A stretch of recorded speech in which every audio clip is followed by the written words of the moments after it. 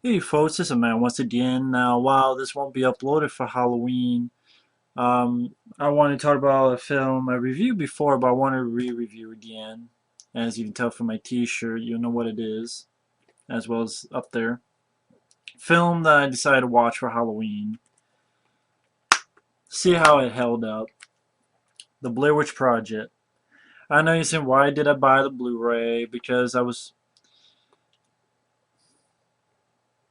It said never before seen alternate endings. I was hoping there was more stuff to it. Really not. I'll get to that later, but anyway, it looks fine on Blu-ray as it does on DVD. You might as well just keep your DVD, to be honest. But the Blair Witch Project, it was cheap anyway. Then you see you have the T-shirt, and then you see right there you got Heather Donahue, Joshua Leonard, and Michael Williams, and pretty much like the title card at the beginning says. In October of 1994, three student filmmakers disappeared in the woods near Burkittsville, Maryland, while shooting a documentary. A year later, their footage was found. Written, directed, and edited by Daniel Myrick and Eduardo Sanchez, who have both gone to try to do other films. Like, remember one film that actually a good friend of mine, Michael Keane, reviewed, Altered, which I saw and thought was an interesting film. Um, they've gone on to try to do other films. None as big as Blair Witch Project, of course, but and I mean the plot's fairly simple. Like, again, these three people, yeah, Heather Donahue, who's the leader of the group. She very sure of herself, uh, but there's more to it to these characters, which I'll get to. Uh, but she's sure of herself. I think the filmmakers said they wanted to try to do a little bit of a Captain Ahab type of thing to it as well. You have Joshua Leonard, who has sort of the facial hair, sort of the laid back kind of guy. For a little while, he's sort of like the peacemaker. Uh, and then you have Michael Williams, who's this guy over here, who I love all three of these characters. Michael Williams is kind of the voice of the audience. A lot of times he's saying the things we're thinking of, and a lot of times I'm looking at this guy, I'm reacting the same way this guy is. I would react the same guy this guy's doing, and a lot of the stuff. They go in the woods to shoot a documentary on this legend called the Blair Witch. One thing leads to another, and they get lost in the woods, and methodically, things get worse and worse for them until the ending. Now, of course, the found footage genre recently, Paranormal Activity 3 came out, was a big opening weekend. And I know the found footage did not start with Blair Witch Project. There were films before, like Cannibal Holocaust, which I've never seen Cannibal Holocaust. I don't know if I want to see it. I don't want to see real turtles and shit getting killed on screen, which is what happens. Um, I don't like the idea that apparently the people who star in the film, their characters are assholes who fucked with this village and like raped someone. And I'm like, well, why the fuck should I care about them? You know? And then there was controversy at the same time this film came out. There was another film, The Last Broadcast. I don't care. If they ripped up The Last Broadcast, God bless them. I saw The Last Broadcast, and that film fucking sucked, in my opinion. That film fucking blew chunks out of baby diapers. I mean, I saw that fucking movie. I got bored and fell the fuck asleep of that movie. And I was really excited to watch it. Well, that's when I had cable. I'm a big fan of the Blair Witch. I wanted to watch that film. That film was not just found footage. It was like the most boring fucking narrator talking, going, he went into the woods and he never came out again. This is the story of the Jersey Devil. I swear to God, I thought I was going to develop a case of narcolepsy. I mean, fucking the cure for insomnia is that fucking guy's voice with a shitty ending. I was not scared by the Last Broadcast. It was boring as shit. taking a shit. I'm sorry, if you like Les Brothers film, but that film was fucking boring. If these guys ripped it off, they fucking deserve an applause. Take it and put it in a better movie. And of course, I did this film. How many films you had? You had Wreck, and then the remake Quarantine, and then Wreck 2. I think they're doing Wreck 3.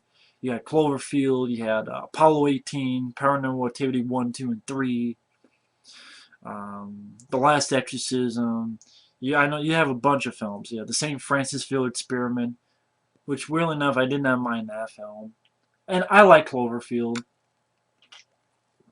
But fuck, I don't like Quarantine. I bought the DVD because I'm an idiot. It's not a good movie. Last Exorcism pissed me off with the fucking ending. Apollo 18, I don't want to watch. Paranormal Activity, the first one, I gave it a chance. I got into it until the fucking ending, where the girl just goes, ah, right to the fucking camera. I'm like, yeah, great, fucking, fuck that. The more of these I see, the more I love this film. And after watching this film again, I love this fucking movie. And I know I'm alone in that. My friends are not big fans of this movie. I know Mike, OCP, is not a fan of this movie. I know that Effrey, he's not a fan of this movie. And I really would have loved to have gotten them to watch this film with me, but my computer problems, probably not going to happen because Mike and Effrey don't like this film. I don't want to subject them to a film they don't like, especially with a film that I love. I don't think they want to sit down and watch it again. I would love to, but I just I don't want to force that onto them. I don't think that's really fair of me to do that. They don't like the film. That's cool. They have every right not to. A lot of people don't. This is one of those films of controversy because of the hype of 1999. You love the film or you hate the film. It really is a split divide. But I'm going all over the place. It's going to be a long ass review and sort of defending this film. I watched this film again. It held up. It fucking held up to the 10th power. And to show how big of a fan I am, the stuff I collected, for instance, shot glasses, especially this one, which I haven't, I would drink out of, but it's a little bit dirty. I should have fucking washed this out, and um, but I didn't think of it, so I could have been drinking out of it, but I don't know. I fucked that up. Didn't plan it. But I had this, which is basically it's just a journal that I wrote a lot in this flick. I mean, I wrote a lot in this book, just my thoughts, like really was like a little diary. It was pretty cool looking back on it. I did like wrote reviews and stuff like that. And once in a while, like, and then it was just like a diary. Once in a while, you get pictures in it and stuff like that. I really got sucked into this movie. Um, I really got sucked into the legend as well, like reading stuff like this, which is the Blair Witch Project dossier. And also, like on the Blu-ray, which is based on the DVD, I found footage, like 5 minutes of them having theories on the Blair Witch. Director and producer commentary, which is interesting. Curse of the Blair Witch, which I remember that was aired on the Sci-Fi Channel. And it wasn't a making of, it was like pretending that this film was real. Same thing as this, pretending as if the film was a real thing. And this is like a dossier on the investigation. It was very fun. It took me back to that time where I just got sucked into the legend and learning more. And they really went in depth. Like Joshua Leonard, like him as missing his family photos and um, pages on the investigation, transcripts. I mean, they really went all out. I thought it was very, very smart. They went into the legend and like Heather Donahue's the Heather character's diary that they found and the legend. Like, was this like the legend of the witch? Just really fascinating. Getting really sucked into the legend. the pages of Heather Donahue's diary that they found. Um, I don't know, just and you're reading and you get at the end you realize that maybe there could be a supernatural thing to it, and about how Donahue, Heather's mom, would write to the authorities. It just a very interesting, fascinating look into it. I know there's another one called the Burkittsville Seven, which I didn't like that one for some reason. Um, I even films like this, the parody. Like I bought this film, The Bogus Witch Project. I even like this flick. I like some of the spoofs on the Blair Witch. Being a big fan of it, it was nice seeing these some of these spoofs on it, because I thought they were funny. And yes, he actually had one with Pauly Shore in it. Weirdly enough, probably one of the most low, probably one of the more lower rated movies of all time, especially spoofs. But I'll take this over fucking epic movie and that shit any day. But I mean, you had the Blair Witch Project, the softcore or whatever porn version, and you had all sorts of parodies of the film. I don't know, you just I think because when I first saw this film, I did not know about the hype. All I knew about this film was I saw one or two TV spots a few times. Got me interested.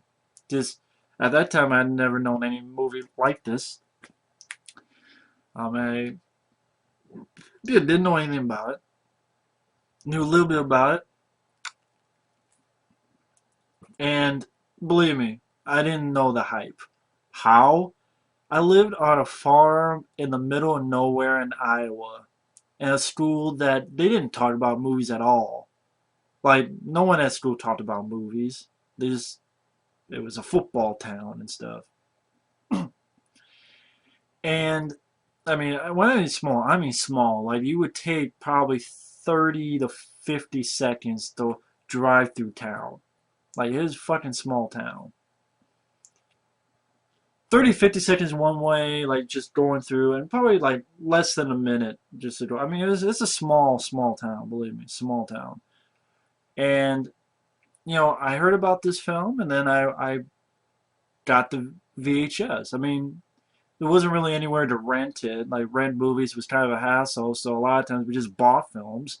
And I'm really interested in seeing this, and I popped it in, saw it, and got fucking blown away. I got creeped out. The ending came on, and my heart was thumping. Da, da, da, da, da, da, da. I'm like really getting into it. Because what's great about this, when I first saw it, it was an experience. It wasn't just watching a movie. It was having an experience. Because I was that fourth person in that group. That camera, I was the fourth person. I was lost when they got lost. I got mad when they got mad. I laughed when they laughed. I heard what they heard. I saw what they saw. And that really appealed to me. What's great about this film, I mean, especially when you look at other films like The Last Exorcism, Paranormal Activity, all these films, Quarantine. Number one, they have sort of done the same fucking ending in a way, but this was done the best. A, this film earned its ending. B, there weren't really that many fucking movies like this around, so it's not like, oh, it was as obvious of a copy. And C, it was done with a bare, it was very, the word is, it held back in a way. Think about it. The ending of Quarantine, you see on the fucking poster, on the fucking DVD cover. Pulled away. I mean, Quarantine, it's not realistic. And that's another thing. This film, I think, is the closest of being, quote, realistic. I know people don't laugh at me right now. Come on, it's not realistic. But think about it. Out of all the found on footage films, I think there's one film that people actually thought was real. And it was this movie. You see Paranormal Activity, you know that's fake. Especially when the woman's like, right at the end. You know right then it's fucking fake. And you watch the sequels, you know they're fake. Boom, right off the bat. Quarantine, it's zombies and shit. You know that's not real. Last Exorcism, you know exorcisms are not real. Especially at the end where they just took... I was actually getting to the Last Exorcism because I like the lead guy, and it veered off on a fucking right. with this. Oh, now it's fucking it's a cult and it's like trying to be what fucking Rosemary's Baby type shit and it's a demon child and you got special effects. I'm like, oh fuck this, man. Cloverfield, I mean, I enjoy the film, but it's like a Godzilla type movie, so obviously you know that's not real. This film, you have people seeing this movie and a lot of people thinking it was real. That's you gotta commend the movie for doing that. And I know right up here, Will, I could have done that. I could have shot in the woods. I run around, I got sticks, and I cry. Then why the fuck didn't you? Stop bitching about it. You okay, you can bitch about it, you're right. But stop complaining about, well, I could have done it. Then why the fuck didn't you do it? You could have shot it for 80 minutes and sold it, but you didn't, so you fucked up. And I don't think you could have, because I don't think you would have been as great of actors as these three are. I'm going all over the place, but like, if I take the movie step by step, I mean, I really got into this film. Even watching it again, I will defend this movie. I don't fucking care. If you don't like the film, cool. I'm not going to fucking say anything bad about you. But don't say anything bad about me for loving the flick. It's going to be a long ass review. I don't care. Someone needs to defend this movie. Because this film, unfortunately, uh, 10, 12 years later now. Yeah, about 12 years later. 1999, 2011. This film gets hated on a lot. It gets the overhyped thing a lot. The actors and directors have been fucking really changed negatively by the film. Um, because, like, Heather Donahue, the girl, she did not deserve this. But she's been physically and emotionally attacked. She was driving and people tried to force her off the fucking road. They could not get jobs after this. Like, they barely could get jobs. I mean, once in a while they get, but they couldn't really get a lot of jobs. Oh, you're the Blair Witch kid? Okay, fuck off. You know, it was really fucking sad. I mean, I got into the film. I mean, like you say, I got hooked into it. I got this. Um, I played the video game, the first video game, the Rust and Par one for PC. I played that and I liked it. I don't think I beat it. I don't think I beat it. I'm not sure. I didn't play the other two PC games. I actually had the CD, because it actually had that song that I guess was in that movie Hardware. This is what you want. This is what you get. This is what you want. This is what you get. And I love that song. I love like a lot of those songs are not in the movie, but I thought it was a pretty damn decent CD. Um, but I have a lot of the shit of Blair Witch Project. But anyway, I was going to say. Um, a lot of the complaints, oh, it's people running around with a camera, da da da. Then why the fuck didn't you do it? Okay, that's the story. You watch the trailers, you watch the TV spots. It did not lie to you, meaning,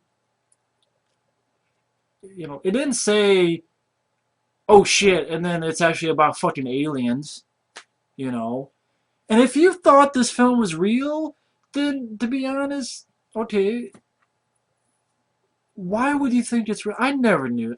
I never thought this was real. I knew this was fake the first time I saw it.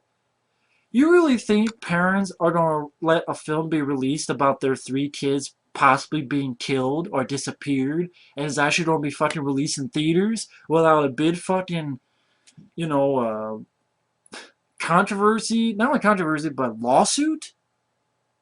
Fuck yeah. That would never be released in real life in the 1,000 theaters. It'd be a lawsuit. So if you did, well, it wasn't real. What the fuck did you think? Did you really think this was going to be real, and that you were really going to see a snuff film in 1,000 theaters? I don't mean to be rude to anyone who thought it was real, because I actually commend the film for making you think it was real. It's just I knew it wasn't real for that simple fact of, well, they'd be sued by the parents. Boom, boom, you can't get out. You can't get there. Plus, when you see him on David Letterman and stuff like that, it's like, okay. But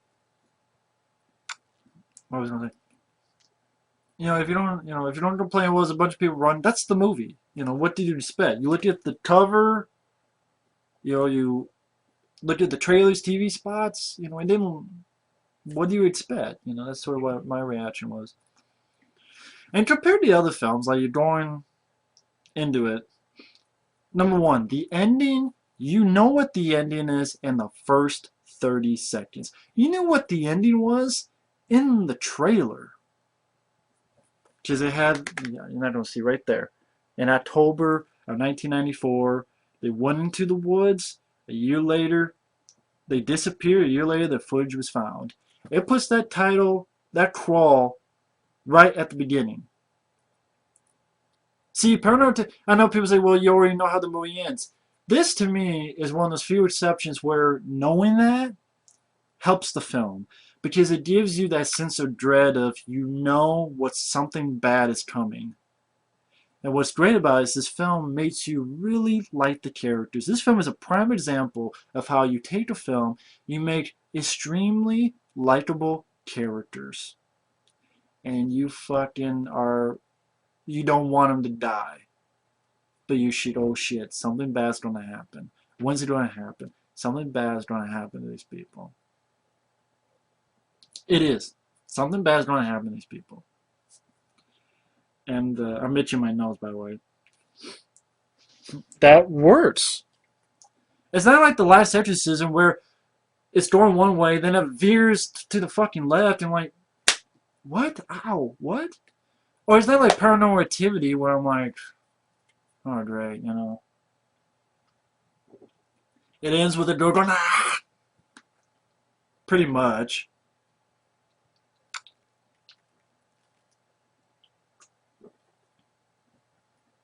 Because, you know, there's been done so many times, they can switch that formula up, but they don't. So this film did it before all those films. It's not the very first one, but it did it before them. And boom, it tells you. It doesn't treat you like an idiot. It tells you right there. You know, it's not going to. It's like the beginning of John Carpenter's The Thing. You know, from the first shot, like John Carpenter said in his commentary, he said that this opening shot, you have a good feeling that this film may not end like you think. It might not end in a happily ever after way. And I think you really like these characters. Heather Donahue, a lot of people hate her. I think she's a great actress. This film alone, why I love these actors so much is I don't find one single bit of false bullshit. Every action and reaction, even if you don't disagree with, even if you disagree with, even if you're like, why'd you do that?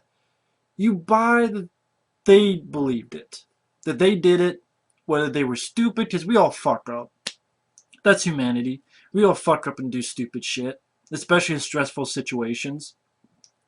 But I think you buy it because these characters are really, they're not characters. You feel like they're real. Every reaction, the way they act, when they're tired, they're tired.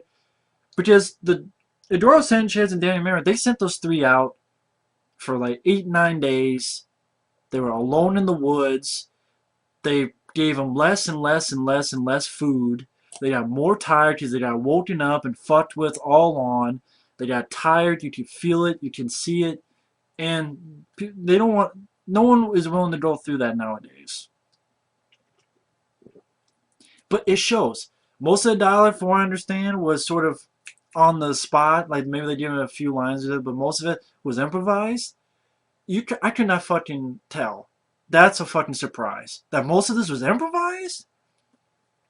This is acting that the fuckers at CW should look at. Because I never saw a false moment where you agree or disagree with all the actions.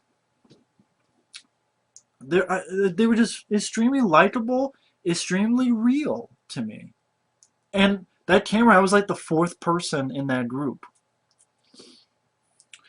And what's another? The humor. There's fun humor. And Joshua Leonard, when he comes in, is like, Heather's like, I can see you. And he's like, I can't see shit. What the fuck? He's still trying to do use of this camera. He's like, I can't see shit. What the fuck? Well, later on in the woods, when Michael Williams, this guy's trying to change his shirt, and they're giving him shit because he has weird hair patterns, and he's like, you should see my ass. um, Or like Joshua Leonard as the camera. He's like, "Is that the witch? No, that's Heather trying to take a piss." She's like, "Get the hell away from me." Um, like they're talking about Gilligan's Island, and Michael Williams like, "Stop calling him the captain, okay? It's the skipper." You know, like or like the first night, like Joshua Leonard says he thought he heard cackling, and Michael Williams like, "Man, if I heard cackling, I would have shit in my pants." So you get like fun, and in the beginning, they're doing this documentary. They're interviewing people, and when they interview the people, you buy that they're doing the interviews. Like they interview this guy and his father who are fishing, and their dialogue. You buy their dialogue between each other because, you know, the son's trying to explain, and he says supposedly, and his father interrupts like, "No, what are you talking? There's no supposedly about it. Okay, I saw it over there." And the guy's trying to talk, and his father goes, interrupts and says, "What's this supposedly?" And the guy's looking at his dad and still keeps talking. So it's that realism that if you get the Blair Witch Project, shut off all the lights, shut off the phone, get and just experience the film, I think you will have a creepy good time. I really do. I can watch this film and still be creeped out. Because A, likable characters. Likable fucking characters. All of them. Heather Donahue, yes, at times she's bitchy, but at times you feel sorry for her for like, you're wondering, another complaint people go, why don't they just drop the fucking cameras? Well, that's the thing. A lot of times, Michael Williams, the two guys are telling her to drop the camera, stop filming, drop the camera, stop filming. But they need the cameras because you watch the film. Number one, real quick, like it's smart that they said 1994 because 1994 you didn't have a lot of cell phones. Like not everybody, every teenager had a fucking cell phone in 1994. Second off, who knows? They probably wouldn't. Maybe they wouldn't have words, so you didn't have that bullshit. Oh shit, there's no signal. There was a lot of cell phones was not as common in 1994 as it is in especially today's age. But even then, I don't even have a cell phone, so not everybody has a fucking cell phone, especially not in 1994. The second thing is the camera. I buy in here than any of the other films because in here there's nothing around. They can't escape. It's their only light source. Like of the three of them, maybe one has a flashlight, but to the others, that's their lights. The light is hooked up to the camera, and one of them, the black and white one, it looks like you can actually see. It's not infrared, but like you can see very well in the dark. And you see them like they're holding it like a camera, like a flashlight. They're using it for the flashlight. And then Heather, so like the other guys, if they use it, they're using it as a flashlight. And Heather Donahue, the fact that they bring this up in the movie, I think is a good point. Where when Joshua Leonard gets the camera, he goes, I want to see if I can actually get the dialogue because I thought it was really nice sounding dialogue. He's like, I see why you like this video camera so much. And she goes, you do? He's like, it's not quite reality. It's like a totally filtered reality. It's like you can pretend everything's not quite the way it is. And then when he's goading her, like doing the same thing to her, it's like, here's the motivation. You lost. You're in the woods. No one here to help is a wish. She keeps leaving shit outside your door. That's your motivation. We walked for 15 hours. We're in the same place. That's your motivation. And her reaction and break it down, like, it's all, when she finally spurts out, it's all I got. It's all I have left. To keep her sane. And I think that's what I like about the film. This film is psychological in the fact that you see these characters in the beginning, they're having fun. Their first slate, filming the cemetery, they're having fun. Here's the first slate, you want to kiss it, and Michael Williams bites it. Like they're having fun, they're joking at the hotel room. And it's the breakdown of how they yell. Think about it. Think of every car trip or vacation you've been on, especially long ass car drives and stuff. There have been times where you have fought. You were fighting. You're especially when you're stressful, and you're going through what these people are going, where they can't sleep at night that well. They get woken up by first stuff like crunching in the woods. The creepiest fucking scene to me is they think about it. Imagine, close your eyes, or don't even do that. Imagine you're in the woods, and then you wake up to kids crying, babies crying. That's fucking creepy. And all of a sudden, you're in this tent. You're like, what the fuck's going on? We're in the middle of nowhere. Why am I hearing babies crying? And all of a sudden, you just feel like people just attacking this tent, and of course, you escape. And before I get on that, that's another thing why I like the location of the woods. I know people, well, I live in the city or I live in here. But think about it. If you're in the woods are a scary fucking place to be. Especially in the middle of the night. In the middle of the night, I am pissing in my pants.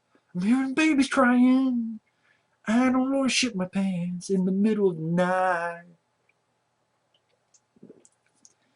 The woods are scary in the middle of the night when you have all this crazy shit happening. And think about every other found footage film, like on the Apollo 18 on the space station. Okay, you're on a space station. We all can't really, we can't just hop on a space station. Paranormal Activity. One thing that bugs me about Paranormal Activity, why the fuck don't they just leave the house? I know there's that bit of business where they say, well, if you leave, it'll just follow you. But try it anyway. Get a fucking hotel room. Stop fucking sleeping in the same fucking bedroom every night.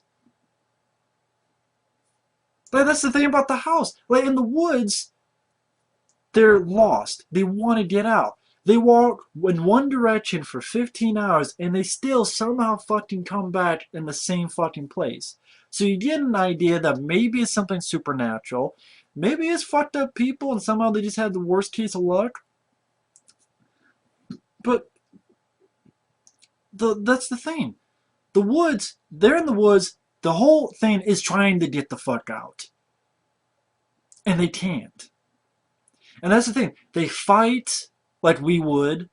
But then a lot of times, hey, are you okay? Yeah, I'm sorry about that. But they reconcile. And they're trying, enough of this shit. We gotta focus. And they try to do that. But then just like they wake up one morning and somehow there's 3 piles of rocks for 3 people all around their tent. One here, one here, one here. And they didn't hear anybody put the rocks there. Where the fuck did they come from? The sticks. People go to the sticks. If you're in the middle of the woods and you find that shit, you wouldn't be freaked out, really? Especially all the shit and all the, not being able to sleep and shit. And then Joshua Leonard, he disappears. And you buy these guys' reaction that they care for each other. And she's yelling for Josh. Like he wouldn't have just gone, Josh. And then the creeper thing is that they hear Joshua Leonard screaming in the woods. You can't tell me that's not creepy, that their friend is out there screaming in pain. Like someone once said, hearing a loved one, even a friend screaming in pain, is one of the worst things you can hear. And I like these characters. So that is horror to me. That is horrifying. But it's not a Serbian film or fucking Martyrs. This is the basic level and it still creeped me out. And you buy the reaction. Tell me where you are, Josh.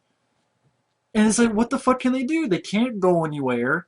Now, I know one thing is like, well, there's the scene with Michael Williams and Mike OCP, no, Mike Williams, he admits he kicked the map in the lake, in the stream. And you're like, why the fuck would you do that? Granted, that was a stupid thing he did. Can I condone that? Well, he fucked up. And he knows he fucked up. And he keeps trying to apologize for being fucked up. And that's what I mean. There are times where you don't really agree with what they did, but at the same time, you know that in that situation, your head's not always clear. You some, we're human beings. We fuck up sometimes. And if his defense was, you kept saying you knew where to go. We went here, we went there, we went there, and you were still not out of the woods. It's like you didn't even know where the fuck you were talking about. Sometimes it didn't seem like she was talking about that. Maybe she was just being quote not cocky, but there's a different word for it, being a little bit pig-headed. But then that's where you get the ending, her confession, where she's sorry and she apologized to Mike's mom and Josh's mom. And there's stuff cut out that would have helped that. Like there's a scene on here where Michael Williams kind of defends it, like, well, wait a minute, Josh, you crumpled and threw it on the ground, and then I kicked it. Now, I'm not saying that's good. I mean, I'm still really sorry about that. But we all fuck up sometimes, and that's I think what's great about this film is that it gave that certain realism. These performances are fucking absolutely terrific. I am not. I'm sorry. I will argue with anyone who says otherwise. You buy their performances hook, line, and sinker, and they are far from one-dimensional. At times, it's like us. Sometimes you're happy. Sometimes you're trying to make a joke. Like even at the end, Michael Williams, they went south. They went the same way. It's like, should we head east or west? And Michael Williams says, which Wicked West was worse, the Wicked Witch of the East or Wicked Witch of the West? And Heather's like, the Wicked Witch of the West was the bad one. And he's like, then we should head east. I mean, they pull some of the stuff off as well, and like you get really little haunting character. This film is really about character, about acting, about atmosphere, about the basic levels creeping you out. You don't need like the theme pre-made. A fucking CGI. No, if I'm experiencing being lost with these people that I like, that have personality, that I know a lot of shit about these characters, that is effective horror storytelling that you believe in, because it's not just a zombie or fucking Godzilla type creature like Cloverfield, which I like Cloverfield, or like in Apollo 18. I haven't seen the film, but apparently it's like these rocks that are actually fucking aliens or something. Or the last exorcism at the end, the shitty ending. Well, now all the special effect. I mean, if you like the ending of Last Exorcism, that's cool. But it's like a special effect in the fire. It's like a demon face or something.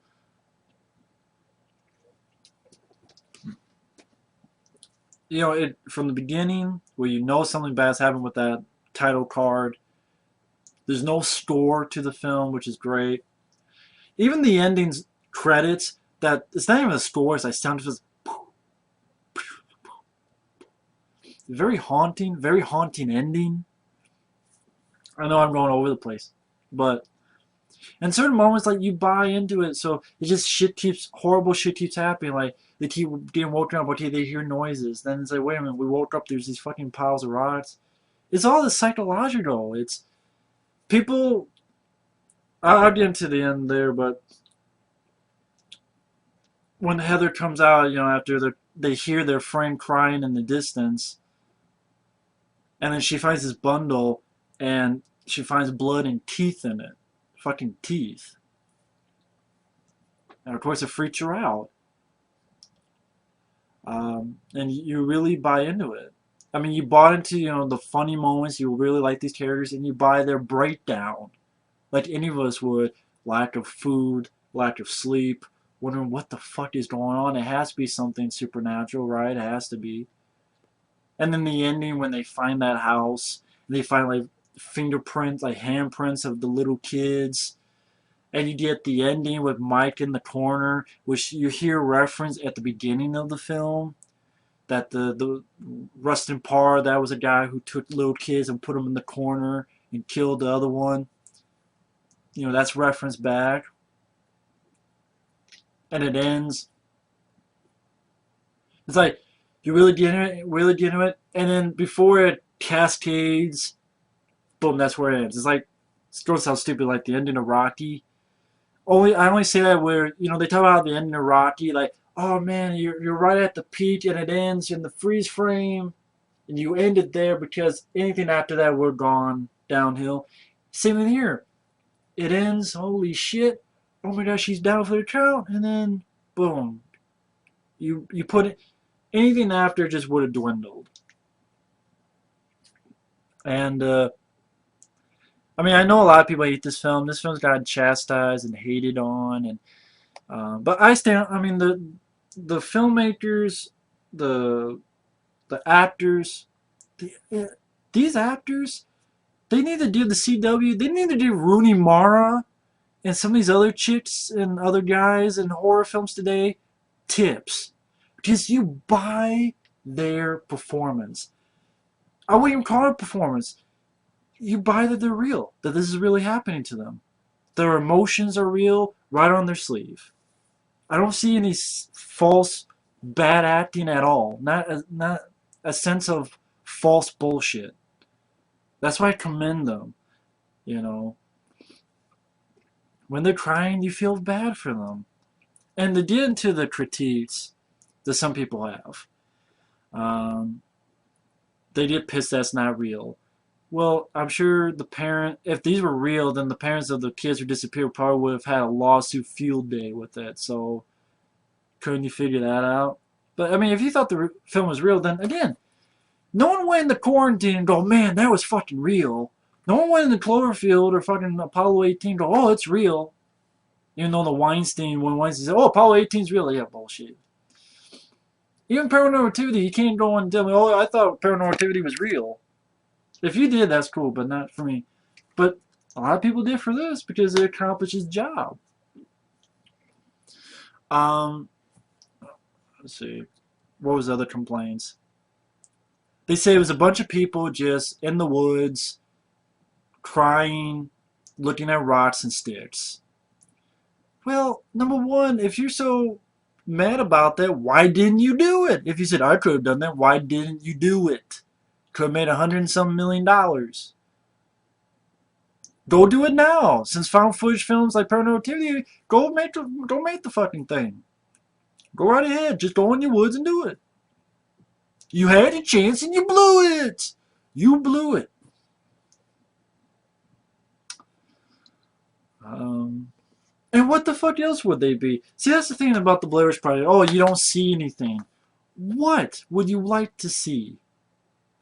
Either bad SYFY CGI effects. If you just threw in a rubber monster, it'd be like, the fuck? Is this Scooby Doo? Which I remember Scooby Doo. There was a marathon of Scooby Doo, and they actually created these animation clips, like the Scooby Doo gang was out in the woods and got lost. I remember that. But if a rubber monster just came in, what did you want a fucking witch coming in on, and trying to beat the shit out with a broom? That would be scary. Really, what would it be? Because if you just throw a monster in there, boom, you know it's not real. Because we know the monster is not real.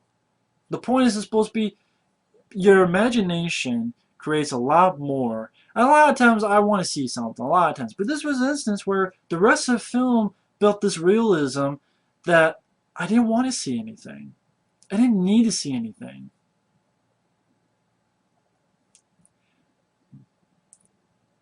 Hell, apparently the original idea was they wanted a big stick man to fucking chase after the actors, but they wisely cut that out because that'd be asylum. You can do that shit if you want asylum films. You can do that shit. Blair Witch ripoff and had the stick man chasing people with bad CGI. That's the thing. Like they had low budget. If they found a rubber suit, probably maybe look bad. Again, if you see a monster take you out, and a witch, what? Hey, I'm gonna fuck you over with my broom.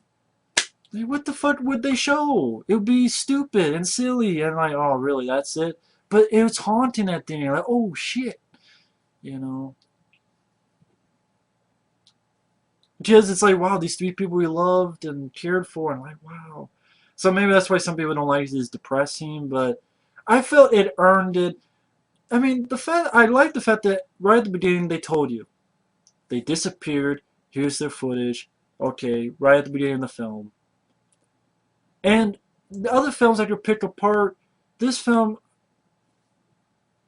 I think it really works.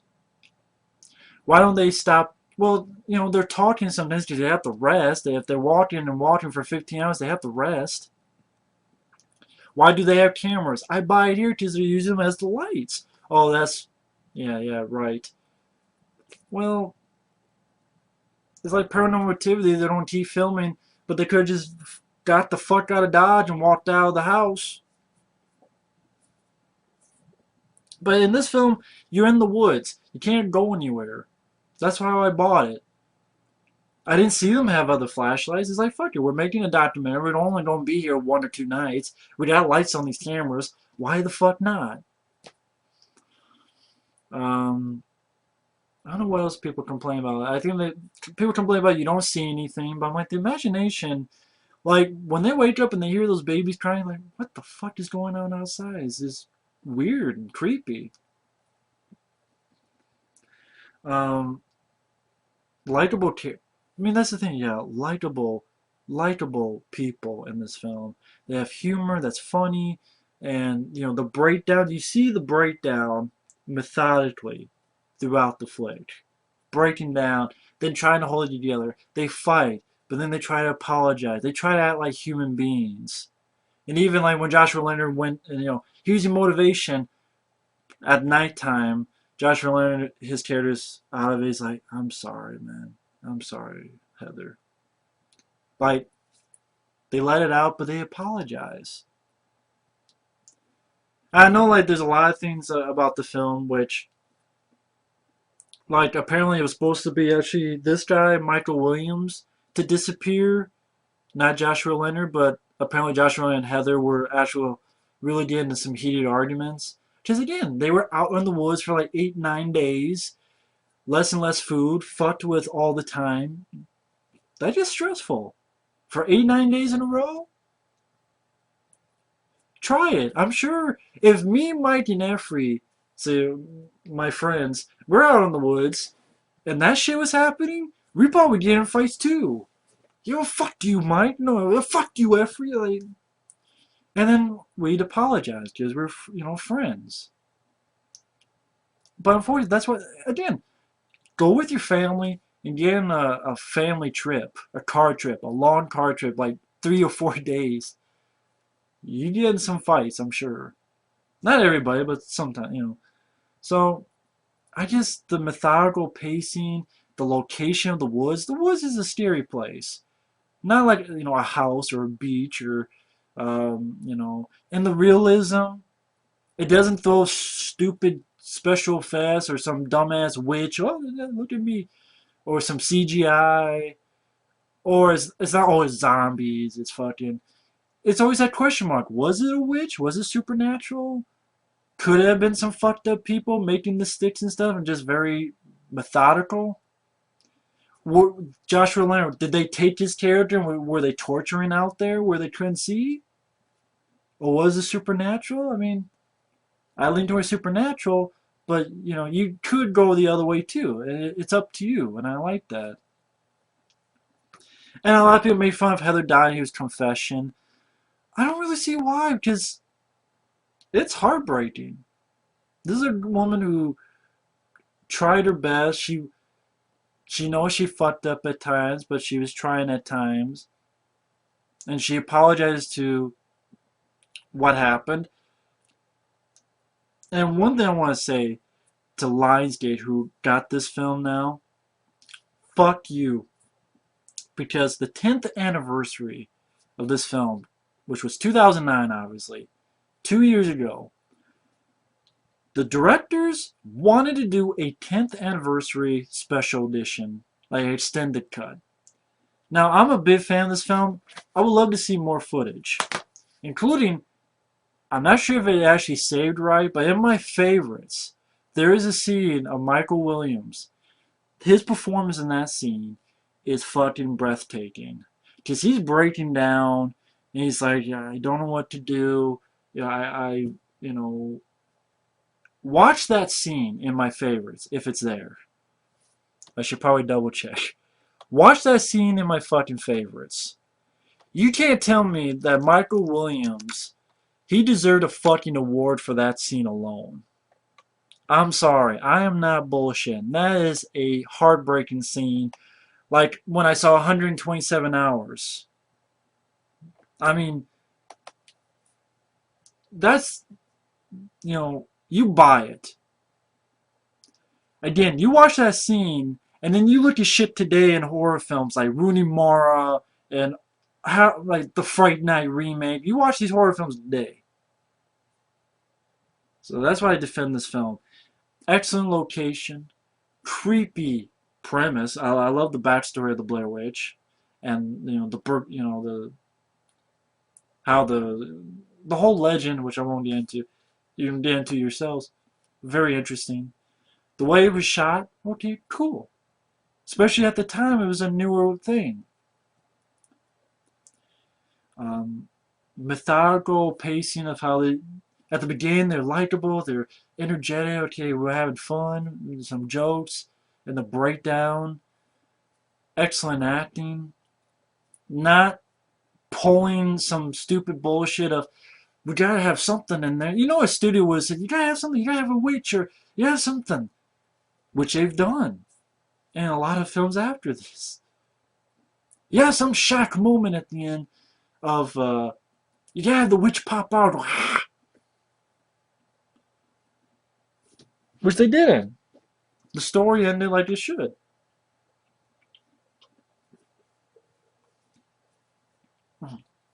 You don't see anything. Well, what the fuck would you like to see? A witch from the Wizard of Oz fucking going, I'll get you, my pretty. I'll stick this fucking broom up your little dog's ass, too.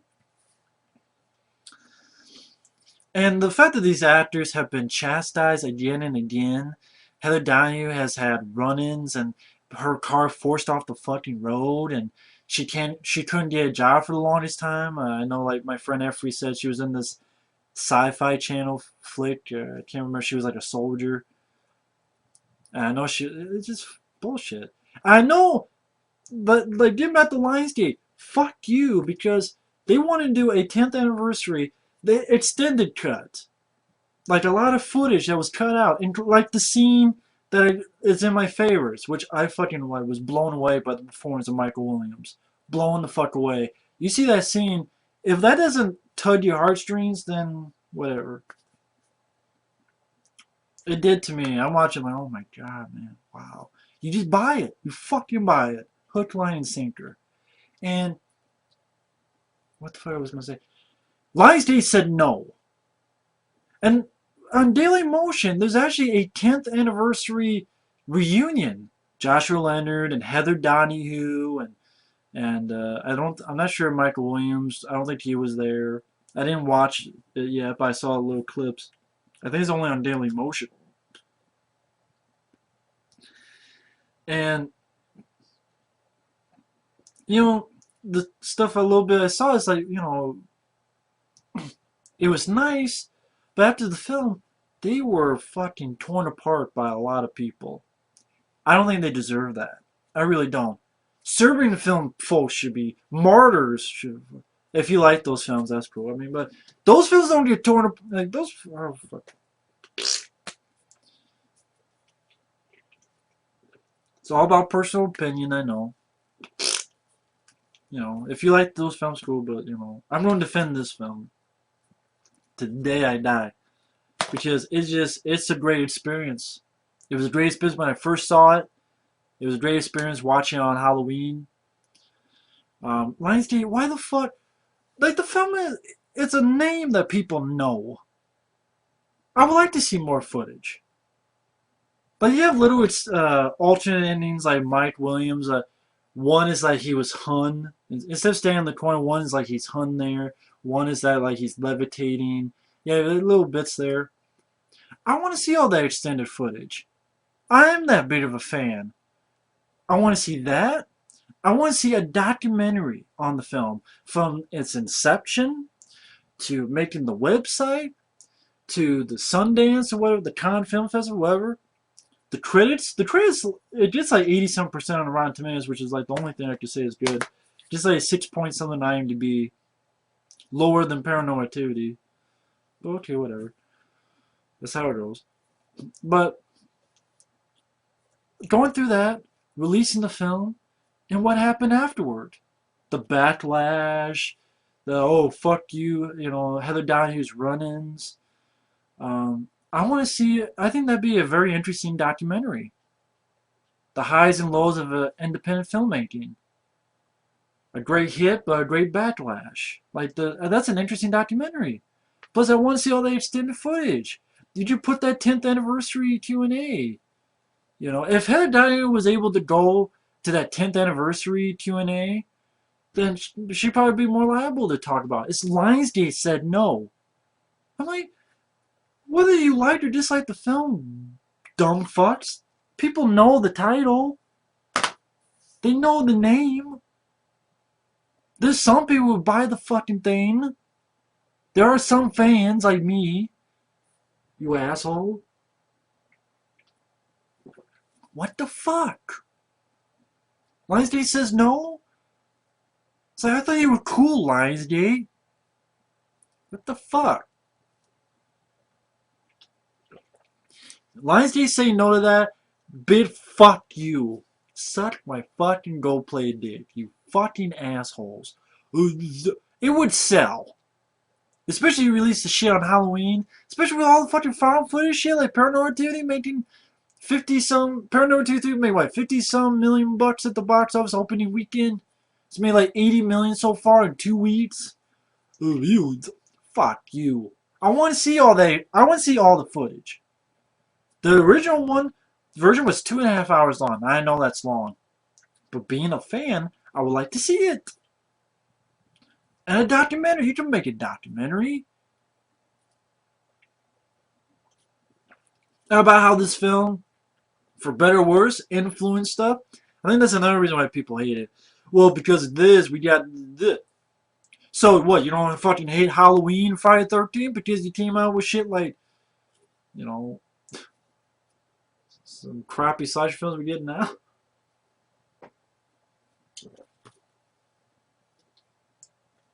It's like you don't blame Halloween, Friday the 13th for shitty films like Halloween 5. Or, Nightmare on Elm Street Part 5.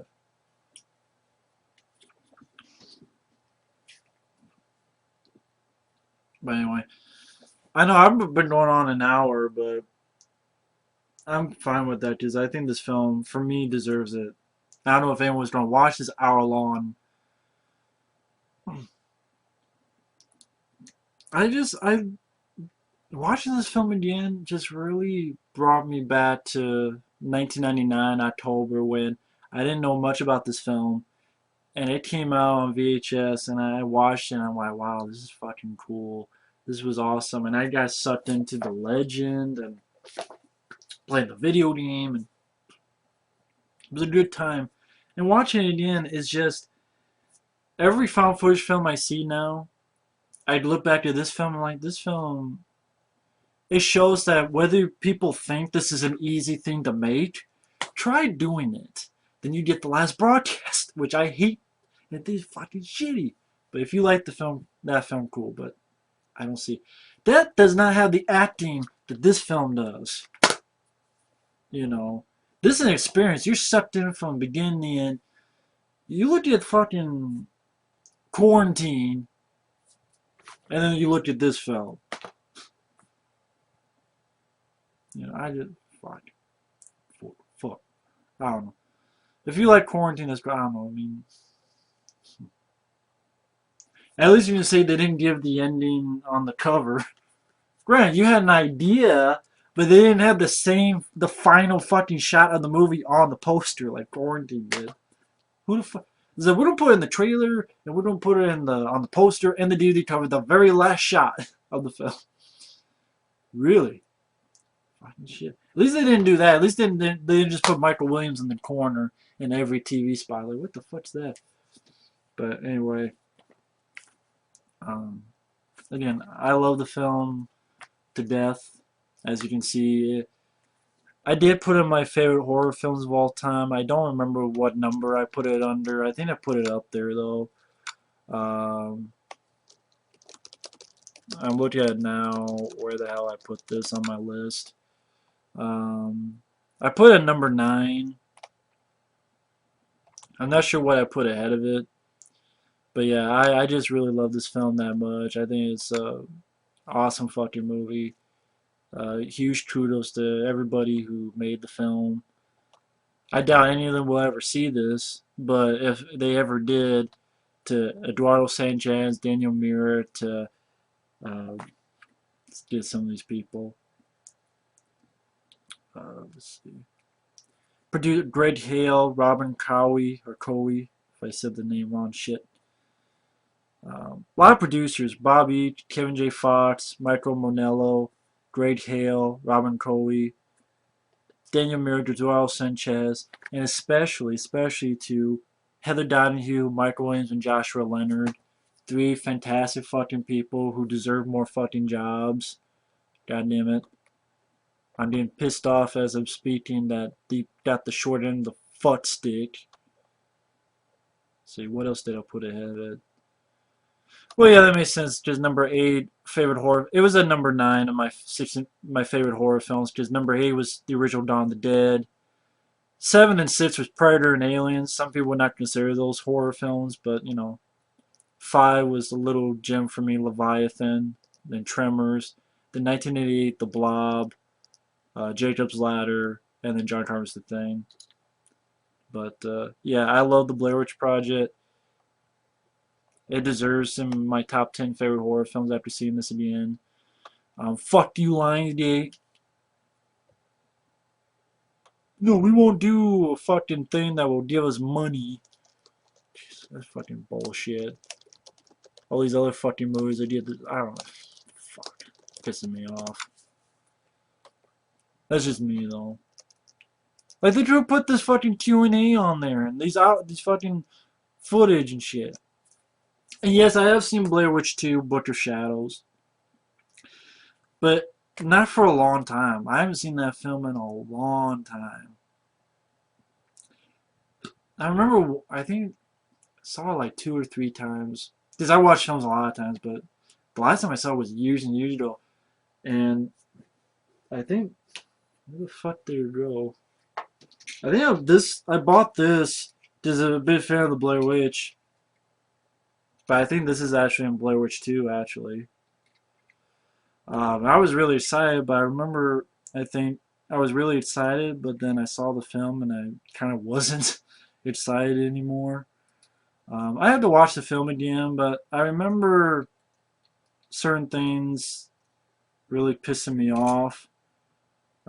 So I might not be a big fan of that movie. If I had to say, I'm probably not a big fan of that movie, but maybe I have to watch it again. But you know, obviously they tried to do a different movie. It wasn't found footage; it was an actual movie, and you know, they think they saw one thing, but then at the end they think it's another thing, and I don't know. It's definitely not as good as the first one, in my opinion. But anyway, thanks for watching this long review. It is a long review because now it's over an hour long. Either way, take care. See you later. See you at the movies. And to everyone who made this film, I give you big kudos and big props. So thanks for watching. Take care. And ciao. Later.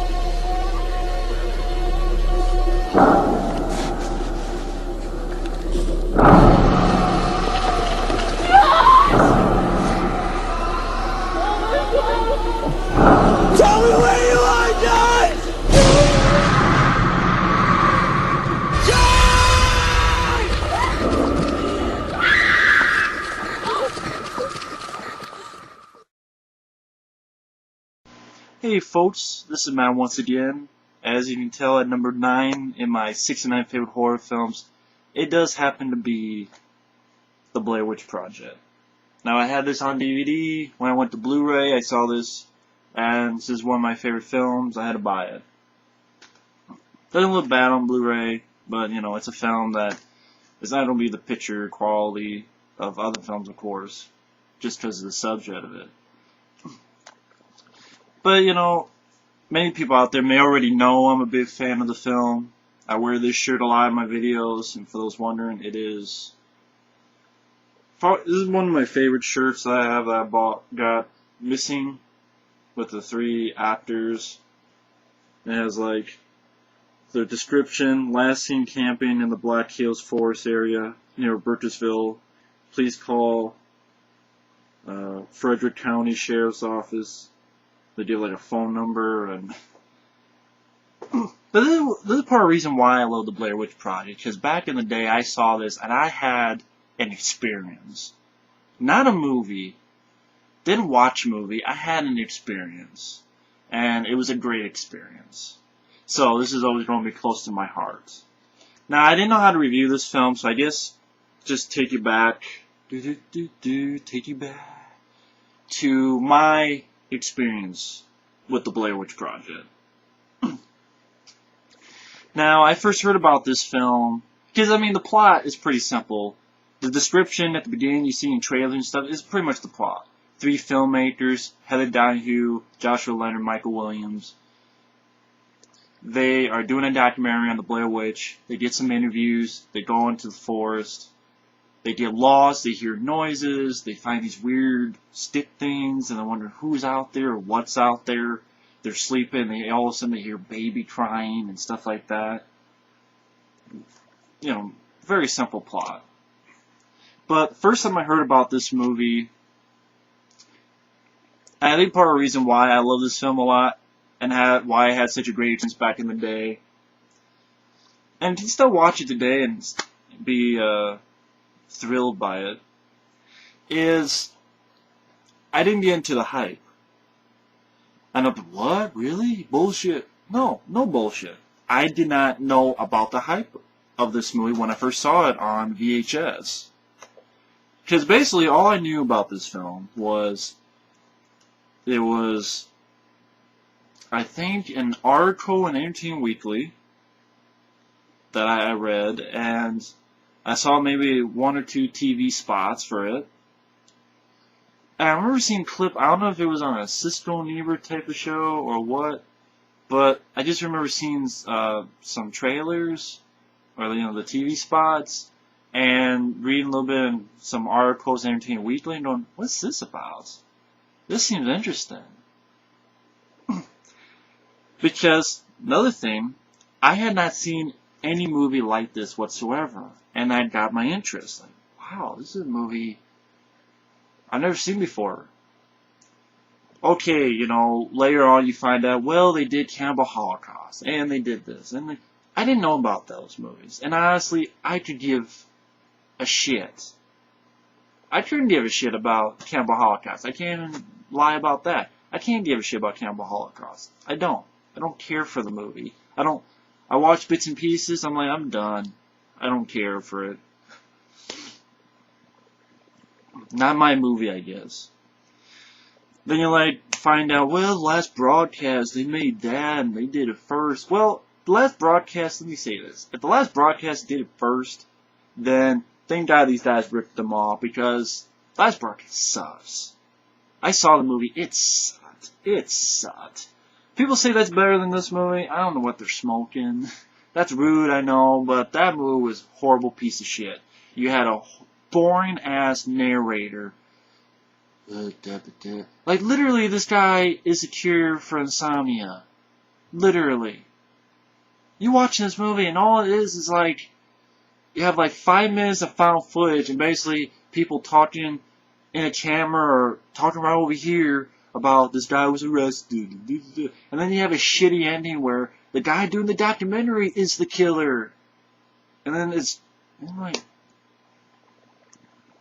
it just, to me, it was horrible, horribly acted. Horribly acted movie. Boring. Sleep-inducing narration. Worse than fucking Blade Runner. Worse than, the fucking shit you saw in high school or middle school, elementary school, any type of school videos where there's boring-ass narrations going on.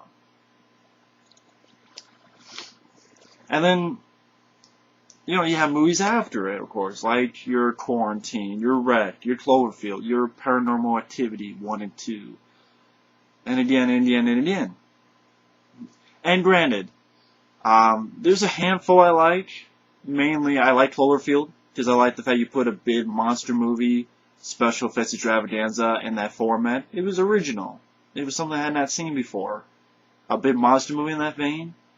But then you see pieces of shit like the Asylum's Monster. Paranormal Activity had a horrible ending, in my opinion. And pretty much all these have the Last Exorcism and fucking, all these other films like this have the same ending. Paranormal Activity 2 had the same depressing ending. And I'm like, do something different with the endings. Instead of them all being depressing.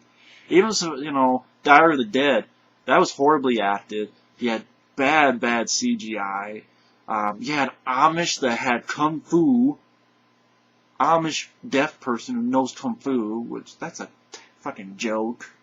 And then the ending is just, their dumbasses are leaving the fucking gates wide open, so the zombies just walk into the estate, and they hold themselves up in this little room, zombies and shitloads of zombies outside.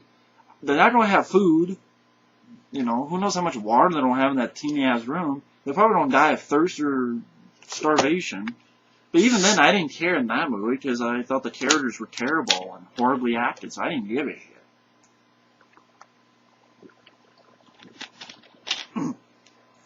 But you know what the good news? Every time I see these movies, it makes me appreciate this film more and more and more. Because let me get back to the experience. So, I didn't know much about the movie. I didn't know the hype. And the reviews, they're cool to read, but I never buy into them. Even at that age, in 1999, I was,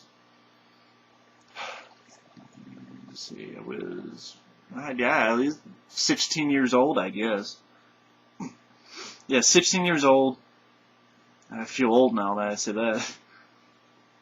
And I'm like, well, I don't buy into hype, I just don't buy, well, not hype, I don't buy into good reviews. Because there's even at 16 years old, I knew there were a lot of films I love that, people hated. So I'm like, fuck it. So, reviews, I never buy into them. And hype, didn't know anything about it. So, as I get this film on VHS, I'm watching it. Now I lived on a farm in Iowa, pretty much middle of nowhere. Watch it in the afternoon, and I'm watching this, and it just sucked me in. It became less of a movie and more of an experience. Because I had not seen a movie like this before, done in the first, POV.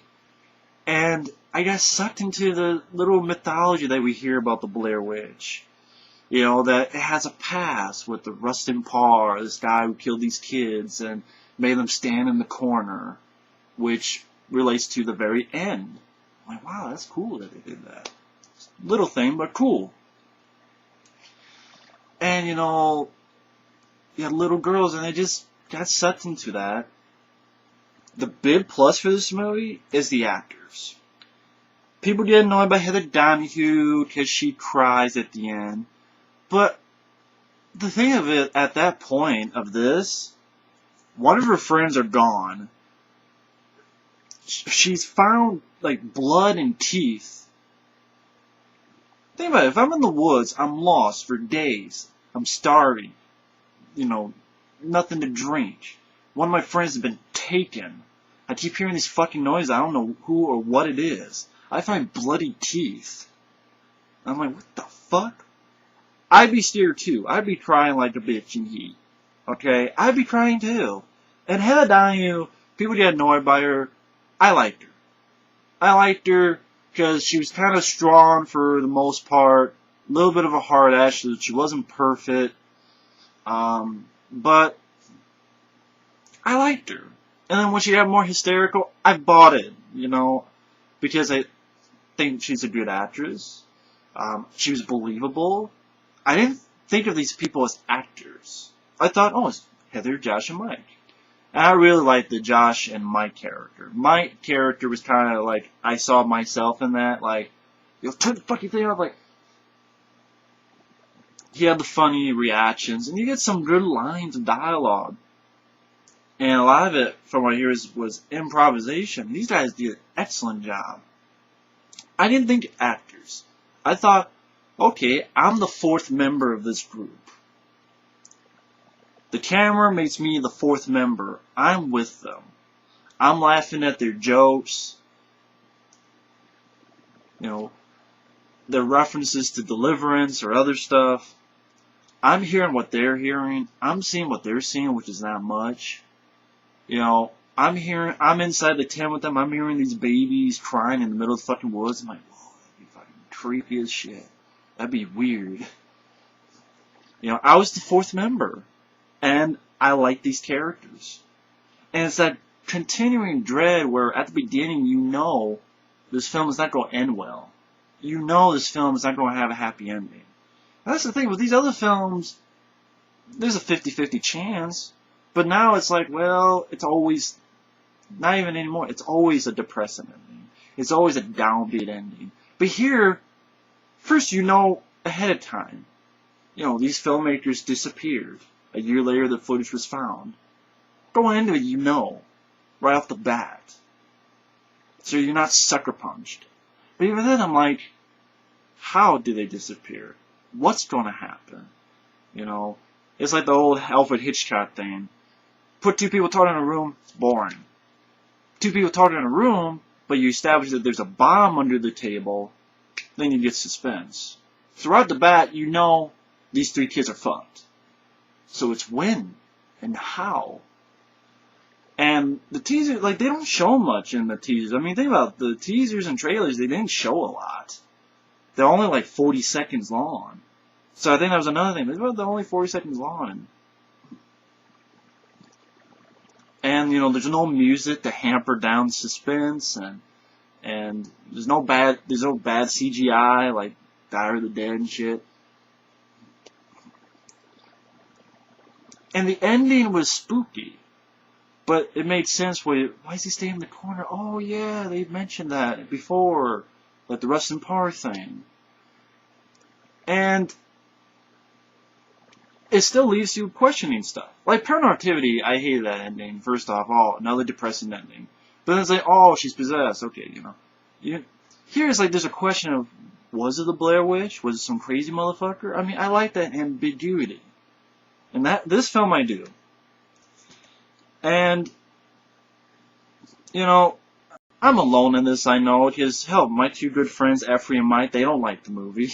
They don't like the movie at all. But after watching Quarantine and Paranormal Activity and, you know, Diary of the Dead, The Last Broadcast, you know,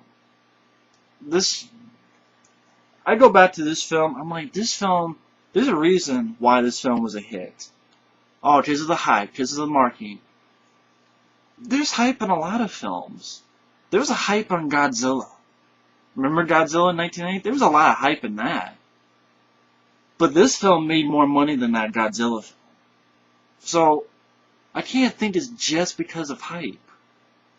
That, you know, it's definitely a movie that gets to either love it or hate it. And I love it to death. I love this film. I think it's well acted, in which you don't even think of these people as actors. You think they're just regular people in a shitty situation. You get funny dialogue. So likable characters, funny dialogue, that's a big plus. Yeah, great location. Hey, the forest, the woods. We all know what they are, and they can be creepy at fucking nights. You know, because we're not, everything you see is almost the same. It's like you're lost in this maze, and you don't know what's out there. So you hear noise, and And I like that they didn't show anything. But just think about it. What's it gonna be? Some fucking big-nosed bitch in a fucking hat with a balloon up her ass? Na na na. I'm going to kill you. Na na na. Nee, nee, nee. That wouldn't be scary. What, some CGI effect? You'd be laughing your ass off. Like, if you saw a guy there with a knife, then the mystery is ruined. You know what the fuck it is. So, if they showed anything, it would have ruined the film, and that's where a lot of people got pissed. It's just people running around in the woods. Well, then why don't you make the movie? You know? Why didn't you make the movie? Stop, you're just jealous of it. They made $140 million. Well, then you should have made it. Shut the fuck up. You want to be jealous? Then you don't be jealous. But that's your problem, not the movies.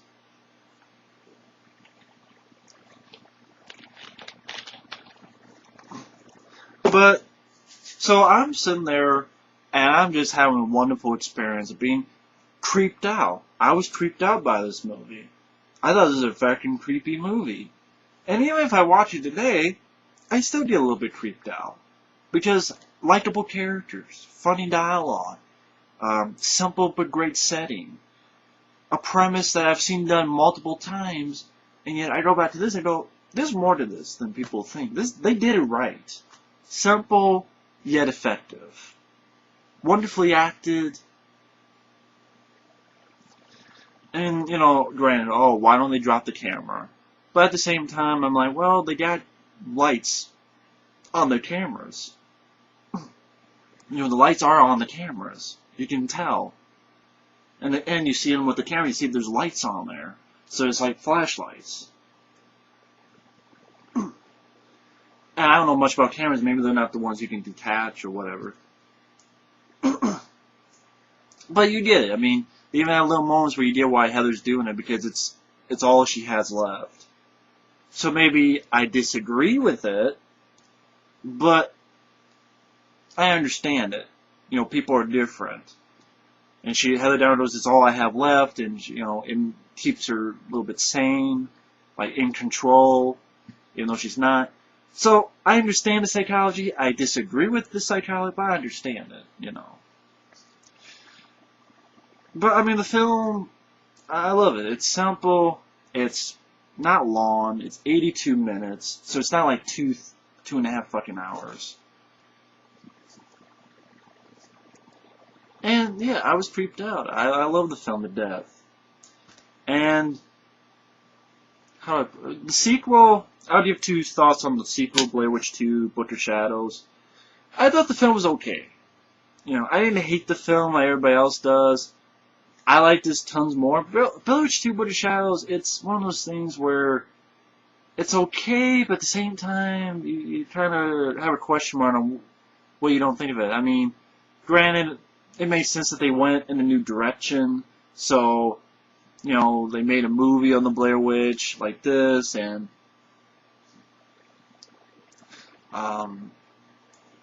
basically they see this crazy shit.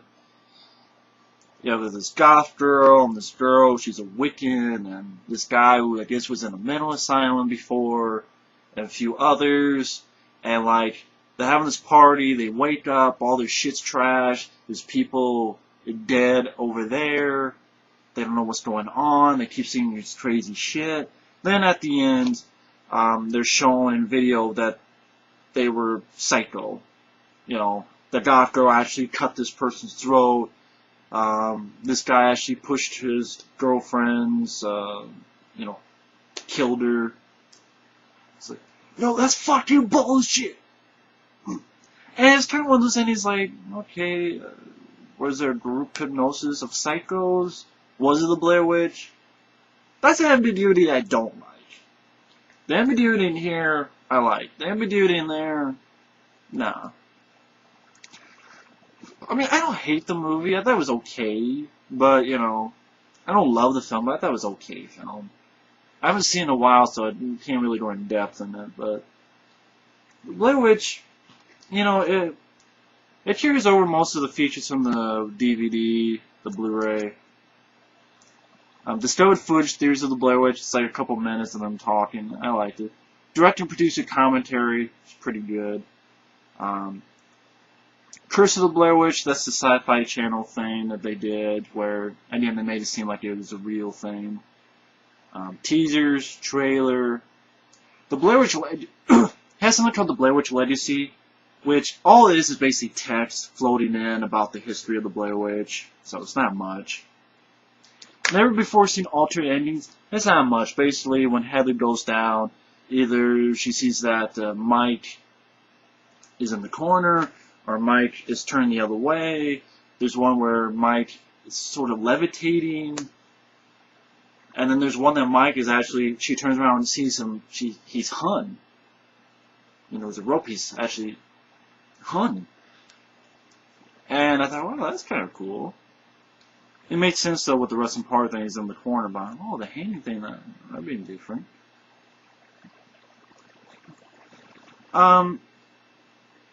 The only problem I have with this is that the 10th anniversary of the Blair Witch Project passed, you know, last year, 2009.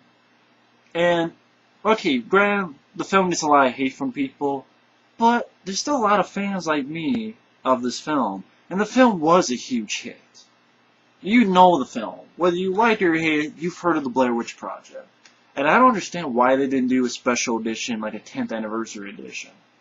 You know, I would love to see interviews with Daniel Myrick and Eduardo Sanchez, the two guys behind this. Joshua Leonard, Michael Wins. You don't need Heather down, you're fine. You got Josh, you get Mike. I love to hear their experience. Interviews, making the film, the experience after the film, how it hurt them, how it helped them, maybe hurt them, you know, it's... And, like, supposedly there's a lot of footage they had to cut out. I would love to see that footage. I would love to see that footage. In fact, I'm such a big fan, I bought this work print thing, and it really wasn't much. I mean, I thought I'd have footage on there, it really doesn't. But this film is just a classic. It's a classic movie. It's fun. Well, not fun, but it's creepy. It's well acted. It just has a lot of solid stuff going for it. It's definitely worth your time.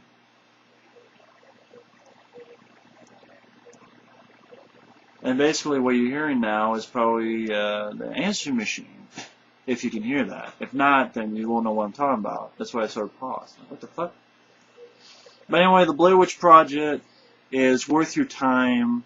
At least it was for me. I mean, I would love to see a special edition with the found footage, you know, more of the footage. Why not? All these other fucking movies do special editions.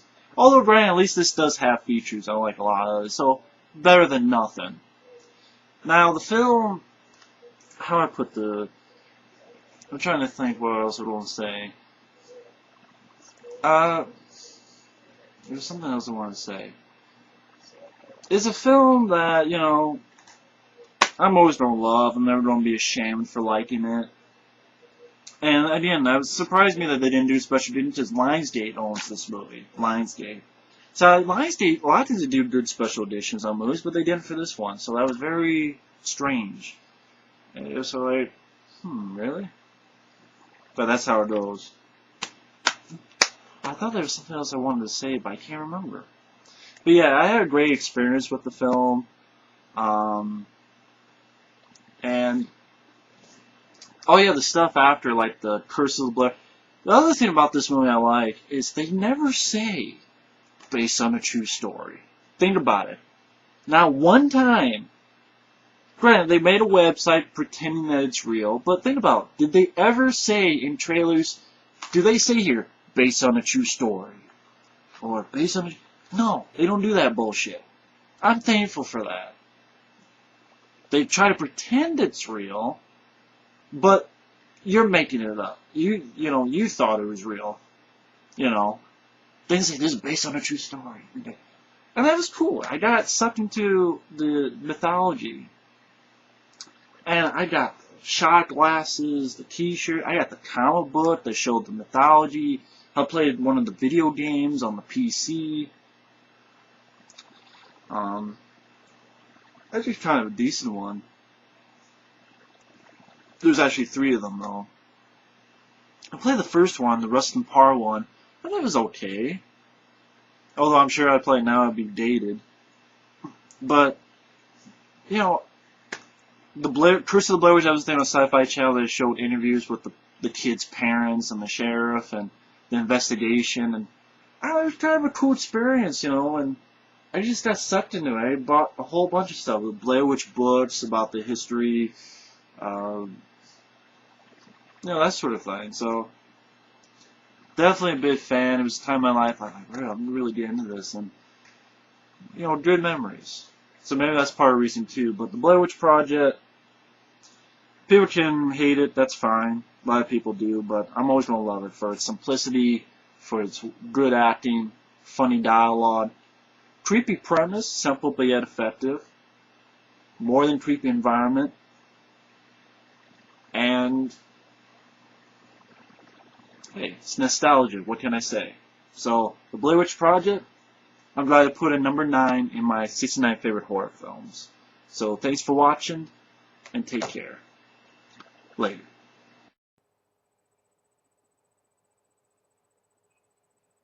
What'd I tell you?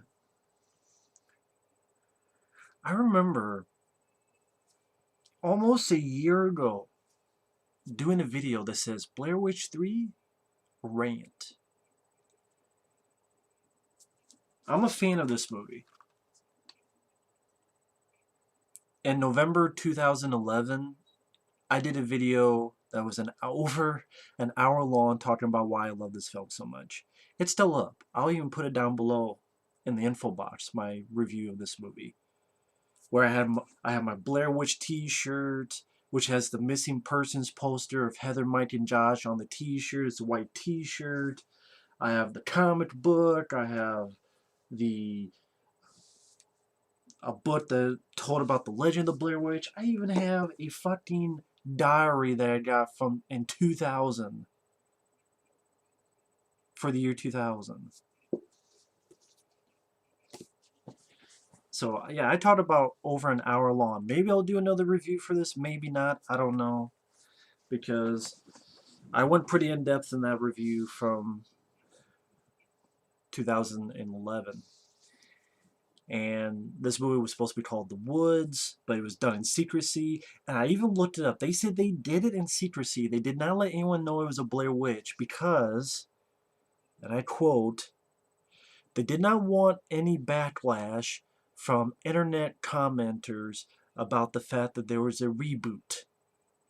And they even called it a reboot. Yeah, it's a sequel because it's the brother of Heather Donahue's character, and he found footage on YouTube. Oh, that might be my sister. And even people are going, it's been over 15 years. Yeah, but still might be my sister. So him, a girl, and a black couple, and then later on 2 locals, they go up into the woods, and all they do is rehash this fucking movie. So it's a sequel, but all they do is they remake this fucking film, which I love. It's a classic in my opinion. They rehash the shit, only it's louder, it's dumber, and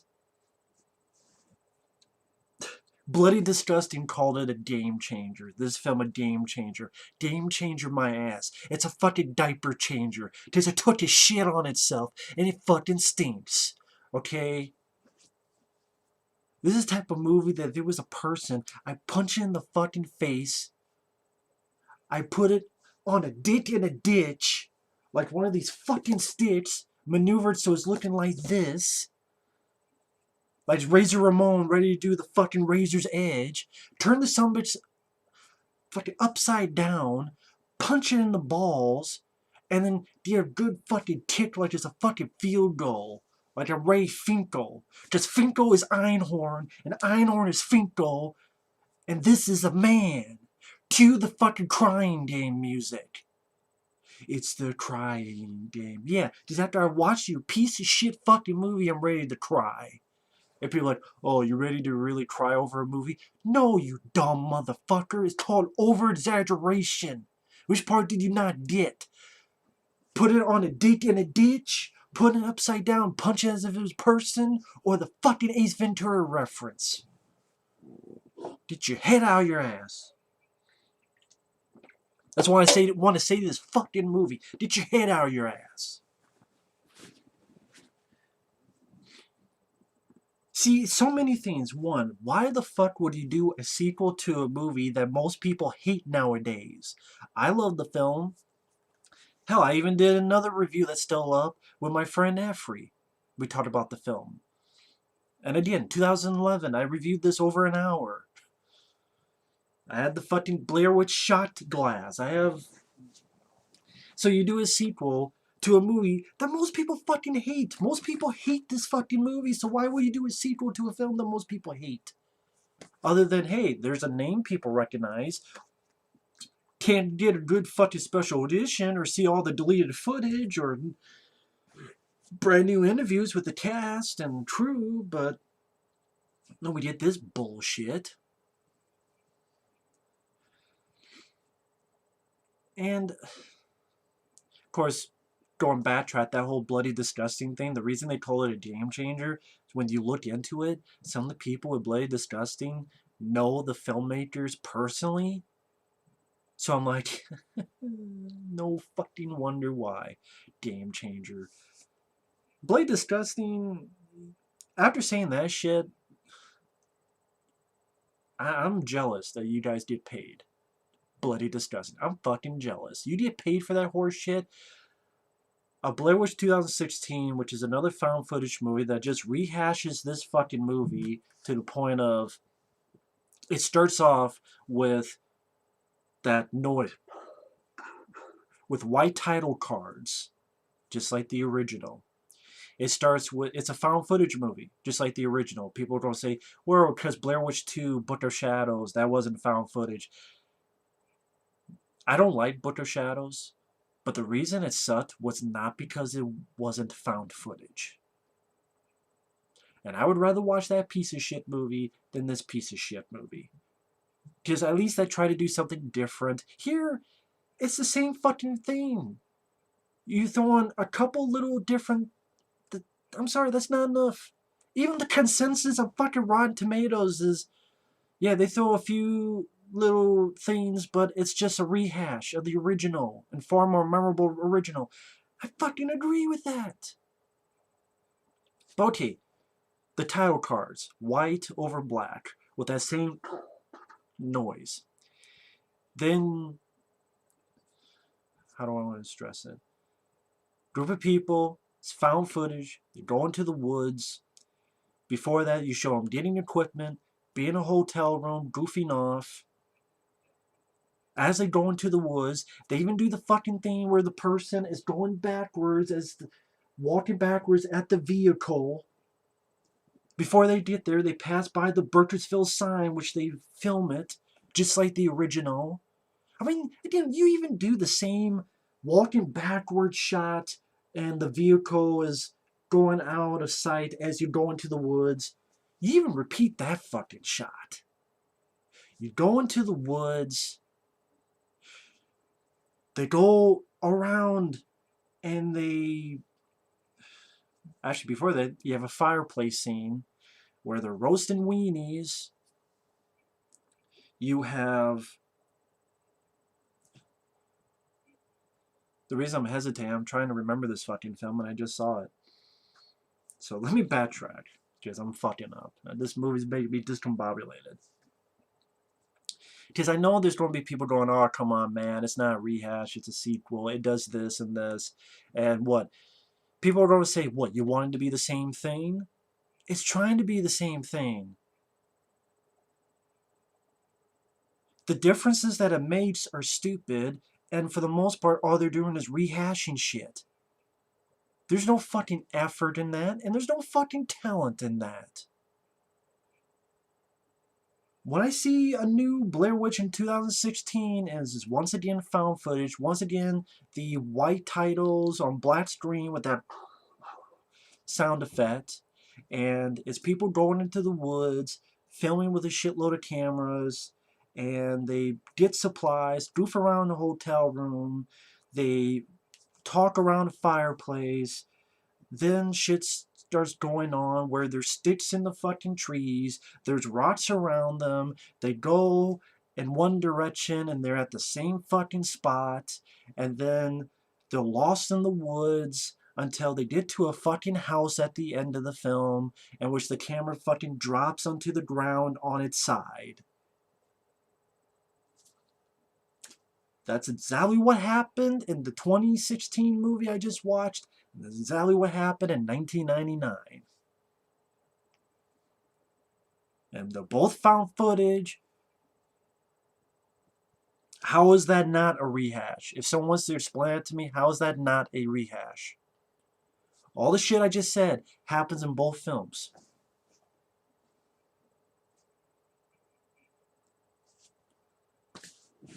And then Adam Wingard, I don't give a shit what he says in interviews. He's not a fan of this movie. He's not. He's probably one of those fucking people back in 1999 who fucking saw this film and thought it fucking sucked. And if you think it sucked, fine. I don't. But I can guarantee you, because Adam Wingard, right off the bat, I think he's an overrated director. I did not see You're Next. I know my friend Mike OCP hated it.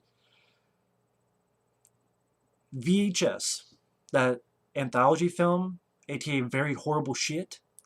You know what segment he did on that?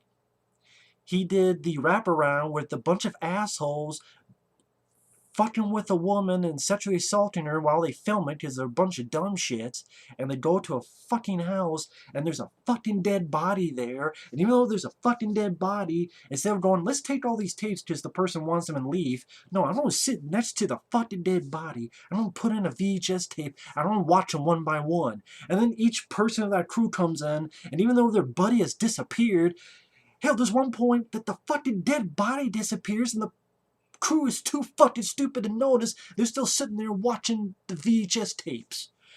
That fucking guy, Adam Wingard, directed that stupid segment with those stupid fucking characters, including that guy with the cum catcher mustache. Then, I liked VHS too. But there's one segment that sucked, and you know who directed it? Adam fucking Wingard. Because VHS 2, I think is a good sequel. You have the zombie one. Guy on the bicycle, and guess who directed? The guys who did this. Eduardo Sanchez. One of the directors of this did that. That was good. The one with the alien and Slumber Party, I had fun with it. I think it's the guy who directed Hobo with the Shotgun who did that segment. The guy who did The Raid. He did the one with the cult. That was crazy. That was pretty cool. But there was one segment where a guy gets a camera in his eyeball. It was pretty lame. It was the one lame segment. And Adam Wingard did it. So he did one of the shittiest segments, the wraparound on VHS, Very Horrible Shit. Then he did the worst segment in VHS 2, which altogether was good, but he did the one that was shitty. And then he did The Guest. Dan Stevens is good in The Guest. He's great. The movie itself, I think, is overrated as hell. Dan Stevens is great. But I think the movie around him is not much to run home about. I think if you took Dan Stevens out of that, more people would say, yeah, it's not that good of a movie. That movie's good because of Dan Stevens. But the rest of the movie is overrated. Dan Stevens is great. But the rest of The Guest wasn't much. I saw this shit done better in Drive, that kind of style. With Nicholas Winding Refn. Granted, that director hasn't made anything good after it, but I prefer Drive over The Guest. The Guest is great with Dan Stevens. But the direction, Adam Wingard, he's an overrated fucking director, and he did this piece of shit. And as I was getting back before, he's like, in 1999, this movie sucks. We don't see a witch, and it's just a bunch of little noises, and it's too subtle. It's too quiet. And I need some shit going on. I need, tents flying to the sky. I need to see the witch, who looks like if an alien fucked Bigfoot in the ass and they had a fucking child. It's this fucking ghoul of a bitch. I need to see a bitch as a witch as a bitch. I need to see her. And I need to have loud noises and about 552 fucking jump scares in the fucking movie. I don't know why I thought Now I'm thinking Adam Wingard is a New Yorker, but I want the fucking witch in my fucking movie. I want 552 fucking loud jump scares to get out of your fucking seats. Adam Wingard, suck my fucking dick, you fucking prick. Goddamn waste of money. You know what's funnier? Hardcore Henry costs less money than this new Blair Witch. Hardcore Henry costs like 2 to 3 million. This fucking movie costs 5 million. How the fuck do you make that work? But anyway, all you did was rehash the fucking first film, only, hey, let's make it louder and louder. And so many people pop up, or someone's looking at a camera and someone's trying to touch them, so they turn around, the person's there, but you have to have a loud noise.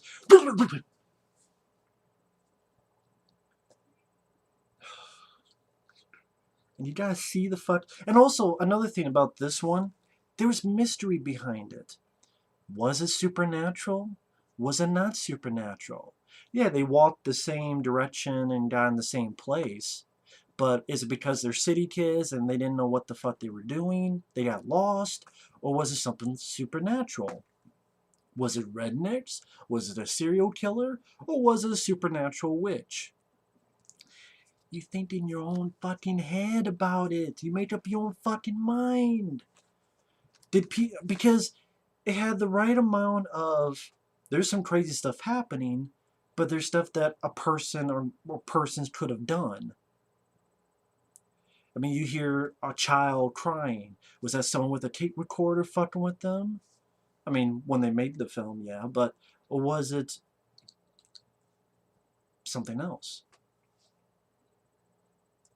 And that sense of mystery is gone, because in this new one, you see the witch, and they literally tell you that time displacement.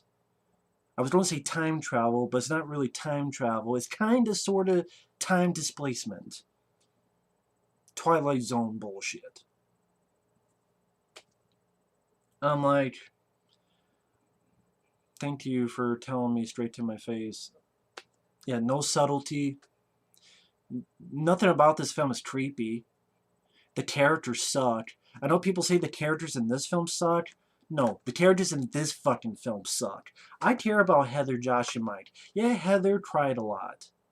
But so did the fucking people in this movie, only multiplied by 10. I can relate to the 3 characters in this movie.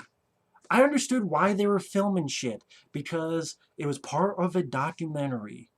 And it was subtle, because it built and built and built and built overnight. It was day, then night, then day and night. Here it's like one day, and then the rest of the movie is night. So I'm like, yep, it's definitely supernatural. Yep, that happens, it's definitely supernatural. It's just like, this movie's about as subtle as a fucking jackhammer to your face. It's about as subtle if Ron Jeremy slipped his dick down, put it in your mouth. It's about as subtle as being suffocated by a big-ass pair of butt cheeks. That's how fucking subtle this movie is. About as subtle as a fucking fart in an elevator. That's how fucking subtle this film is. It's about as scary as one, too. In fact, a fart in an elevator would be more scary. Does it be more suspense of whether the scent was going to go to my nostrils or going to go up my ass and try to mix with my own fucking fart?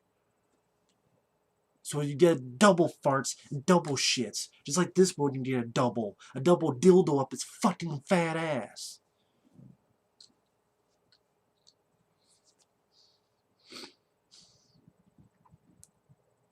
Yeah, if it was Adam Wingard, fuck you. People made this film, fuck you. You lazy, untalented pieces of shit. This film was lazy, it was a rehash, it was a remake. Yeah, it's a sequel. Yeah, just like the fucking Force Awakens is a sequel, but all they did was remake A New Hope. I'm tired of that fucking horse shit that they're doing. If it's a fucking sequel, then why don't you call it Blair Witch 3? Yeah, technically it's a sequel, but we call it Blair Witch because when you say it's a reboot, it's not a remake.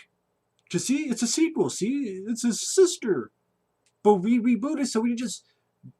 Again, it's like if someone saw the first one, didn't like it because it's too quiet. It's too subtle. You don't see a witch. Nothing fucking happens. Well, you get tents flying to the sky. And then you get a person trying to crawl through a tunnel. You get loud and louder and loudest noises. And a tree falls on a guy. I'm like, did Michael Bay produce this? Are the tents going to fucking explode into fireballs next? Are fucking trees going to explode into splinters and people in the face? Are the plants going to come alive like that piece of shit movie The Ruins and go into people's eye sockets and ass fuck them? As opposed to what? I don't know, mouth fucking them, dick fucking them, put a little tweezer in your fucking dick hole, which is what I felt while watching this piece of shit. If I get to, to the movie, like the title card, same noises, white titles, and, white titles, black screen, any fucking noises they make is loud as hell. I'm sorry, cheap jump scares don't impress. And then they find this mysterious footage on YouTube. I'm like, why the fuck did this person put it on YouTube? Why the fuck didn't he take this to the police? I know it's a nitpick, but I'm just saying, if I found some footage and this universe is known of, well, these people disappeared, maybe I should take it to the police. Hey, look at this. Instead of just uploading on fucking YouTube. And then this guy really thinks that his sister, Heather Donahue, is still out there, even after 15 years? Don't you think that's kind of strange? Don't you think that's kind of stupid? I mean, I understand it's your family member, but it's been over 15 years. And a lot of the time, I'm like, why are you filming this? You're trying to find your sister. But yet, you're going to film all this shit? And in the original, in this, it made sense. They're a documentary filmmakers. They're students. And Heather Donahue was a student that was a bit pretentious and wanted to maybe go further because of this. And again, being a documentary, you film a lot of shit. Here, they're looking for a guy's sister. You don't need to film them playing fucking video games. What was it, Battleground 2 or whatever the hell it was. You don't need to film that. And they even show footage from the ending of this movie, but they alter it. Where you show the ending to this film, only there's this loud screech. I'm like, where the fuck did that come from? That wasn't in this movie. When that camera fell, it wasn't... Where the fuck did that come from? I didn't know that. A fucking cat fucked a dog? Or a dog fucked a cat? Where the hell did that screeching come from? Sounds like a cat getting raped. And at times the footage like cuts, and when it does that, it has these loud noises. I'm like, is this how digital cameras work?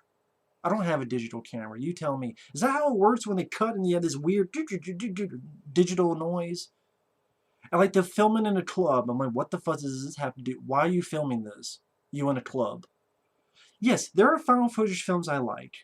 But there's always that question of why the fuck are you filming? If I'm into the film, I can kind of disregard. As much shit as Above, So Below got, that film has a hell lot more going for it than this. I love As Above, So Below. That's a found footage movie I enjoy. I'm like, wow, it's like Tomb Raider, Indiana Jones, adventure, mixed with horror and found footage. I liked that movie. And it didn't end like a typical found footage movie where everyone dies. People actually lived. In fact, 3 people lived. That alone makes it unique. But that movie got so much shit. Well, so did this, deservedly enough. The original gets a 6.4, while this gets a 5.1. And it deserves a 1.5.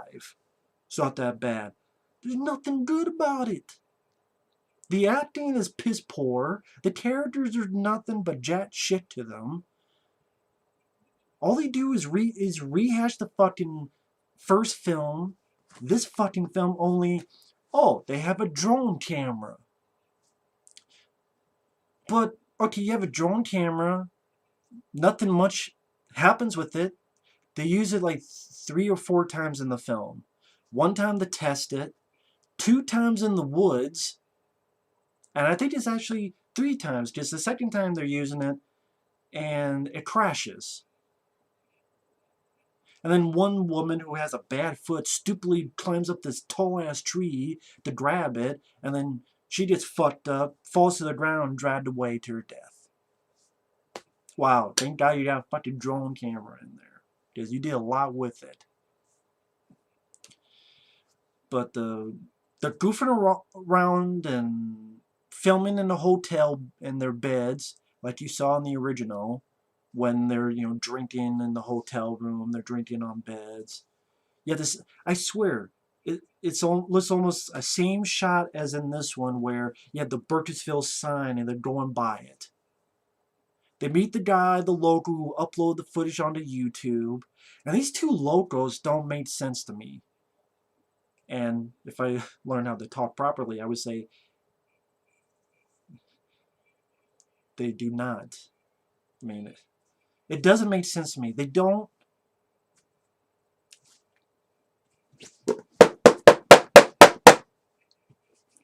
See, that's another reason I grabbed this, because it's fucking hard. I can't punch my wall, because if you notice over there, you see this thing here? I punched a hole through that, not because of this, but because of a video a long time ago. And so I don't want to break any more fucking holes in my fucking walls, so I have to fucking fix it. I can't remember which movie I did that for. It wasn't for this movie. I can't remember what the hell it was. I can't go breaking more fucking holes in my walls. This is fucking pointless. How about you take that $5 million and make a good special edition of this with all of that missing footage that they shot for it, and a brand new documentary. I know there was one being talked about, Into the Woods or something, but I mean a full-blown, with Heather, Mike, Josh, the ups, the downs, the backlash, everything up, down, center, in between. That would be more money well spent by Lionsgate than this fucking bullshit. But it made money. Cost $5 million, made worldwide $45 million. It didn't get my money. If you want to know how I saw this, a friend of mine sent me a DVD-R for free, because he knows I'm a huge fan of this one. And no, I'm not going to break it on camera, because it just... I've done that in the past when people said it's okay, but it just seems rude to me to do. I'm trying to calm down and get more into the actual review instead of just yelling with my fucking... And yes, I am over-exaggerating, but I'm also not over-exaggerating, because I do hate this movie that much. But yeah, after I do this video, I'll be fine with my day. But as long as the camera's on, I want to be as fucking pissed as I want, because it's fucking fun. Just better be pissed on a camera than in real life. And the film is a pile of nothing. After they meet the guy who uploaded the footage, the two locals want to go with them, and they're listening to this shitty Ramstein type music where the music's like, yeah, yeah, yeah, yeah. And the reason I say these two locals don't make sense to me is they know there's stuff going on in the woods. They know that there's all the legends of the woods. The guy uploaded the footage, right? But then when they get there and they camp, they find these stick figures. They go, yeah, we made the stick figures and we hung them up. And I don't even get why. Why did you do that? And of course the people would be pissed off, and it's like, then you find out they've never been in the woods before. And I'm thinking, well, wait a minute. Then how the fuck did you find the footage? How did you find this footage? If you've never been in the woods before. What, did the fucking witch upload it to YouTube? That's why I was like, oh, we haven't been out in the woods. I'm like, but how did you find this footage if you haven't been out in the woods that much?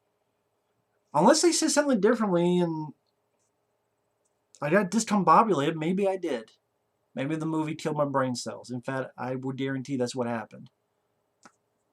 But before that happens, the two locals decide they want to go with the group. You have that shot of someone walking backwards, looking at the vehicle as they're going into the woods. So it's the guy who wants to find his sister, you have the girl, you have the black couple, and then you have the two locals. And even though they're looking for the guy's sister, they're some of them are goofing off, and like the guy who's supposed to be the lead guy's buddy, he's laughing. And I'm like, I thought you guys were looking for this guy's sister, and what happened? I wouldn't be joking as if I'm going to a fucking Weird Al Yankovic concert. I don't know why I thought Weird Al, but why not?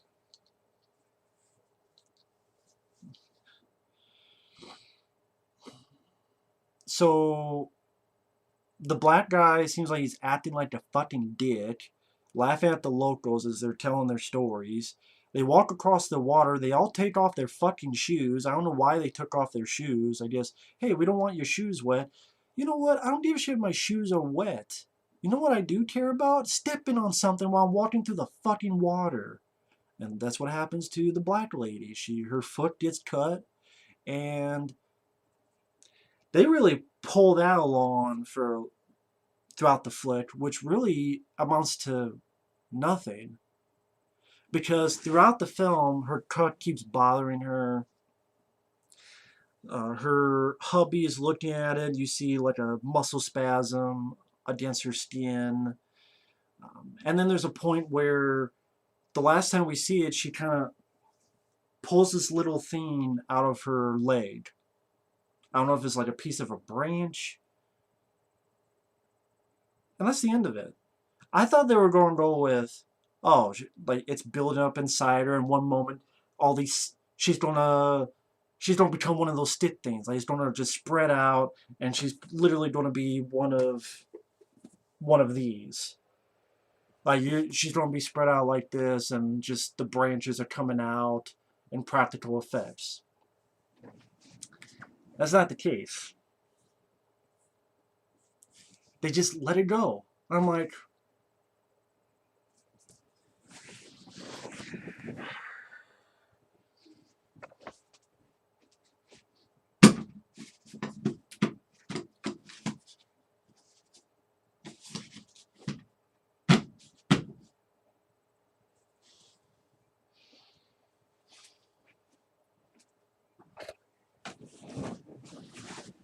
I just had to literally just.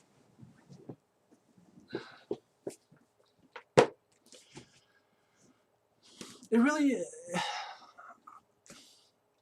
I'm trying to think why they went through all this trouble with this whole thing in her foot. At least nowhere other than this quick shot of this little branch thing coming out of her leg, and then that's it. And I'm like, that was it? That was all this material, all this footage about her foot, the stain in her foot? Just have a quick shot of her thigh and this thing coming out of her leg? That's it? That's literally it. That's literally it. There's nothing else. Wait, wow, that's fucking great. That was a waste of fucking time. But anyway, yeah, the fireplace, sausages, hot dogs. They even explain the whole in this film when people are in a corner. I've seen this movie many times. The story is that Rustin Parr, he would take one kid, he would tell the other kid to look in the corner while he killed this kid, and he was told to do that by the Blair Witch. No, in this movie, they go, well, why in the corner? Because if you look at her, you die.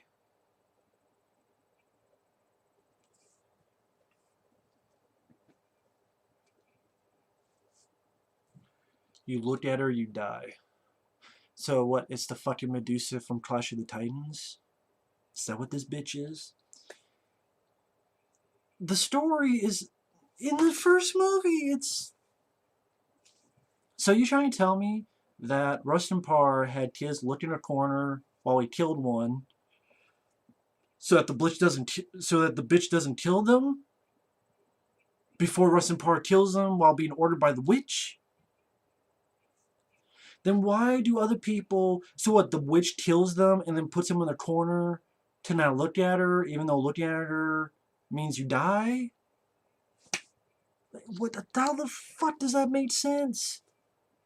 So at the end of this movie, or even at the end of this movie, like they find one of their buddies and there's a quick shot of him looking at a corner. Why are they looking at a corner? Like these people would, like Mike would not have known that, and this guy here, I mean, we could tell he's been killed because we see a tree fucking fall on him and he gets dragged away. And this is the next time we see him near the end of the film. So if you turn around and look at the witch, you die. So when the witch kills you, she puts you in the corner to not look at her, even though looking at her makes you dead. Someone explain. The only reason they did that was for the very last shot. They're looking in the corner, like, don't look at her. And you have the scene where the woman has the camera and has the thing here, so trying to see behind her. None of that was in the original film. None of that were. I've actually read books about the Legend of the Blair Witch. None of that is in it. I forget where the hell I put my other book. It's a black. It's like this, but it's a black cover, and instead of a hard cover, it's a soft cover. I'm the type of guy that saw the Sci-Fi Channel special, the Burkittsville 7. I actually know my shit. Adam Wingard doesn't. He probably saw this film like twice, hated it, back in 1999, saw it again when he got a chance to direct it and got a payday. It's like, yeah, this movie fucking sucks. Yeah, I gotta go see The Witch. Fucking idiots. And so after that stupid shit of explaining why people look in the corner, which doesn't make any fucking sense, a lot of loud noises.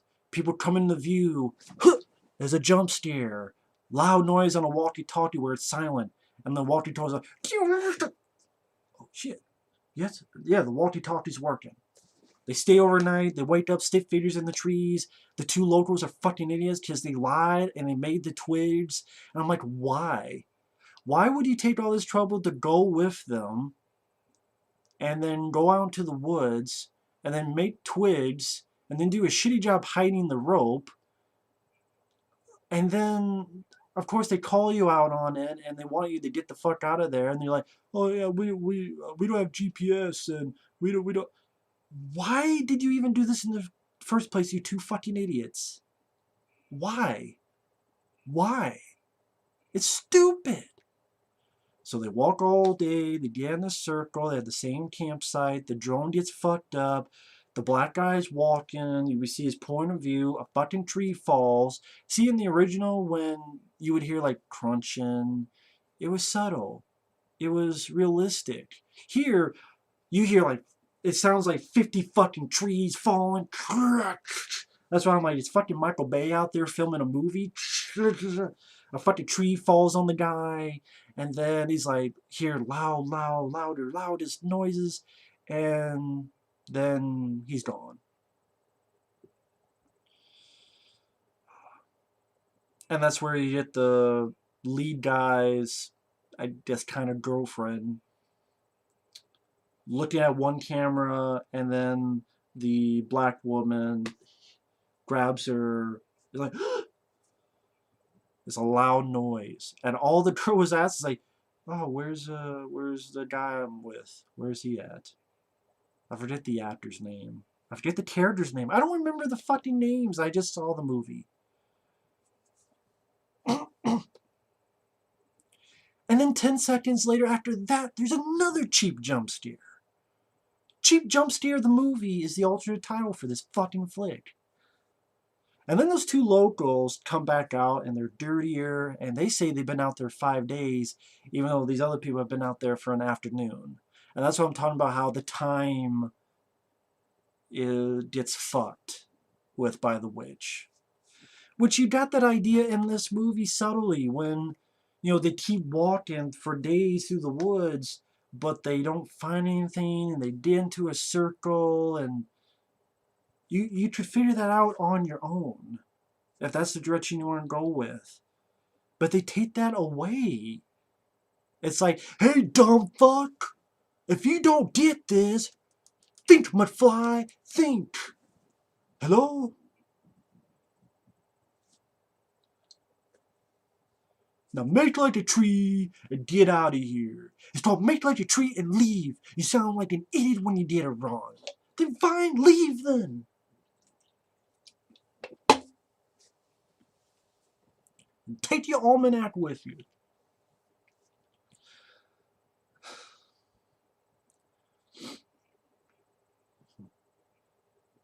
The only scares in this movie is things are quiet, then a loud noise happens. Things are quiet, then a loud noise happens again.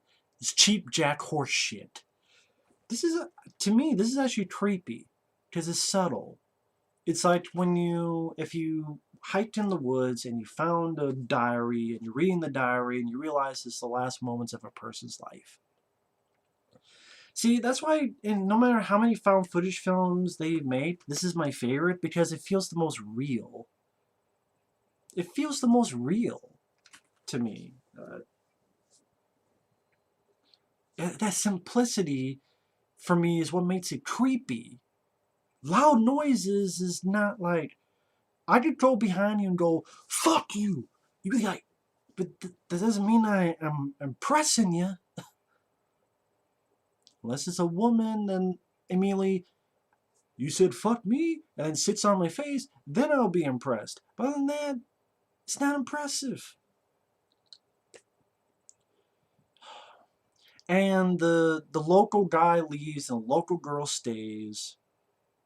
Then they wake up and it's still dark out and there's rocks and there's sticks in the air. Just like in the original there was rocks around and sticks in the air.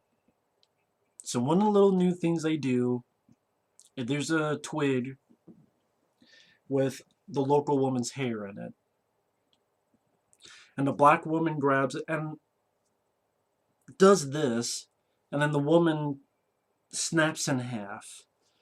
Which is kind of an interesting idea, but it's filmed so shaky that I'm like, wait, what happened? Oh, okay, that's what happened. And then this loud noise, this huge noise, and it's like, are you scared yet? Ah! No, let's go louder. Ah! And then tents fly into the sky, and this tent flies into the sky, and I'm waiting for another tent to blow up in a fucking fireball. I'm like, did Platinum Dunes produce this? No? Shit. If you told me this was a Platinum Dunes produced film, I would not be surprised. I'm like, the guys who did the Hitcher remake, I wouldn't be fucking surprised. I'd be like, yeah, I should have known. So they get separated. The black woman, that's with the bad foot. That's the one where she finds that little thing in her thigh. I'm like, this is gonna be like The Ruins, that piece of shit movie, The Ruins. And that's all that comes about her bad foot. They spend all this time on her bad foot, and that's all it comes is just this little thing comes out. It's not that impressive. There's nothing to that. Was that supposed to be shocking? Oh my gosh, she pulled something out of her thigh. As if we've never fucking seen that before. In another fucking movie. We spent all this fucking time for nothing. And then she stupidly walks up this tall ass tree, even though she has a bad foot, to get this drone. And then a fucking arm comes out. The witch's arm grabs her. She falls to the ground, gets dragged away. In the credits, there's even a fucking credit for stunt, like, Blair Witch arm. I shit you not. This person was the Blair Witch arm. And so, you get to the finale, which, like the original, it ends at a fucking house.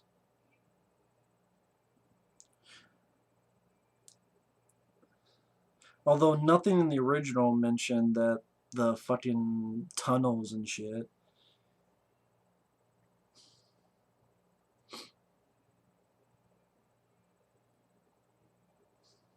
Where do I go with this? The guy thinks that his sister is in this house. He goes in.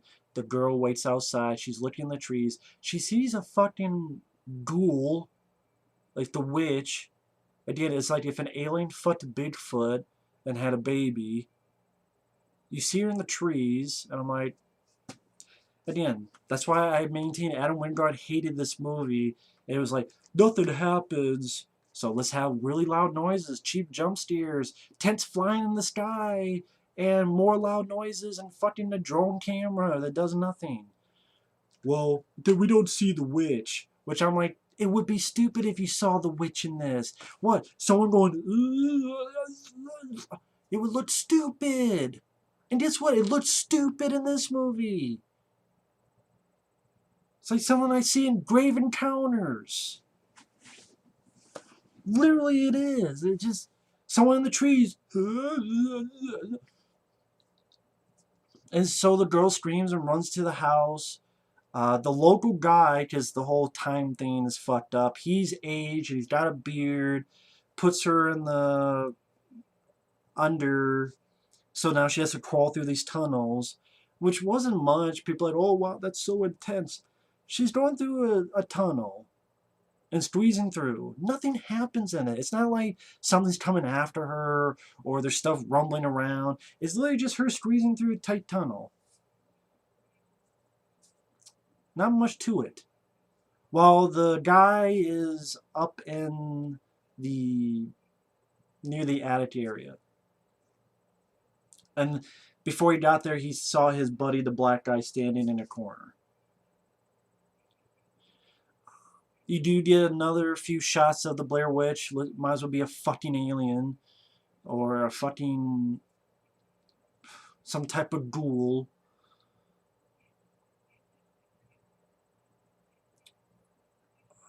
The girl gets out of the tunnel. The local guy grabs her. She stabs the local guy in the neck. Her and the guy meet up with each other, and you find out that that footage at the beginning of the film was not Heather Donahue. It was her. It's the whole time paradox thing where, because the witch can control time, so I guess what she fucking Doctor Who. She, even though that happens later, she put. I'm like, so did the local guy find this and then upload on YouTube? Even though I thought he had said he'd never even been out into the woods. How did he find the tape? And or did the witch itself upload onto YouTube? I don't fucking know. And then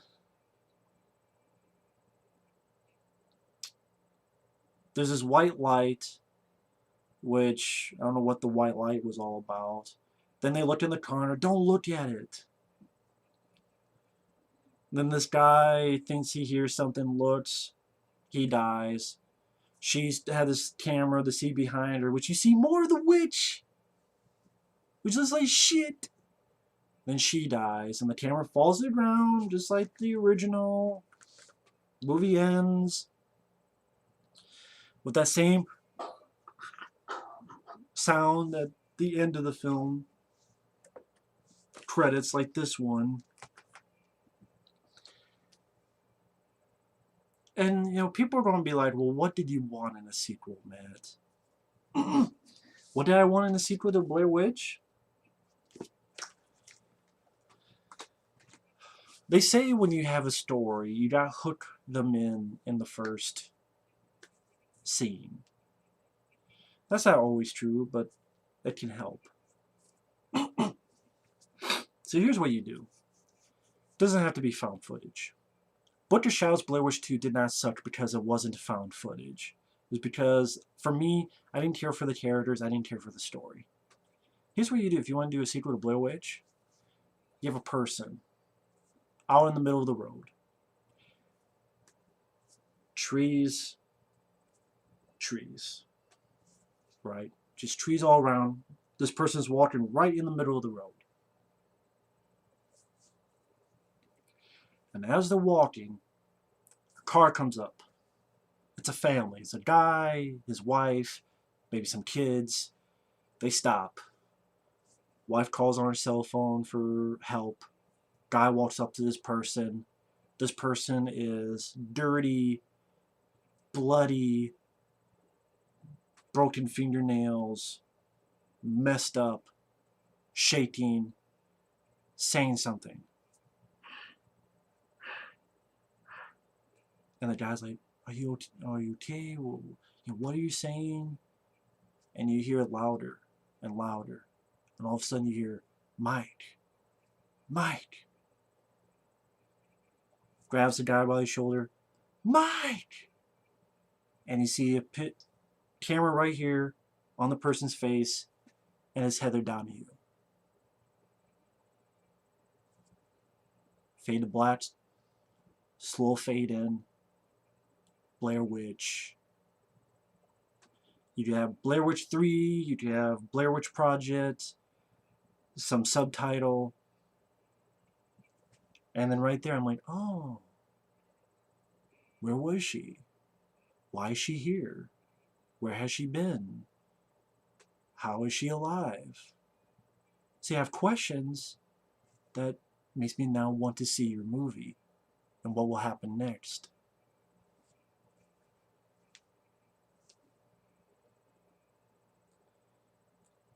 And not make the same fucking film. You have to be in the woods. That's part of it. But it can also be its own film, its own story.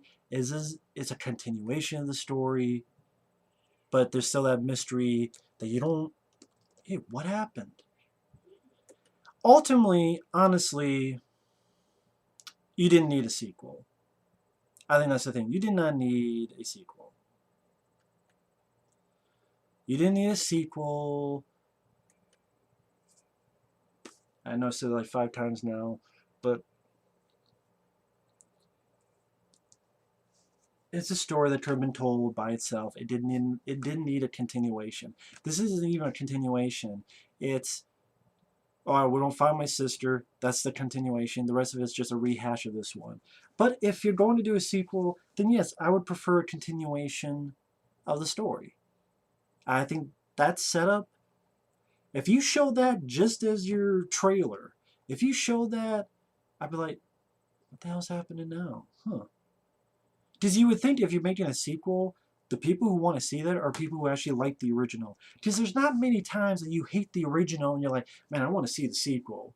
Unless it's people who specifically do it because they review on YouTube or they review for money or they review for their jobs. Because there's not many times where you're like, I hate the first one, but I like the sequel. That's rare. Like for me, I hated The Purge, but The Purge 2, Anarchy, I liked. But for the most part, if I like a sequel, I liked the original. I love Aliens, I love Alien. Love Evil Dead 2 and Army of Darkness, I love Evil Dead 1. I love a lot of the Elm Street sequels, I love the first one. I love some of the Halloween sequels, I love the first one. Lethal Weapon, my favorite's the first one. Die Hard, loved it. Well, not Die Hard 5, but a lot of the sequels I love. But my favorite is the first one. Love Predator 2, but I love Predator 1. The list goes on. So, for the most part, if you're making a sequel, then more than likely, people who want to watch it, they like the first one. You would think. Which, again, I don't know why you would make a sequel in the first place, because most people nowadays hate this movie. So, why the fuck would you do it? That doesn't make sense to me. Not at all. This movie's not scary. It's not creepy. It's not entertaining. It's not funny. It's annoying. People were annoyed by Heather Donahue in the first one. No, this is annoying. Cheap jump scares every 15 seconds is annoying. Doing the first film again, which is what I said a year ago, Blair Witch 3 a rant, and then some people call me crazy. Some people call me nuts. Some people call me, oh, blah, blah, blah. People would get pissed at me. I fucking called it. Hook, line and sinker. I said, this is just going to be a fucking remake of the first one. It's just going to be a fucking reboot. And that's what it was. It was a shitty one. That the critics trashed over it. It's a 5.1 IMDb. Which is pretty low for a newer film. Again, to me, it deserves even lower. I guarantee I'm not the only fucking person who thought this was a piece of shit. If you hated the first one, okay, I disagree. I don't see how someone can say this is better. Because it doesn't have the mystery, it doesn't have the subtlety, it doesn't have the creepiness. To me, this is a character piece about three characters and how these normal people and their friendship and their ability to communicate with each other disintegrate because of the elements. And you can put a supernatural angle to it, or you can put a natural angle to it. It's your choice. This film, you're too fucking stupid to do that. You don't have any brain cells. We're gonna do it for you, bro. Come on, broski. We're gonna do it for you, bro. We're gonna do that for you, bro. We're gonna make sure we got some big loud noises for you, bro. Yeah, broski. We gotta make sure we gotta see the witch, bro. Yeah, see that bitch witch? That witch is a bitch, bitch. And you get to see her more than once, bro. And even her fucking arm, bro. And then, yeah. Yeah. Fuck you, Adam Wingard. Yeah, you're not winning. You're fucking losing. Your films don't impress me much.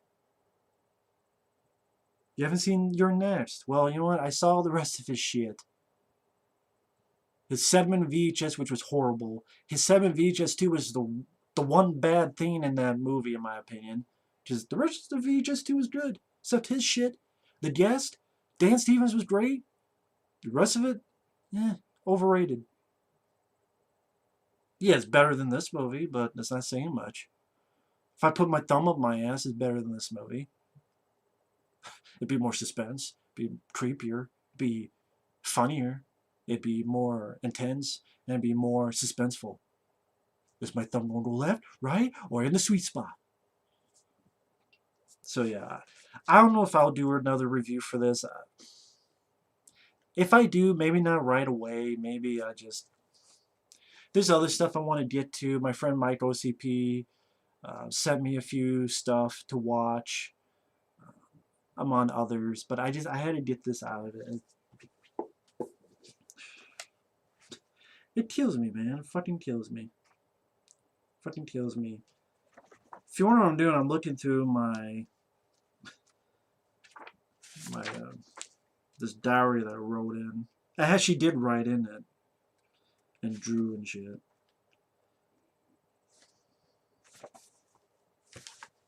This whole thing here. So yeah, the fact I had a fucking diary. So yeah, I'm a big fan of it. This film, I'm like, it's such laziness. We're gonna do a sequel, but it's just gonna be a fucking rehash of the original film. That's all it's gonna be. A fucking rehash of that. That's it. No effort, no scares, cheap jump scares, annoying characters, no one to like. Found footage film that ends like 99% of found footage movies. Again, that's one of the things that a film like As Above, So Below impresses me with. Not this. This was pointless. Utterly fucking pointless film to make.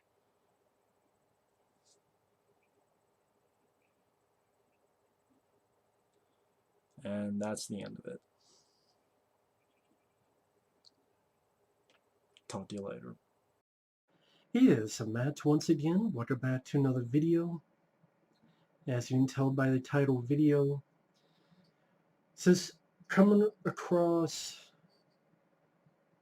the 20th anniversary of this film. I know technically it'd be July, because this came out July of 1999, but I do a little bit earlier beforehand. Blair Witch Project. Now, I did not see this when it came out in theaters, but I heard about the film through commercials on TV, the Curse of the Blair Witch special, and got it on VHS when it came out around October of 1999, and loved it since. Technically, there have been films like this before: Man Bites Dog, Bits of Cannibal Holocaust. I know around this time there was another group of people that tried to sue these guys, the people who made The Last Broadcast. But The Last Broadcast to me is a piece of shit with the most boring narrator ever. If you want a cure for insomnia, listen to that guy narrate that documentary. And a terrible ending. But this one I've enjoyed ever since. I enjoy the simplicity. I thought the three actors were not actors. They were the people they played, Josh, Heather, and Mike. The simple atmosphere of the woods, the darkness, how each day got worse and worse, the build-up, uh, pretty much everything it did right, which the Blair Witch 2016 movie did wrong. And people say this is such an easy film to make. Well, believe me, there's been countless and countless and countless found footage films. And some of them I like, As Above, So Below, Cloverfield, The Tunnel. There's a few others. Afflicted, VHS 2. But this one to me it was simple, but to me it was the most effective in what it was trying to do. I have fond memories of watching this on VHS tape, having never seen anything like this before. By the end, my heart was like, so. As you see, I do have it on Blu-ray. I wish this had a full-blown documentary. This deserves a special edition. I don't understand why a film like the Silent Hill movie is getting a special edition from Screen Factory, yet we have the 20th anniversary of this and no big special edition. This needs a full-blown documentary. The beginning, the making of it, interviews with everybody, the phenomenon, even what's happened since, where this film's been hated, and this is one of those love or hate it movies. I love it. When this came out, I had the T-shirt with the missing persons poster. I had the shot glass. I had the comic book, the dossier, the book, the a diary that you write your own stuff, but there's a couple Blair Witch stuff in there. I saw the Burkittsville 7 special on Showtime. I did like an hour-long review back in the day that's still up on here. But anyway, with that said, and if people want to follow me on the commentary, on this version, if you don't have this, it does start off with the Lionsgate logo.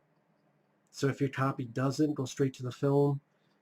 I'll let you know with the syncing purposes. Otherwise, I'm rewound right to the beginning. And 3, 2, 1, pressing play. And yeah, the Lionsgate logo, the old Lionsgate logo. I don't know if they use this nowadays. I haven't seen many recent Lionsgate films. Because this was released by Artisan Entertainment when it was around at the time, but then they got bought out by Lionsgate. And the low, boom. We start Haxton Films right now. And one of the interesting things about this film I like is people want to shoot me for the comparison, but it's like a Texas Chainsaw Massacre, even with the credits, how it's kind of simple, but they're kind of shaking a little bit. Like, for all the films I thought they were real, this one felt the most realistic. But I never bought into it being real. I'm like, no, they wouldn't be released if it was real. So if people, oh, I thought it was real, they fooled me. I'm like, that's kind of your fault, in my opinion. Did you really think they were going to release it real? It's a good marketing campaign. This is real footage, so you say, well, they lied, but they do a lot in trailers and marketing. This is not the first or last movie to do that.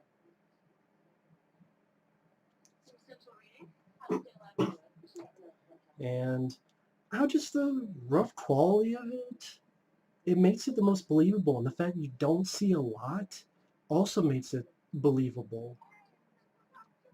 And I like the three people.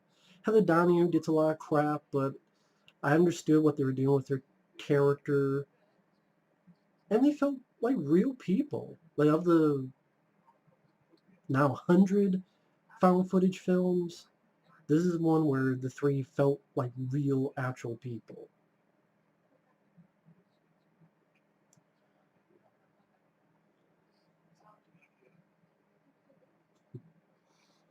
And I liked these three. I know Heather Donahue, like I said, got a lot of crap. I don't think she deserved it.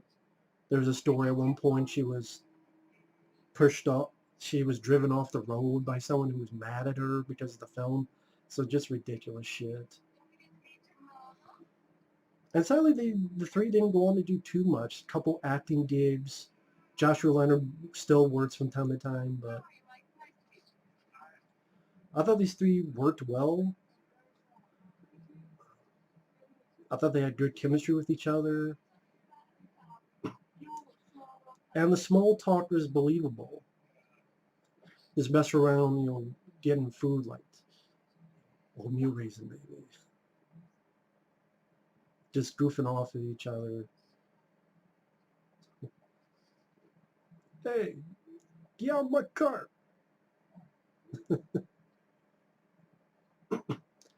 I thought they also did a nice job establishing the legend of the Blair Witch, where it became a very interesting legend. Now, from what I understand, the directors told the actors to interview people.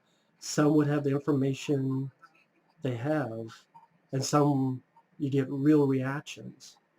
I forget which one, but one of these is supposedly, well, that'll come up later, where they met with someone and it wasn't a hired actor, it was a real person. They thought they heard about the Blair Witch. Oh yeah, I think I've heard about that.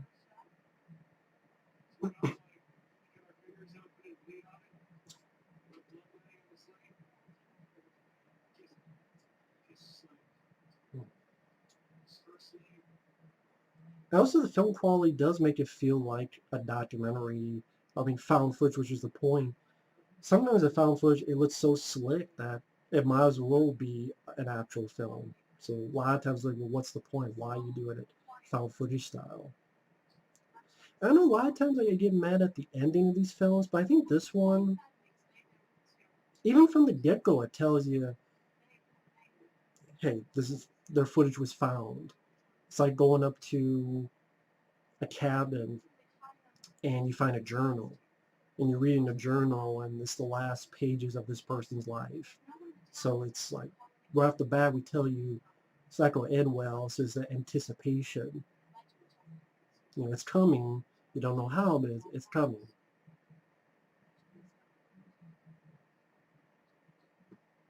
How they're shooting their documentary and it's pretentious black and white, but in reality they're just three people wanting to have fun. You have Heather, the control freak.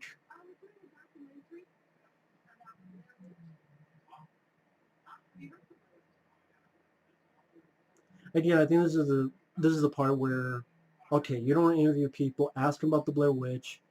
If they don't know, move along. One of these people, they'll have the.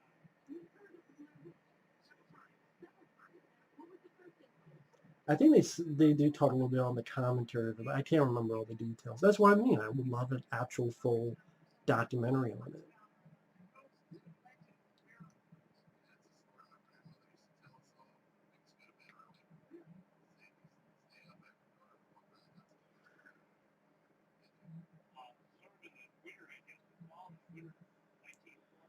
But I like the legend about how Rustin Parr and he would put people in the corner, and if you pay attention to the legend, and the ending makes more sense. And even little things like this, where the kid is getting steered, like don't tell her, don't mention more about this legend. It's scary.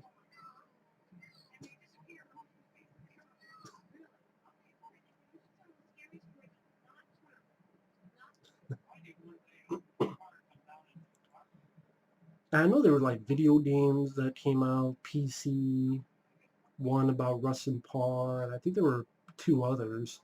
I think I played the Rusted Part 1 a long time ago on a desktop PC, but this is like probably around when the film, maybe a year or two after the film came out. Because they definitely want to capitalize on the success of this. See, in the corner, grab one out and kill that one too. It's not like Blair Witch 2016 where it's like, you don't look at the creature, the witch, and you'll die. Give me a fucking break. Again, what's great about it is there's a certain sense of mystery.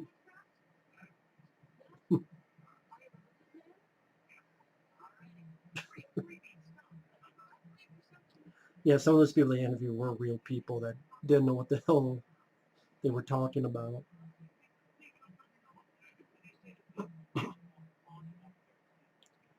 And also there was a certain sense of ambiguity of, was it a witch hunting them down? Was it people up in the woods, just crazy people? Was it a killer? I mean, they give you enough to think something fucked up's going on, but they give you a little bit of leeway to make you think for yourself, use your imagination. You know how a lot of your scholars, they talk about use your imagination. It's so much scarier than what you see. Usually I don't buy into that, but this is one of those instances that I think it works, and it works well. I think it fits perfectly in this circumstance. Like I said, if you compare this with Blair's 2016, it's apple and oranges. Except this is the green apple, so it's good, and 2016 is the orange that's been stuck up someone's ass for a week. And you pop it up, you put it in your mouth. Believe me, it tastes like shit. Just like the Blair Witch 2016 did. So now they're talking to the Mary Brown character who supposedly saw something back in the day. It seemed like a real, I have to say, a real look. Doesn't look like a model, something from a Teen Mom magazine. I don't even know if they have those. Or it was like someone that you would see in a small town.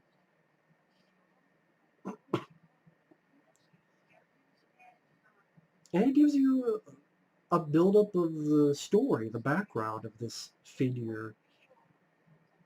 Unlike Blair Witch 2016, which you saw something, I thought it was the witch, then someone's like, oh, that wasn't a witch. Then what the hell did they show in the 2016 Blair Witch? Like, you see some creature, and like, shit, like, what the fuck is that? That's why I don't deal with people like, oh, I wanted to see the witch. Do you want to see a bitch on a broomstick coming at towards the camera? Is that really scary?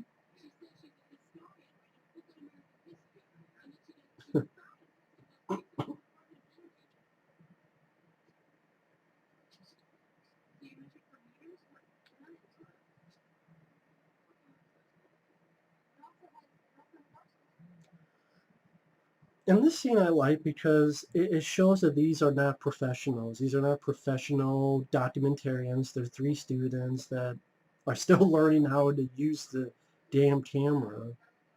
So they're not experts. So maybe they did get lost. Or maybe some force was turning them around in a circle. Which I didn't need the Blair Witch 2016 movie to fucking tell me about that.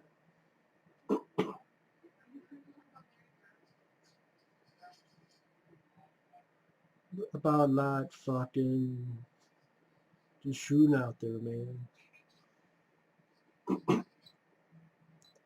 I remember a TV spot that had a scene from this that's not in the movie, where Joshua Leonard's like, "I'm gonna die," something about dying, like, "I'm gonna die today, Mom." Like, something I forget what it was, but I know there's a lot of footage from this movie that's never seen the light of day, and that's why I think you should do a 20th anniversary Blu-ray. Release all that footage, all that deleted footage. There's gotta be somewhere. Let people see it. Hell, I love to see a long, long, long cut of this film because I'm a fan of it. I'm the only one.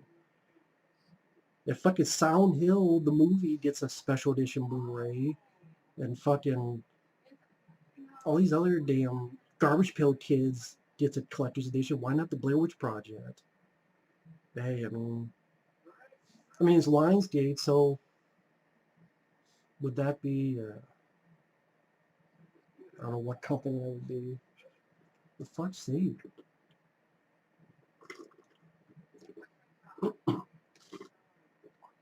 I'm hurting.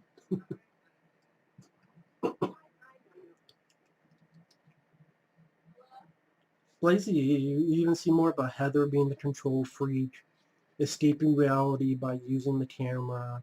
Josh is kind of the... Because originally it was going to be Josh and Heather fighting, and they do fight. And I think Mike was going to go missing first. Then they changed it because in real life Josh and Heather were fighting a lot. So then Josh was the one who was taken. And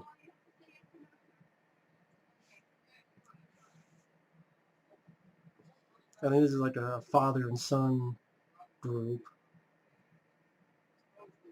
And it is a nice little build-up.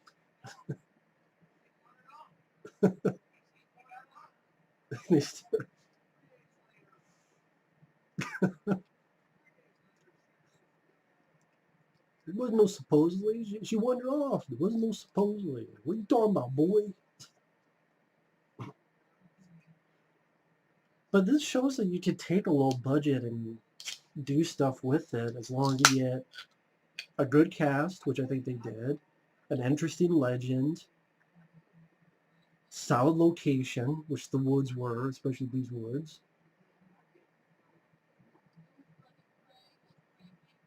You actually have a story, the legend of the Blair Witch, the cast.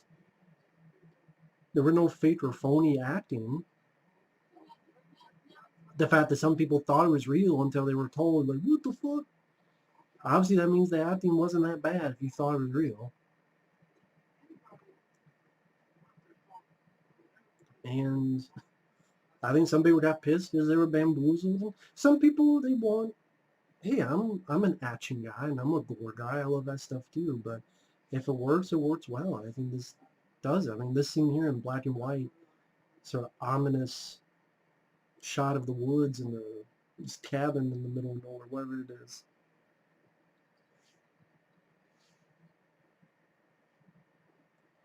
Now, this is one of those things Blair's 2016 just copied, like the last shot of the car as they're leaving. I mean, just fuck that movie, sequel, whatever.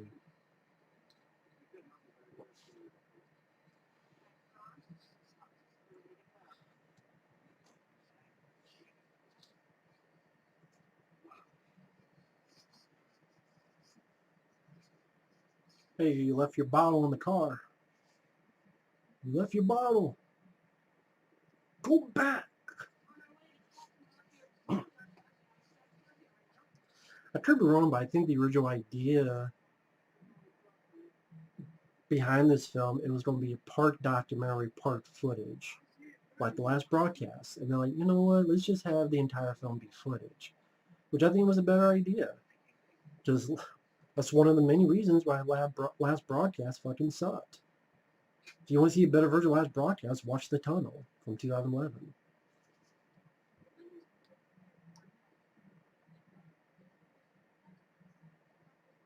Again, more of the backstory. Like you have the seven kids are a team at wrestling park, that bit of the legend. Now you have the legend of Coffin Rock, where each man's hands bound in the next man's feet, a structure out of men. It's like, ooh, shit.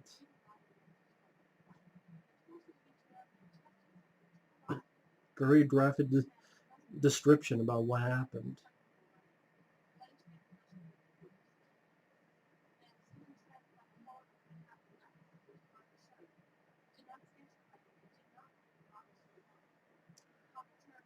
Like I said, I know a lot of people got into the hype of the film, but I didn't have a computer at the time. I didn't have much access to the internet in 1999, unless maybe a little bit of school. But so I didn't know anything about this film, so the hype didn't affect me because I didn't know there was a hype. Because all I saw was a commercial on TV and or maybe a trailer. I'm like, okay, that looks different. I haven't seen a film like that before. And then saw it and like, just was drawn into it. because I felt like the fourth member of this group. I was the fourth member of these folks. And I could relate to them, and I kind of understood a good chunk of their thinking.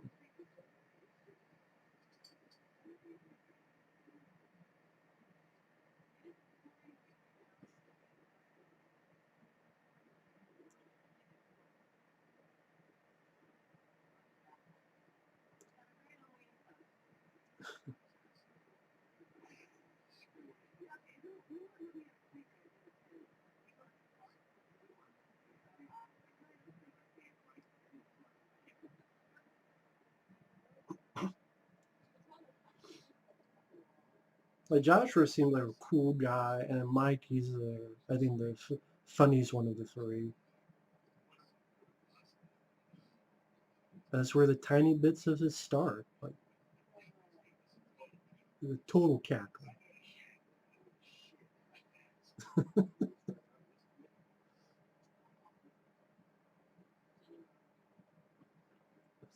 Then where you get the, is that a full shit statement?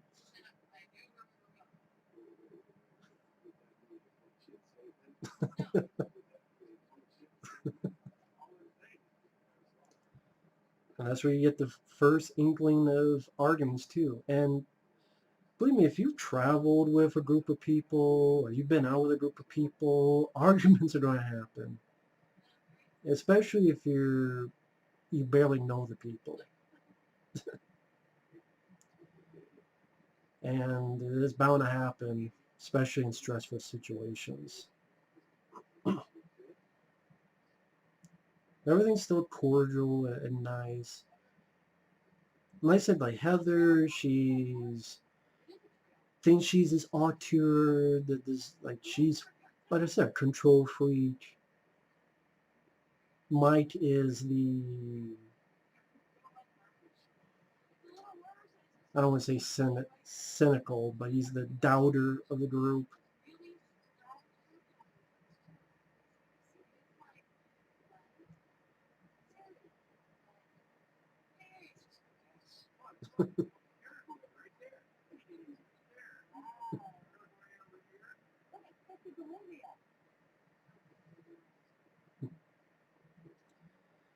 And this bit's that I like too because it's, you know, sort of the calm before the storm, levity before the shit hits the fan.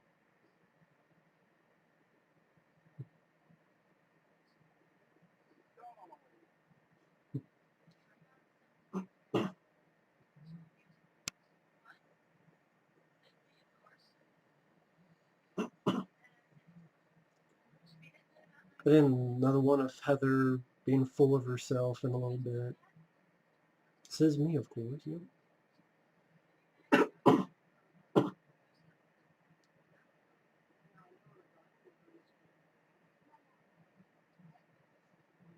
Like I said, Mike is the doubter. And you see like a scene here that the original idea was going to be Heather and Mike, them fighting with each other, and then Mike would get taken. But in real life, Josh and Heather were fighting, and they changed the script.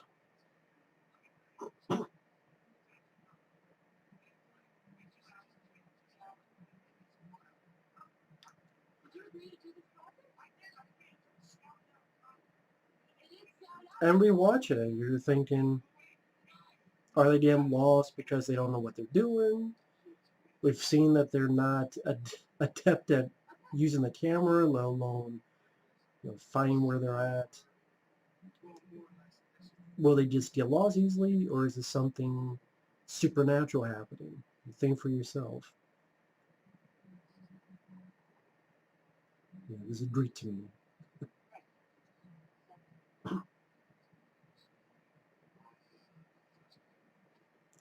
I think the person I'm trying to relate to the most is Mike.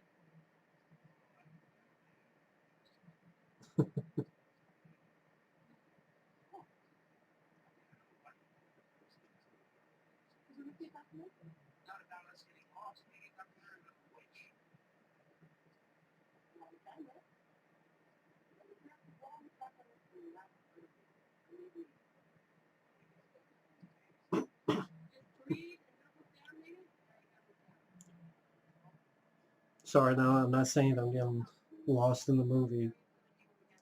But I mean, the Blu-ray, the DVD didn't have much, and the Blu-ray doesn't add too much from the DVD.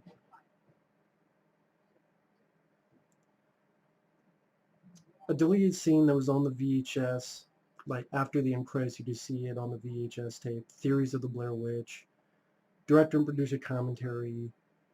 Never forcing alternate endings. That's pretty much how she finds Mike. One is him hanging. One is, looks like maybe he's floating. None of them were worth much of anything. Curse of the Blair Witch, that was on the Sci-Fi Channel. That came out. Yeah, I think the first, I think this movie at first was going to be like Curse of the Blair Witch, but then they changed it to me for the better. Teasers and trailer, that's pretty much it. Like I said, it deserves a lot more. I know there's a documentary supposedly called The Woods, but I couldn't find it to watch. Maybe you find like a clip or two, but not like a full-blown thing, and it deserves a lot more. I mean, it deserves to be packed with stuff.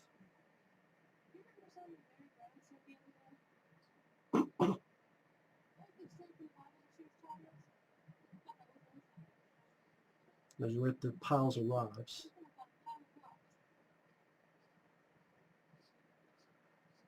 And I get the idea that some people are like, well, what the fuck's the deal? They go in the woods, then they find rocks, then they go in the woods to find sticks. Who cares? But I mean, with literally millions of movies out there now,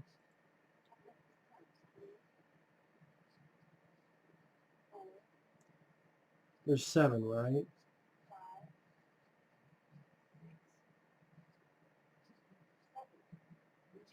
7 rocks.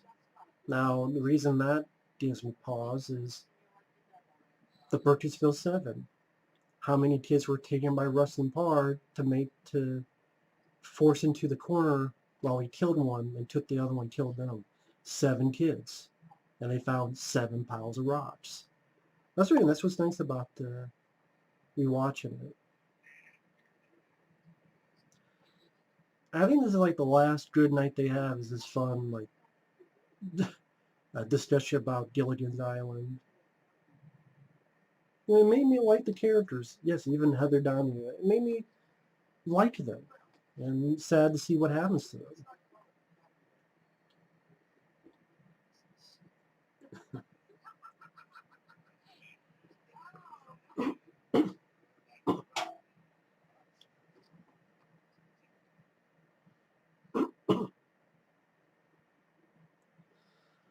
But yeah, this is sort of the last night of decency before shit starts piling up more and more and more.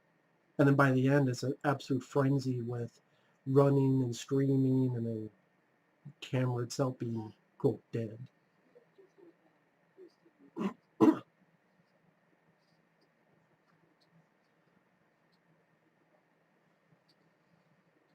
And who knocked one of the piles of rocks over? Josh, who would be the one taken. And later on, she finds his twigs wrapped up, and there's fucking, like, teeth in it.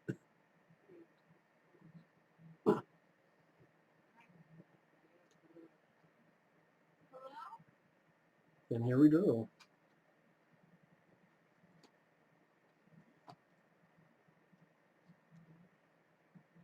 And the movie's a good enough length, too. It's an hour and 21 minutes. But as a fan of the film, I would love to see as much footage as possible about this movie.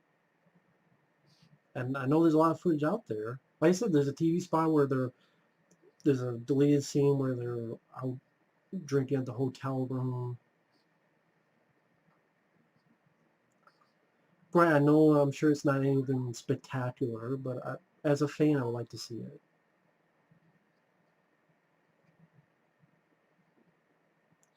They start simple, like crunching up branches all around them.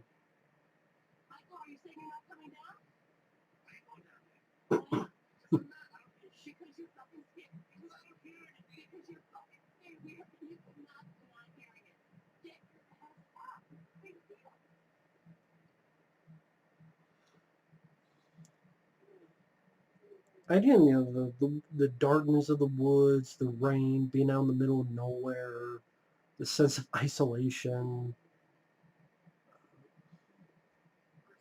I like some of the dialogue too, like here.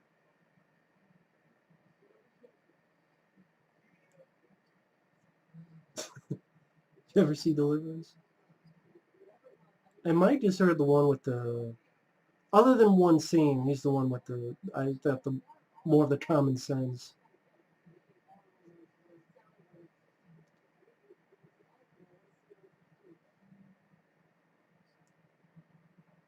And like he says here, I don't know who the hell would come out here and we're so damn deep in the woods, people are trying to fuck with us. They gotta have something wrong with them. I'm not gonna play with that either. You know what, Mike? He reminds me of Fabio. I don't know if Fabio ever sees this. You remind me of Mike, and that's a compliment. I can see Fabio, the Italian Style 51, being Mike. So, again, I don't know if he ever sees this. Take that as a compliment, because I really like the character.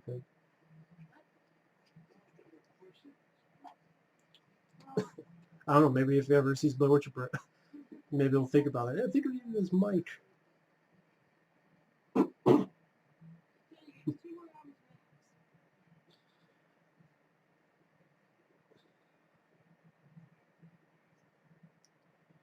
And Josh asked a reasonable question, like, wait a minute, why are we going a different way? You say you know where we're going. Why are we going back a different way from where we came?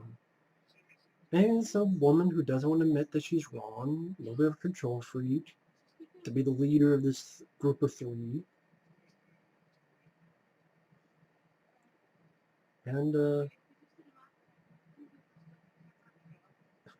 two guys not really trusting her, less and less. Maybe that's part of the reason why people don't like the character. And I can understand that. But even she admits in the big, this scene here, that it's her fault. So,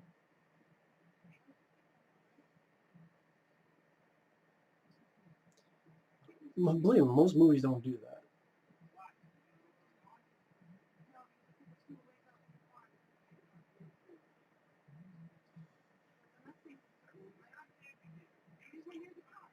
And the way I look at it, these three are trapped in a void, trapped in the Twilight Zone, trapped in this thing that they can't get out.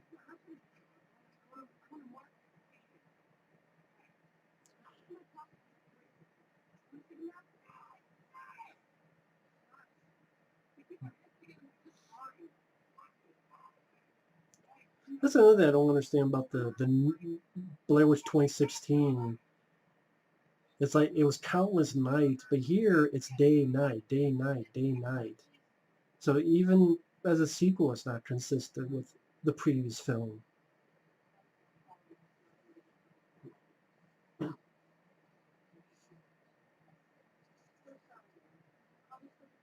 But yeah, this is sort of build-up of the sort of, I don't want to say deconstruction, but of the mentally and physically draining process of these characters and emotional, whether they're getting wetter from the rain, colder from the cold, they can't sleep well, they get more tired. It starts off small with the crackling of branches, and then there's more branches that lead to then voices. Heather's like, what the fuck is that? When they run out, and the tent wrestling, to see branches in the trees, playing mind games with them, sort of the almost emotionally, mentally tearing down of these three characters. And yeah, usually I'm not into movies like that. I'm more of an, believe it or not, more of an uplifting type of guy with movies. But to me, it's done very well. And it's not cheap jump scares every 5 fucking minutes. It's not crappy CGI thrown in your face. If I saw a person, if I saw Oh, see the witch. What? A bitch on a fucking broomstick coming at the camera? Or someone in a fucking Bigfoot suit?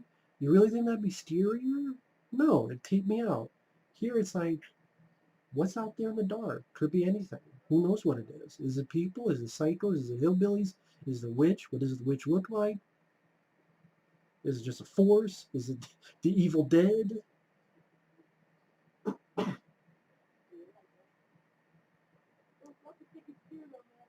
I think that's why, fans of the film appreciate a film like this.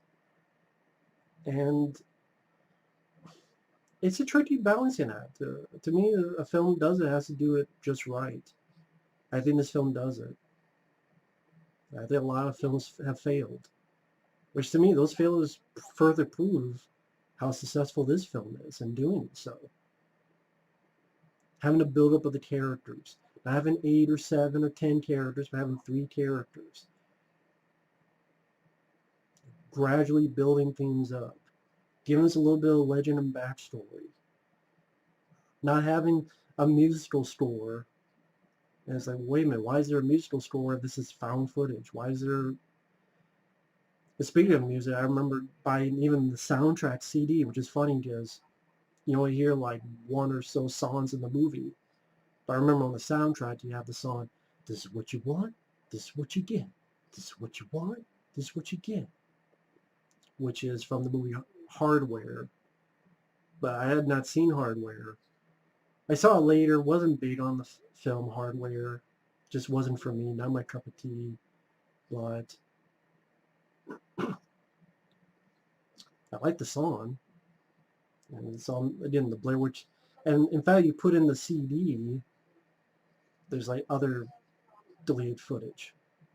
I think they wake up, they come out the next day, and there's 3. Remember, there's 7 piles of rocks, which is this Burkittsville 7, the 7 kids killed by Rustin Parr. And now there's 3 piles of rocks. But 3 of them are going to be dead. That's what I mean. Like, when you rewatch and you pick up these things, it's cool. It shows there's a lot more into this than people give it credit for.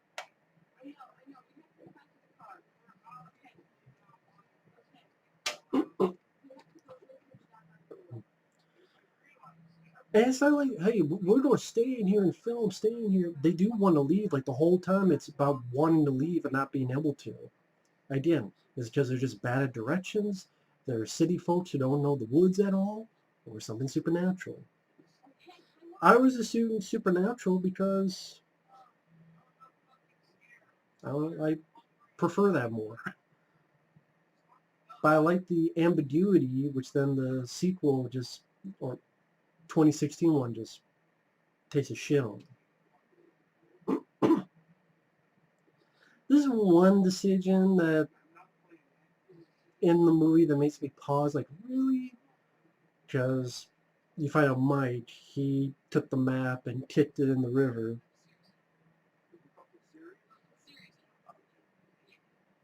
I don't know why anyone would kick a map, but on the flip side,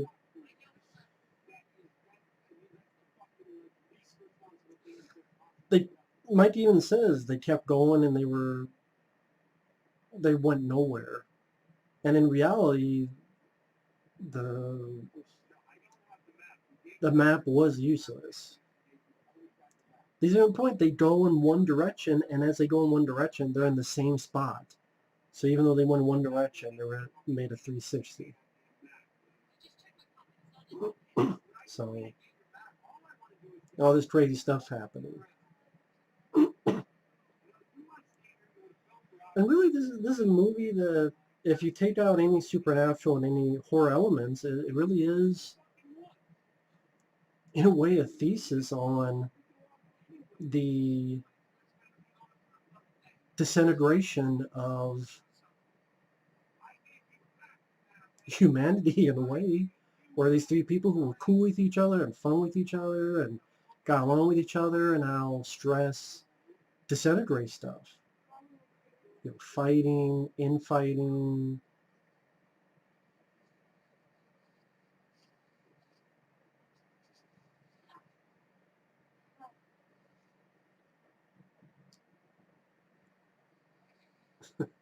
We're dead. We're fucked. Now, from what I understand, I think I remember on the commentary at this scene, Joshua Leonard had some type of camera's backpack, and when he did that roll, he broke it. And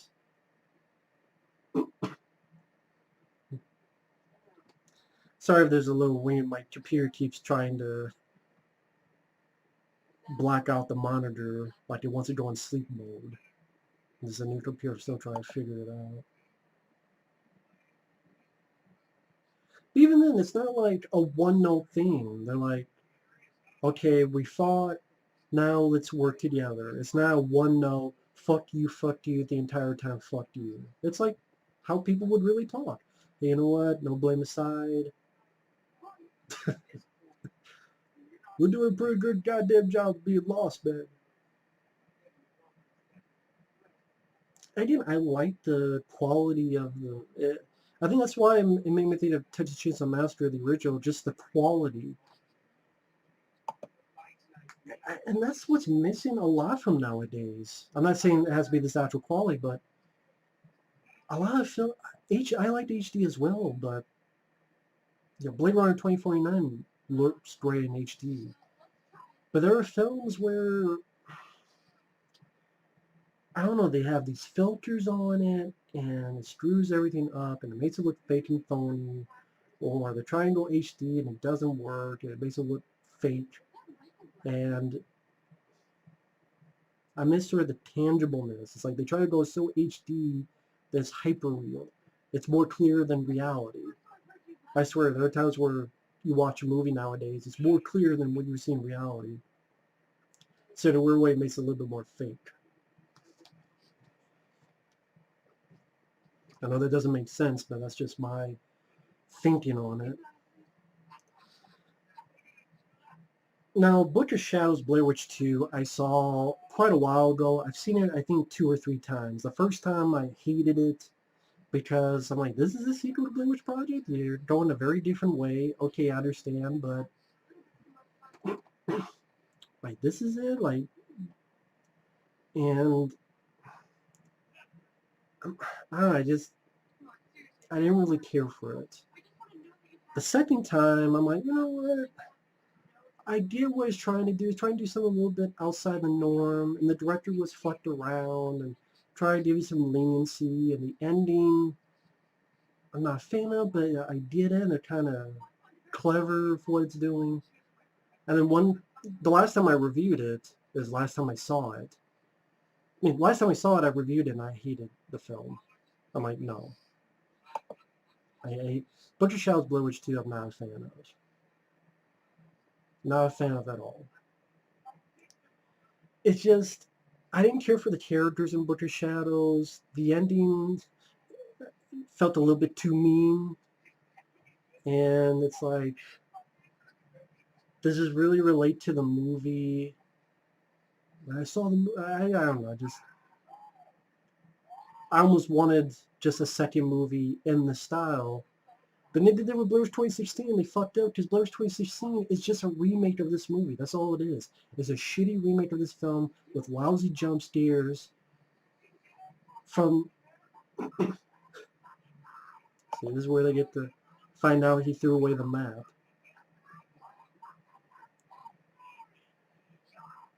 If you knew what the map said, why didn't you get out of there?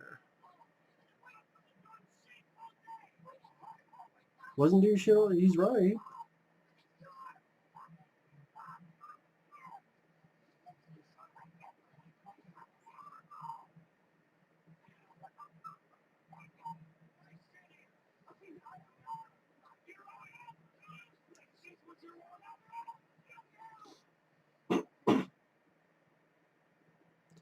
Ultimately, the map was useless, but that's when I first saw him, like, that's the one decision. I'm like, really? Really?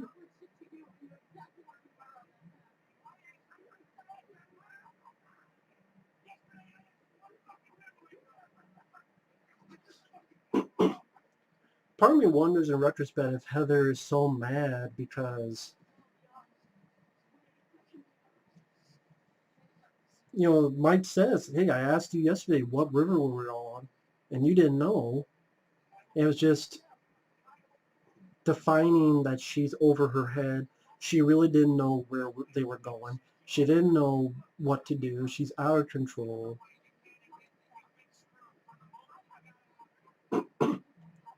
See right here. Why don't you admit you've been screwed? And she's like, I haven't. Again, that's one of her human faults that's, you know, she admits at the end in her scene there.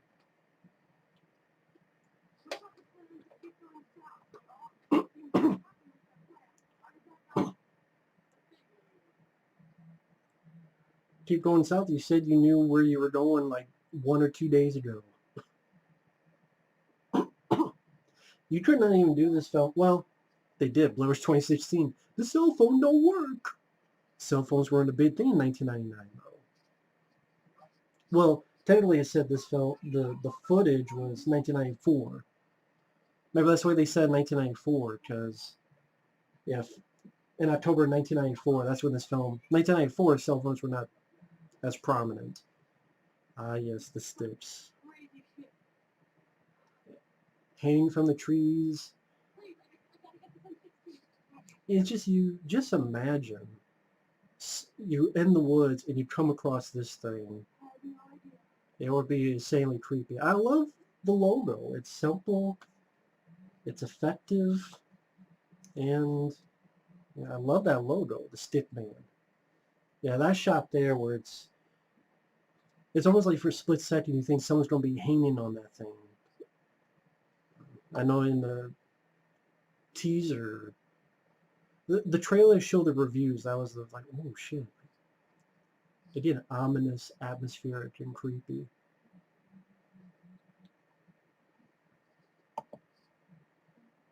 I like the line that one of them says, "No redneck is this creative."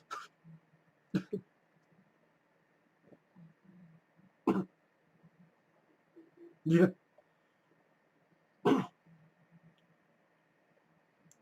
yeah, here it is. Yeah, no redneck is this creative.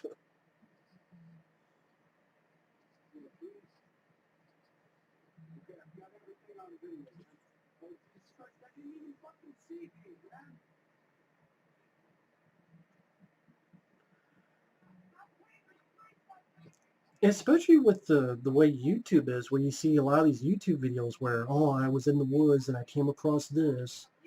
There was a YouTube video, and you always wonder whether it's staged or not. But this person came across this encampment with like a shitload of missing posters from different cities. There's like a missing poster from California, missing poster from New York, or missing poster from, it was like this little camp, and a person found and saw all this stuff. Dude, some creepy things. Or even when people like, they do these explorations of abandoned places, and they'll find creepy stuff here.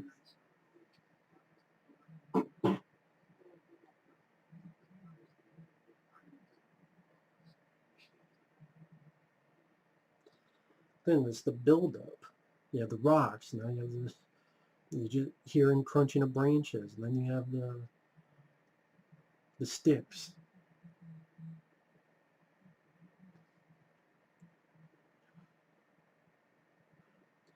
And even more buildup. Now I'm in more escalation, because this is where you don't hear the very creepy sounds of little kids, babies. Now like really creepy, like, and babies like, I said, what the fuck is that? Is it a tape recorder someone has, or is it? I think there's a inside the tent scene done a lot better than that fucking Bigfoot movie directed by Bobcat Goldthwait, where literally 20 minutes is one shot inside a tent. Literally, I forgot what fucking movie that was. I ranted on it. Willow Creek, that's what it was. That's a piece of shit movie. And then rush into the tent, and then we'll run out. It is simple. I don't know, like I said multiple times, this is the one that feels the most real of the found footage.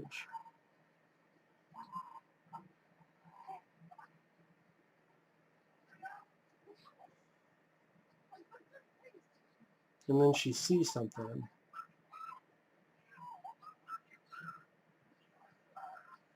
Now, in reality, she saw like one of the crew people who was out there on purpose.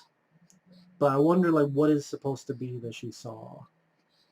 A shadowy figure? Maybe that thing they show in Blair Witch 2016. But that's easy. Let us fill in the blanks ourselves.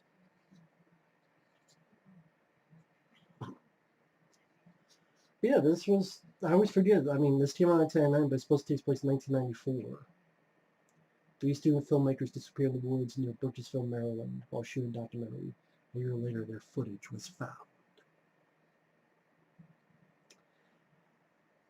And I'm not surprised that the new Blair Witch bombed because it was a stupid idea in the first place. Because I love the film. People who love the film, they don't want to see a sequel that's a remake. And that's for the people who like it. And a lot of people don't like the film. And I have to think, well, one, rights issues. Or two, the reason there's not a 20th anniversary special edition is because they know a lot of people don't like the film. But a lot of people don't like the Garbage Pail Kids movie either. That got a collector's edition. So I guess it's rights issues. But for fuck's sake, man, someone be like, hey, you know what? This is a love or hate it, a popular film. Let's go wall to wall with it. But maybe like, it's found footage. You can't get, how HD can you get found footage film? So the only reason people would buy it again is for the features. Yeah, for fans, collectors, has collector's edition. But what do I know? But that's why I knew the new film was fucked, because a lot of people don't like the film. A lot of people hate the film. Now they come back and there's slime on their stuff, in particular Josh's, who will be the one that will be taken. Yeah, it's another clue. Well, a clue. I think he was the one who accidentally made a rock tumble, and now his stuff is the one that has shit on it.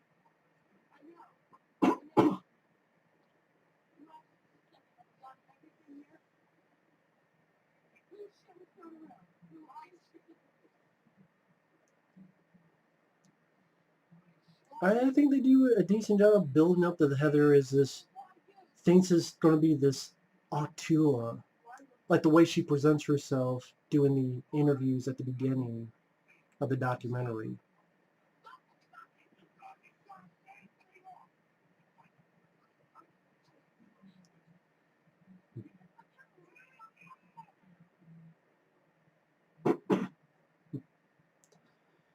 But yeah, I like that they keep a humanity with the characters.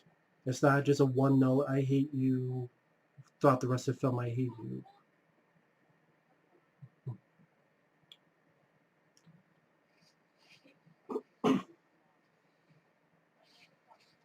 Now, the Curse of the Blair Witch special, for those who don't know, that premiered on Sci-Fi. I think this is an important moment for the character, because one of the few times you see her on camera throughout the second half of the film is totally like a filtered reality. You can pretend everything's not quite the way it is.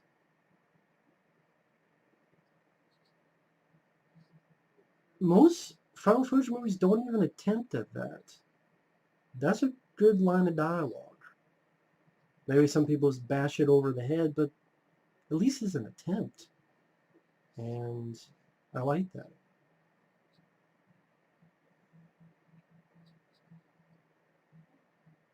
And throughout, it's like you get a sense of them trying to be friends with each other, like this scene here.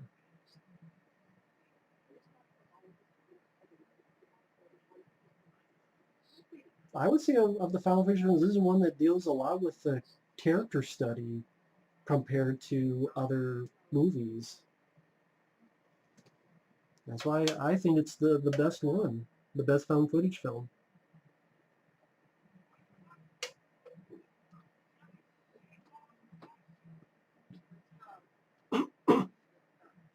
I was talking about Curse of the Blair Witch. That was on Sci-Fi Channel a little bit time before this film came out. And I saw it. It was like interviewing family members and the police and the story of the Blair Witch and build up. And you didn't see much footage on the Sci-Fi Channel documentary.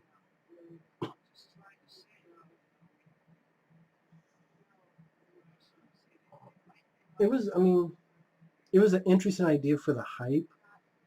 In retrospect, I mean, of course, I would prefer. I get why they did it that way, but it's not something I rewatch much. Curse of the Blair Witch.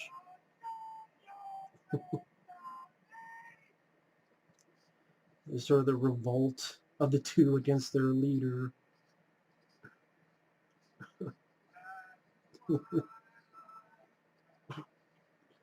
But yeah, then they did another special on Showtime, the Burkittsville 7. I think when the film was debuting on Showtime, on cable. See, now they're in the same spot, the 360. And you're like, well, how? You know, they went one direction. Either they're really bad in the woods, or something supernatural.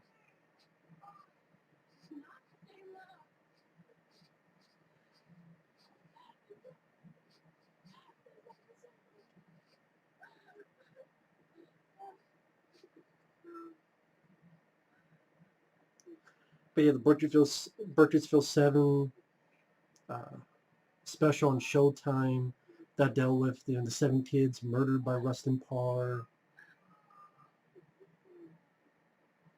I'm trying to think what else did they do after this. Of course, a lot of parodies. There's the Bogus Witch Project, which I reviewed on here, which had little segments, which I enjoyed more when I first saw it than rewatching it. But rewatching it again, there were a couple things I still liked about it because I'm such a big fan of film. So, you know,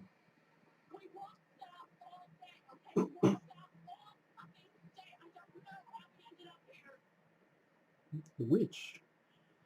The witch is why you ended up there. But yeah, there was the Scooby-Doo project.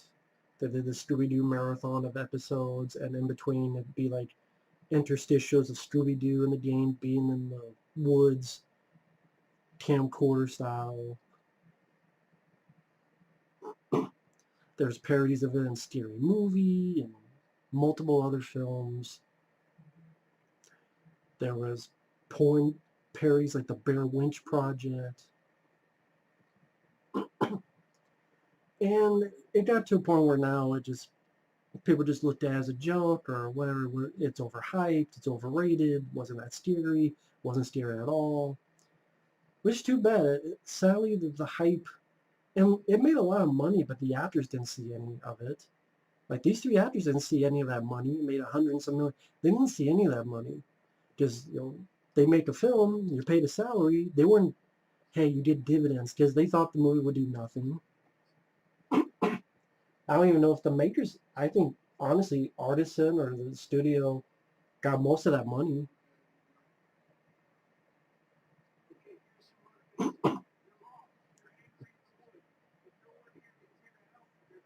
Wait, she keeps leaving shit outside your door.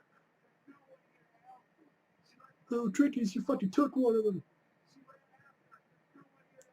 There's your motivation.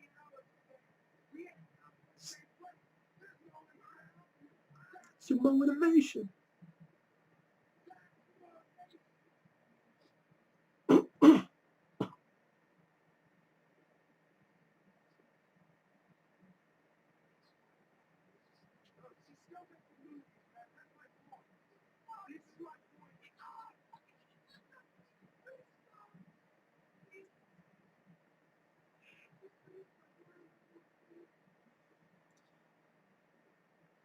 And that's what I mean. I don't think of them as actors. I think they were those characters, and 100% believable. That's why I don't see fake phony acting.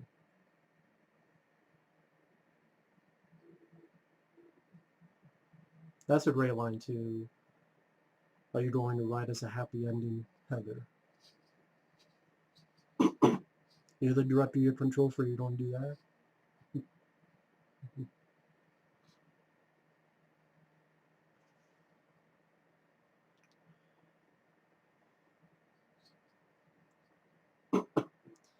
And this will be the last time we'll see Joshua Leonard in this film. Yeah, Joshua Leonard, he would go on to star in. He acted quite a few times after this. I think of all the three of them, he's the one who acted the most after this. And I know he directed a film he starred in about a prison, like a horror movie that takes place in a prison. Sadly, I remember it not being that good. He was in another one where I think he was an author or like a reviewer. Might have been a reviewer, and then someone took him because he wrote a bad review, and the guy who took him was into like cannibalism, like Bitter Feast or something. I can't remember exactly.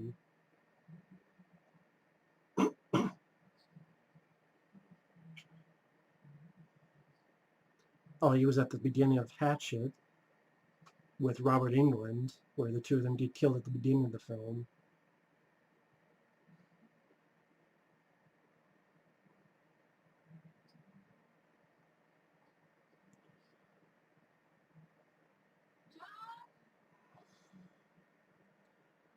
But I do like that in that scene, he does apologize, say, I'm sorry. So he did apologize before things happened, which I thought was nice. And now he's gone. Which is sad because, I miss him, but we're like 58, 59 minutes in. I mean, without the end credits, you have less than 20 minutes left of the film.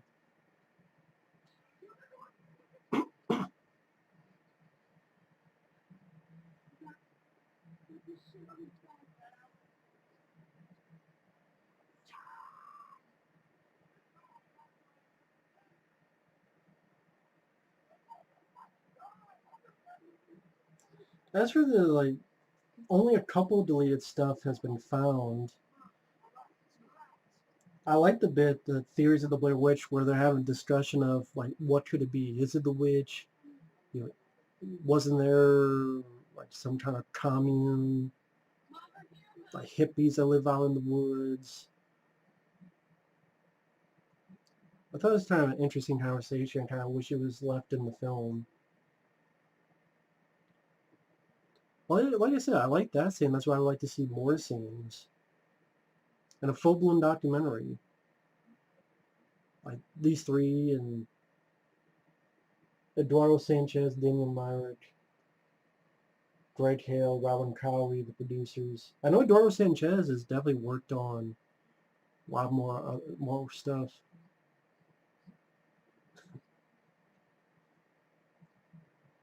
The Wicked Witch of the West was the bad one. Okay, let's go east.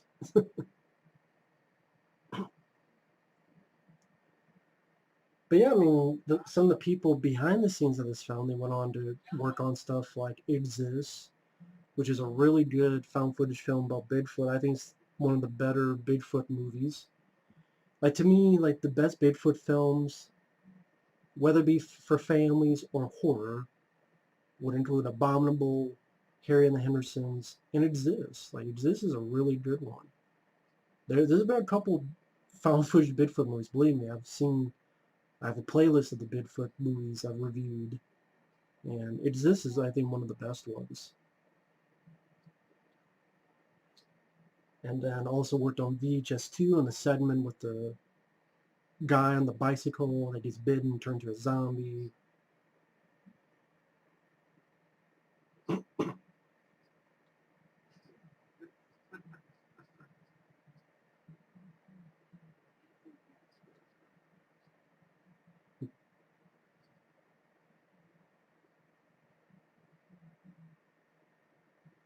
Again, a very creepy moment where they hear their friend screaming in pain out in the dark. And that's a creepy idea. You know, is it a trick? Is it really Josh? Is it Josh who's being tortured? Don't know. Think for yourself. But definitely is a creepy thing.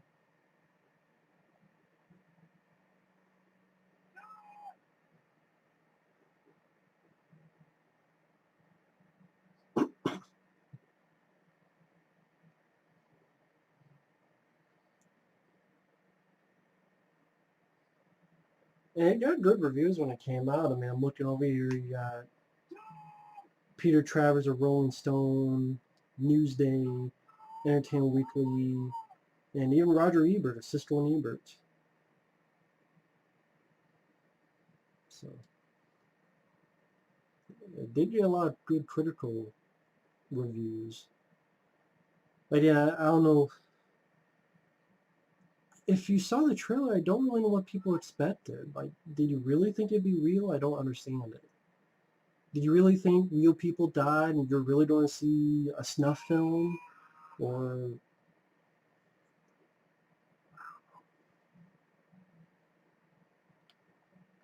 I do like that shot where you see the breath of the cold air glossing over the camera. That's a nice touch. Plus it shows just how cold it is out there.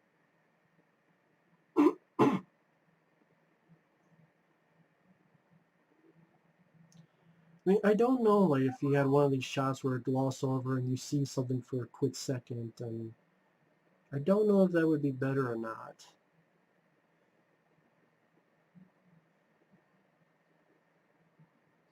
I think in this film, it's fine with just the total ambiguity.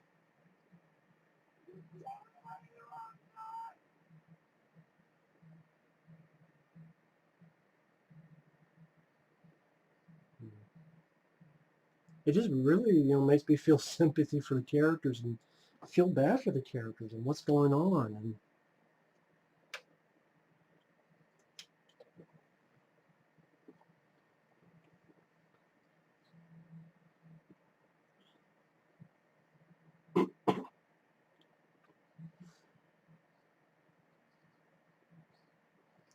but like I said, when I first saw this, it was on VHS tape, and it had pretty similar cover front and back that the Blu-ray has. And again, I know there's been films like Man Bites Dog, and there's one called 84 Charlie Mopic about the Vietnam War, which is pretty good. That came out like 89. That's a good one. But I had never seen anything like it. Like I said, Bits of Cannibal Holocaust did that. But I hadn't seen any of those films, and honestly, never saw Man Bites Dog. I'm not a fan of Cannibal Holocaust. I do like 84 Charlie Mopic. But this one's like, wow, this is just creepy. And found footage is one of those genres that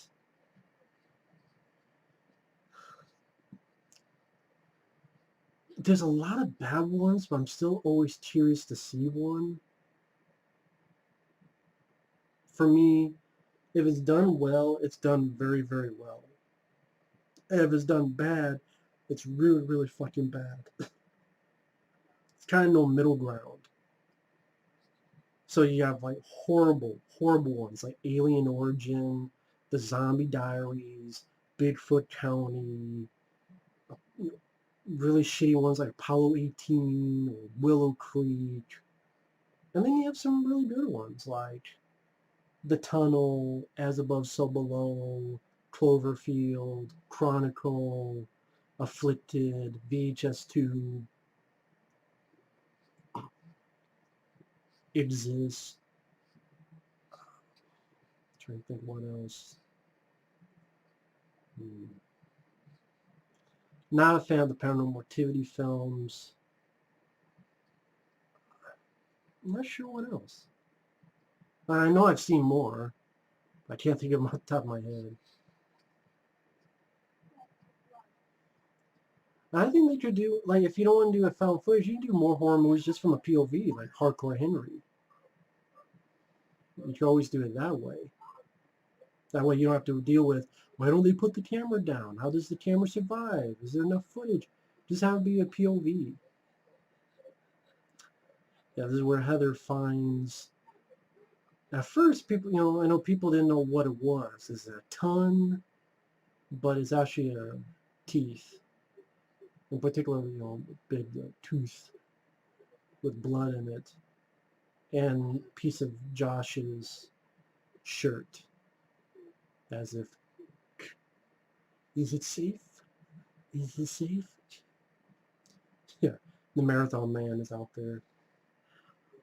Some former Nazis out there. Has a lab underground. Is it safe?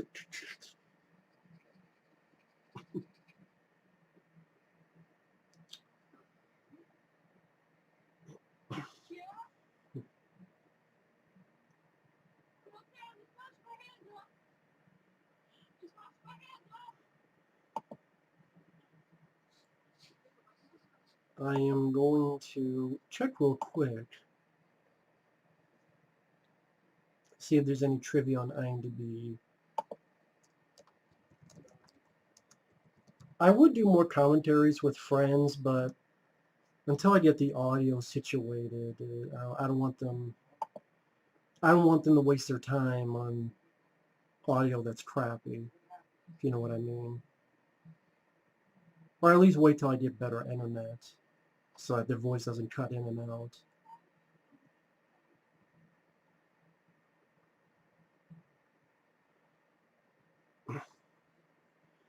I get more of the sympathy, like her hair gets caught on the backpack. Here's what it says on IMDb trivia. Heather Donahue mother received sympathy cards from people who believed that her daughter was actually dead or missing. In a scene where the actors are sleeping in a tent at night, the tent suddenly shakes. This was unscripted, and the director shook the tent. The actors actually were scared.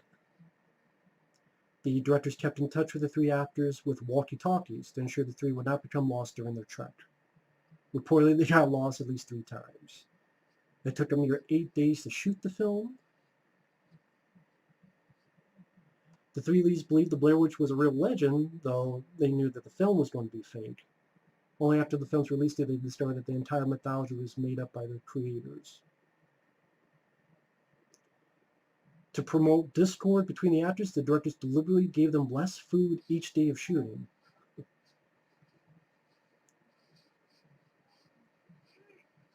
The actors were requested to interview the townspeople who often, unbeknownst to the actors, were planted by the directors. As a result, the expressions on the actors' faces were unrehearsed.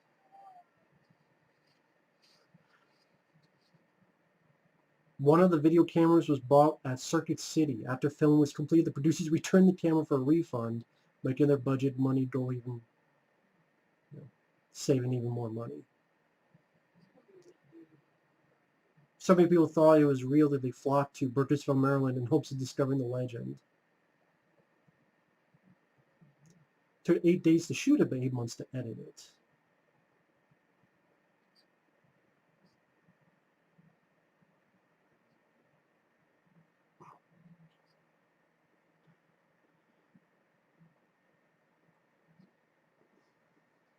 In the commentary, the directors revealed it was Heather and Joshua who were arguing most of the time. Almost all the footage of their arguments was taken from the final cut after the filmers decided it seemed like both men were ganging up on Heather.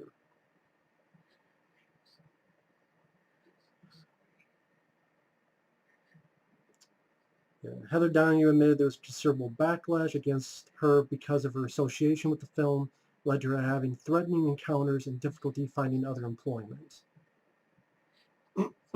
And that's sad. Because like this scene here, her apology and her diary moments, if that's not acting, I don't know what the hell is.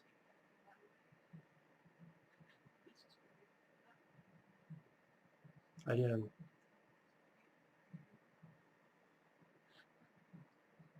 I think this is a great scene.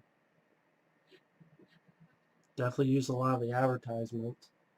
I know it got made fun of a lot in the parodies, but I think it's a pretty good scene of acting. And she admits it's her fault. and why it's her fault, and apologizes to the families of the other two.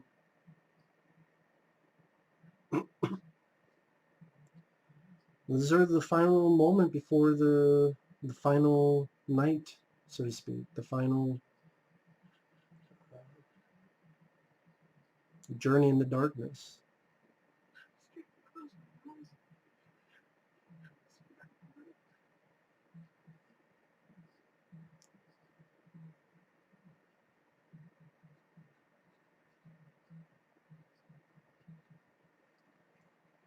Again, if that's not acting, I don't know what the hell it is.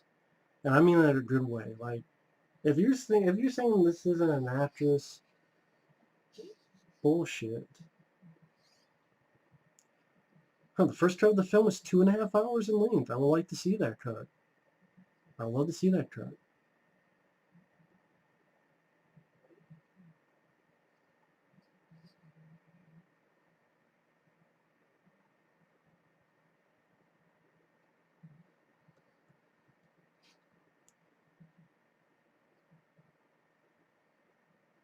First title for the film was The Blair Witch Tapes. Blair Witch Project has a better ring to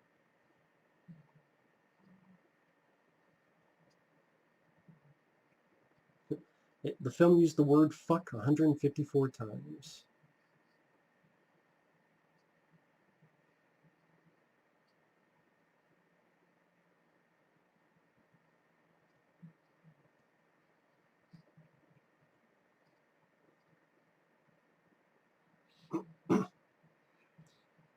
And that's where they find a house in the middle of nowhere.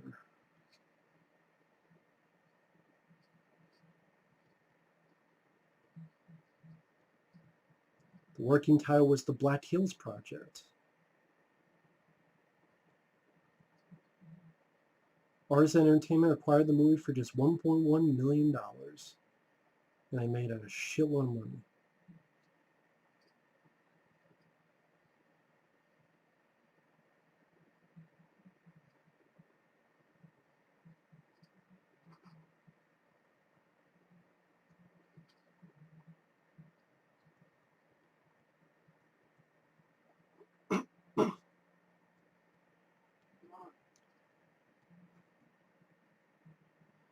When Heather screamed, "What the fuck is that?" she's seen one of the movie crew standing on a hill dressed in white with a ski mask on. Josh was holding a camera as ran behind her and didn't manage to catch the image on film. Well, if you saw that, that would definitely give someone a steer.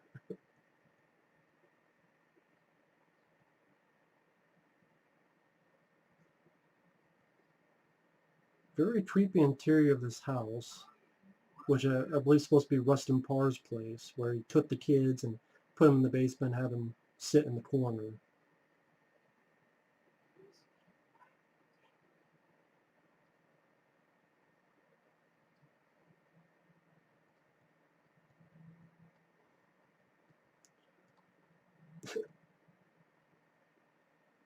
Hmm.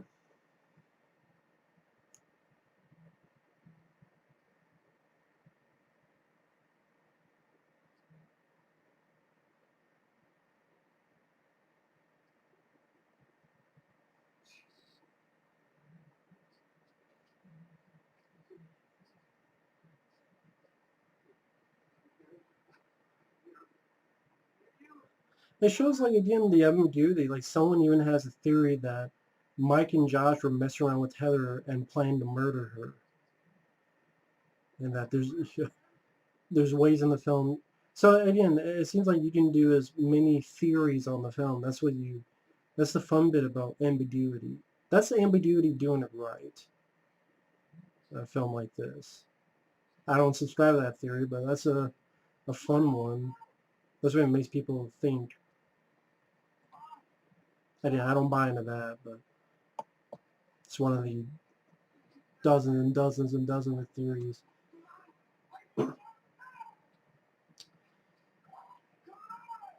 I like the handprints. That's a creepy image. The bloody handprints on the wall. Again, really creepy interior of the house.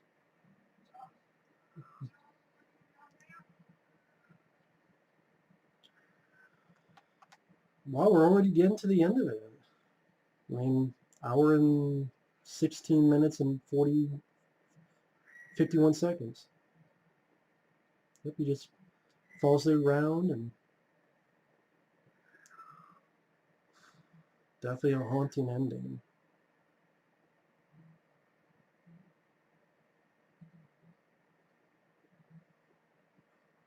Right into the pit of darkness in the basement.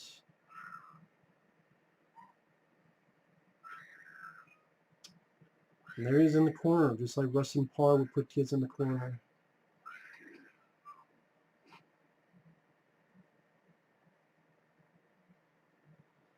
Now you see Blair's 2016, there's no stupid howl at the end. Like Blair's 2016 said at the end of this, there's some growl like, what the fuck are you talking about? There's no, which makes it less scary. Good job, Blair Witch 2016. But that's a creepy, haunting ending to a creepy movie, man. I love this score too. If you call it score, that's like subdued. What's the phrase I'm looking for? Not ambiguous. That's not the word, but mixture of noises and oh, it just has a creepy vibe to it, which fits the film like a glove. White tiles on black background.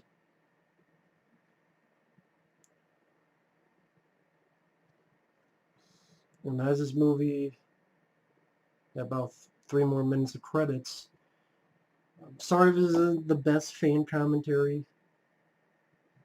Pretty much a lot of stuff is I repeated from my over hour-long review I did years and years and years ago. But I wanted to do something for the 20th anniversary coming up with Blair Witch, since nothing else is going to be done with it. No special edition Blu-ray. That 2.5 hour cut I would love to see. We'll never see it. Full blow documentary. This is, again, I know there's a thing called The Woods, but I haven't found much about it. It's sad. But yeah, I think that this film, these three people were 100% believable in their roles of Heather, Josh, and Mike. They stayed in character throughout the whole time.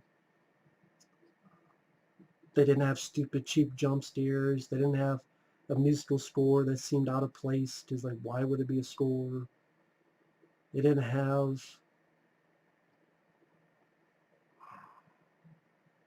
stupid, there's a witch, there's a bitch on a fucking broomstick. You didn't need any of that stuff. To me, it's a suspenseful, creepy, ambiguous descent into the unknown. The disintegration of the group. 3 really solid performances, and creepy, haunting little film. Little film that could. And I appreciate what it did. And for those who say anyone can do it, believe me, hundreds of movies have tried. But even the ones I like, they still haven't kept and brought the emotional feel of the Blair Witch Project. And while there have been a couple I've enjoyed, they haven't reached that level of this film. So, good job, Hapson Films. Artisan Entertainment released it. Well, here's the Lionsgate logo. It used to be, I think, the Artisan Entertainment.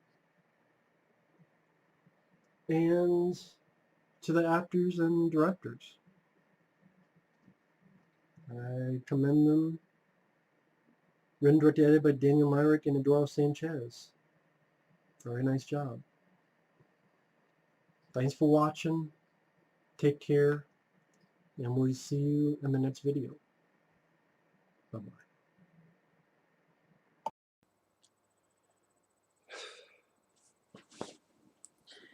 Went to the local video store and found this movie to rent for 50 cents. Figured it'd be fun for you guys to watch a ranting commentary from me. Just, I guess I like to torture myself. Here's what people have to know. I'm a huge fan of the Blair Witch Project from 1999. Huge. When 1999 came around, we didn't have internet, so no one at school talked about movies unless it was a new Adam Sandler film. So, but I was always heavy into movies and what's coming out, and I saw this trailer for this movie. Never seen a film like that before. Found out a long time after there have been movies like that before, like Cannibal Holocaust to a point, 84 Charlie Mopic, among others. But at that point, never seen anything like this. So I caught it on video when it came out around October. Had the VHS, loved it.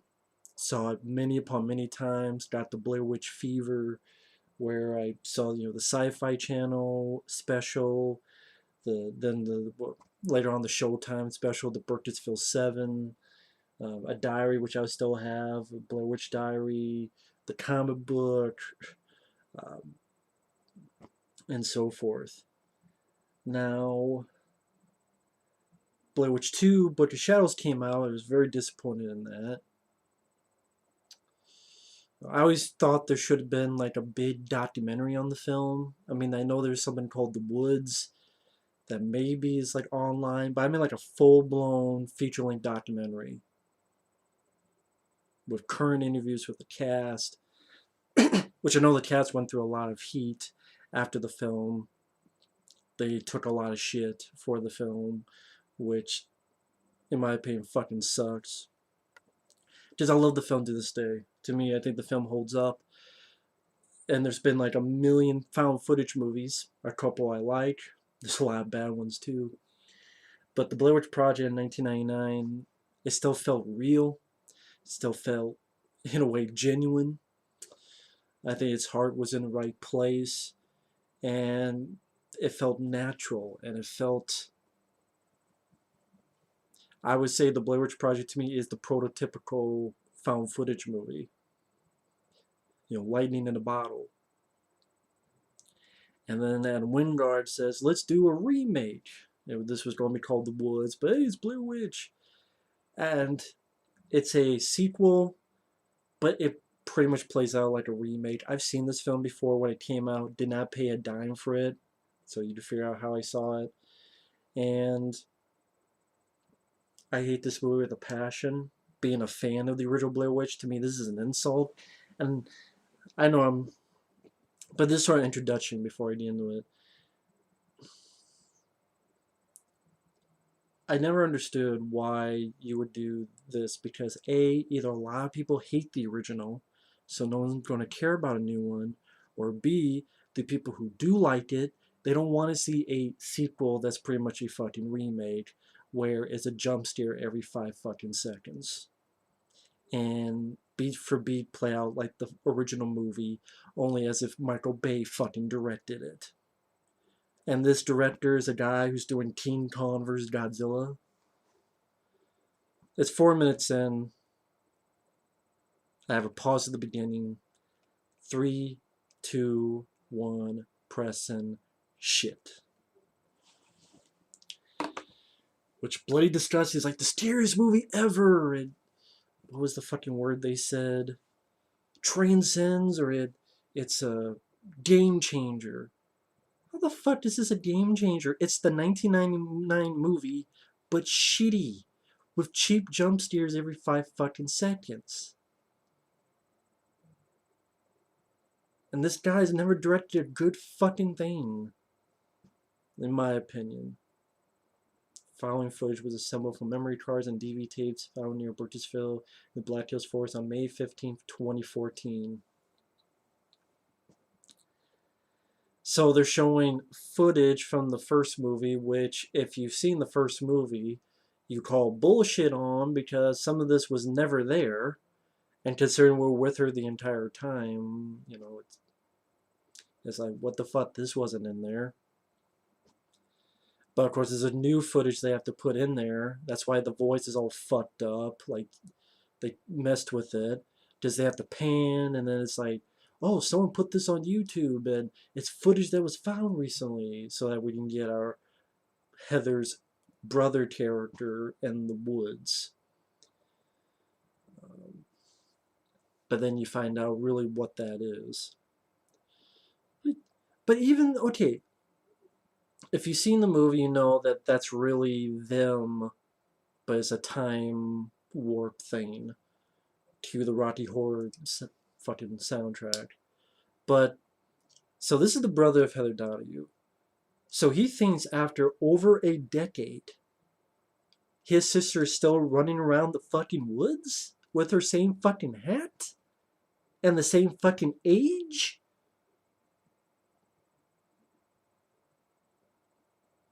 Like, Blair's Persia, it was 1999, and they said it was like, what, 90? Like, a year later, the footage was found. So, at least, what, 15 years? Because they said this was found 2014. So, I mean, 10, 15 years. And he thinks his sister's still out there in the fucking woods. What, is she singing Kumbaya? Like, a lyric every decade?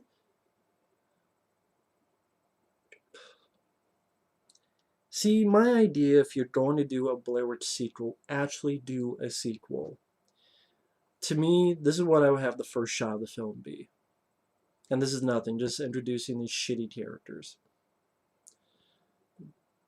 The first shot be someone's on the road. And you see feet or you see something. Then all of a sudden,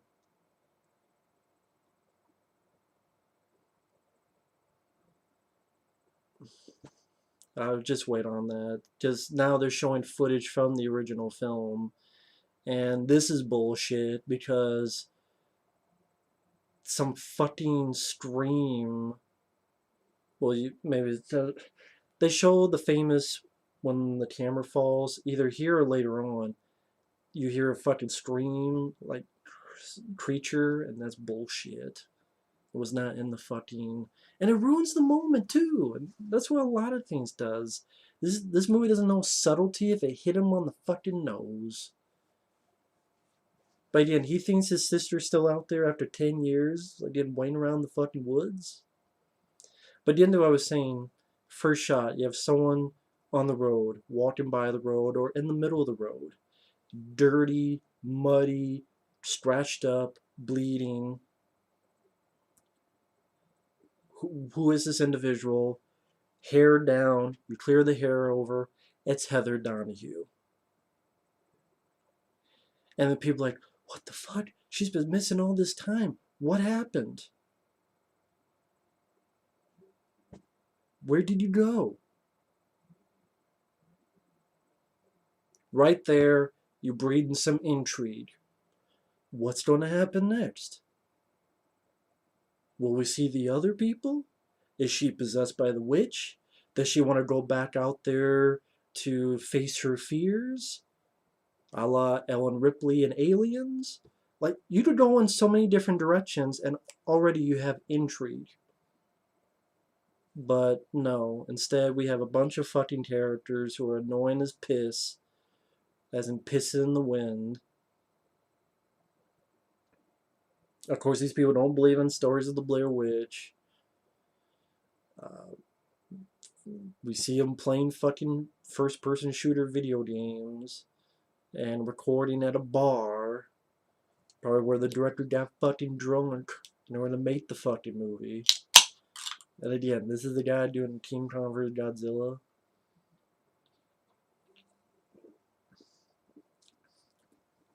It's just fucking lazy. Like, you have the ability to do a sequel to Blair Witch, and all you really do is a remake. It's all these fucking movies, like Jurassic World. It's a sequel, but they're just remaking the fucking movie. Star Wars The Force Awakens, same fucking thing. even Terminator Genesis to a point where they literally have to go back to the first fucking movie. And then let's change stuff so we can reboot it so we can have, 3 movies which never came to be.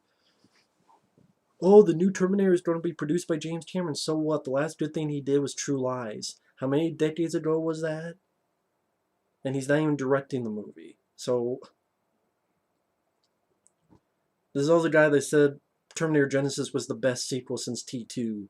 And then a year later, oh yeah, the movie sucked. Because I lied. Hey, the black guy, but he's going to die. Well, it's true. But of course, it's a found footage film. 99% of them, everyone dies.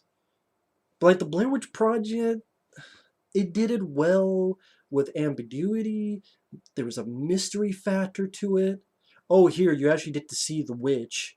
Or so it was like, oh, it's not a witch, it's something. You still get to see something fucking stupid. And then we have a drone here. Hey, there's a drone. Yeah, the last fucking shitty movie I saw that had a drone was Poltergeist, the remake. This is like a movie made by people who hated the original movie. What do I mean by that? And all they're doing is just showing this fucking drone and how, and then they don't show that later. But it's not like they do a tremendous amount with the drone anyway. But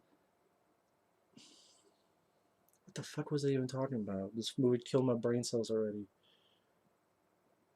Oh my god, I completely forgot what I was talking about. I was talking about. Oh, people hated the fact that you didn't see anything in the original. So here, let's show them as much shit as possible. In the original, they hated how slow it was and how quiet it was. Well, let's have a boom jump scare every couple minutes, especially when we get into the woods. Let's have tons of jump scare sound effects. People hated that subtlety. Fuck subtlety. Let's be in your face as if Michael Bay's dick is plastering over your nozzle.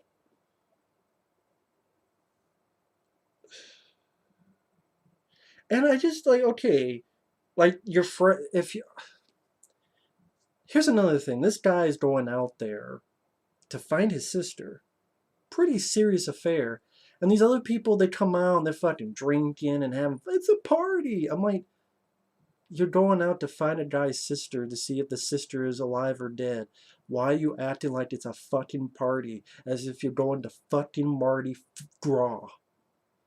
I know I'm cursing a lot, but this movie pisses me off, man. Because all it does is, for people who hated the original Blair Witch, they said, yeah, this movie sucks. And yet again, we could talk about how much it sucks. And then the people who do like it, it's like, wow, you put this money that you wasted on this project, and you give us a big special edition of the movie on Blu-ray, packed with features. Like, the Blair Witch deserves it. Again, I know a lot of people hate it nowadays, but hell, there's like a dozen shitty slasher films that have buttload of features. And this has a lot of making material back in the day when it got popular, and there's interviews all over this stuff. But I know, like, those original 3 actors, they went through hell. Like Heather Donahue, someone ran her off the road because they hated the movie. They went through a lot of shit, so I feel bad because I think they did a great job and they didn't deserve that.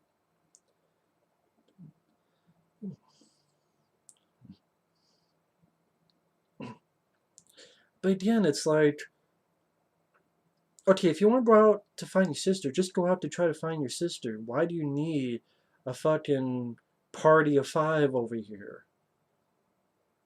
And why do you even need to film it? Like, why do you even need to film it? Like, in the original, it made sense. They're doing a documentary. That's the point. Here,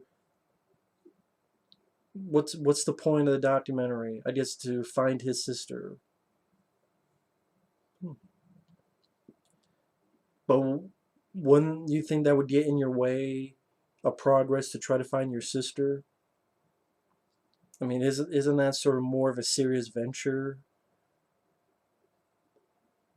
And then people are joking around, but yet it's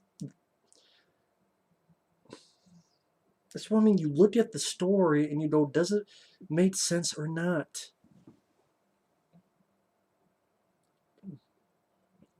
And this is like the sister fact, like having the brother who thinks his sister's alive after 10 fucking years. For what reason, I don't know. Just, and they're like, why does everyone need a fucking camera? Why do you need to bring 18 fucking people with you? This is ridiculous to me. That's another thing about the original Blair Witch Project. The Blair Witch Project, oh yeah, let's have the fucking same shot where they go backwards and they pull back from the car that they leave there. The same fucking thing right here. Where, oh, here's the car. This is the last we see of the car. Let's hold the camera there and pan back. The same fucking shot. Same goddamn motherfucking shot. And yes, I'm going to curse a lot. So if you don't like it, I'm sorry. But I'm just pissed. I'm passionate about this shit. Like all this wasted money, you could put into better stuff with that money. Like a full blown documentary for fans of the movie. Hell, they do these documentaries on Pet Cemetery. They do one on Stephen King's It. What's the Return of the Living Dead and Creep Show called Just Desserts. Do one on the Blair Witch Project. I guarantee there will be people who will be interested, myself included. New interviews about how they got fucked over and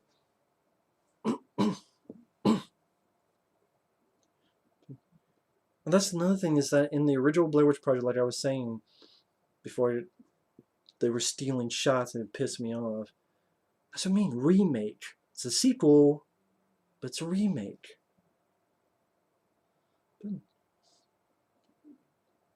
So, I mean, that's why I will at least give Blair Witch 2 Book of Shadows over this, because they try to do something different. I'm still not a big fan of it, but I try to do something a bit more than this, which is this close to a carbon fucking copy. But okay, in the original Blair Witch Project, it was ambiguous. Was it people out there fucking with them? Was it an actual witch?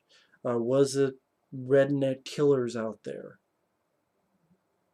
And it was ambiguous enough.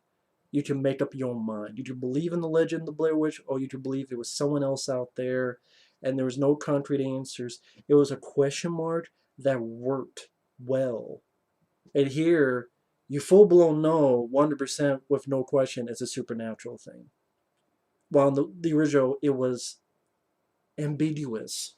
But fuck ambiguity with everything nowadays. Halloween. Why does Michael Myers kill his sister?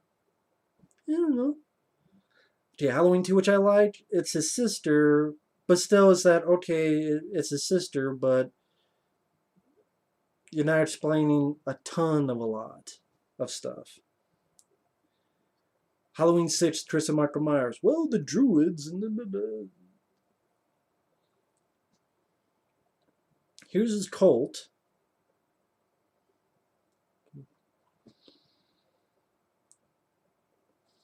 Prometheus. You have the original Alien, and you have the what is that thing that something burst out of the chest? We don't know. Oh, Prometheus, let's explain. It's a albino looking tall son of a bitch who looks like a reject of the creature from the thing from another world from the 50s. or that animated Forbidden World, Forbidden Planet, whatever it was. The Forbidden Planet or something. But yeah, he does look like James Arnett's from Thing from Another World. It's an albino fucker. Oh, goodbye ambiguity. The guy explains shit. And what has it ever worked out when they explain shit? One of the only times I could think of that I didn't mind was 2010, the year we made Contact. Because I thought it was a well-made movie of Peter Hyams, you had Roy Scheider, John Lithgow. I thought 2010, the year we made Contact, was a good movie. That's the exception, not the rule. The telling stories that we already hear in the first fucking movie, or stories that either the two fishermen told or the old Harry, the old one, the old woman told about this hairy woman,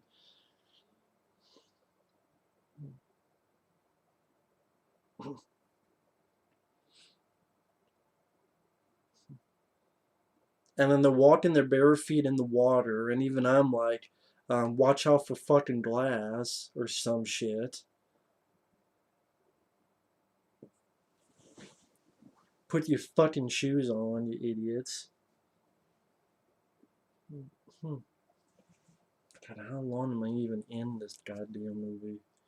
17 minutes too long. Why the fuck are you going in there with no socks or shoes? Fucking morons. You don't go into something with no socks and no shoes when you can't see the bottom of the fucking thing. And this is why. She fucking stepped on something because she's a fucking moron. You keep. Hell, watch a film called Rituals from the 70s with Hal Holbrook. That's a damn good one.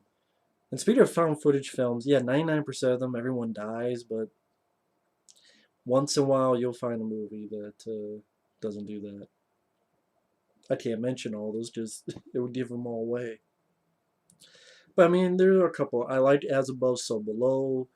I like The Tunnel, which is an Australian one. I like The Cloverfield Chronicle. I didn't mind Into the Storm, which is kind of found footage, but kind of not. This one called Afflicted is pretty interesting, which I want to pick up on DVD sometime. Um, and I think found footage films, even though there's so many bad ones, I keep wanting to see them because for me, when they're good, they're really, really good, and then when they're bad, they're so fucking bad that they give me a lot to talk about for a video. So either it's gonna be really good or really, really fucking bad. I don't know if there's that many found footage films that are just. If you think about it, people get really emotional one way or another.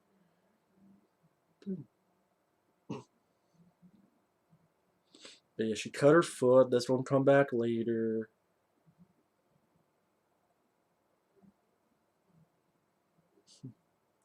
This guy can't fucking make a tent to save his life.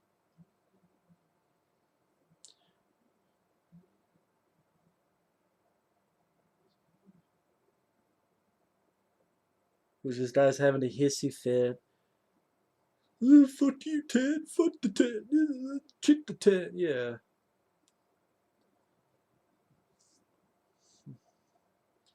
I guess that's supposed to be the comedy aspect of it. But, but yeah, it just bothers me like bloody disgusting. I think that's the website that says this is a game changer.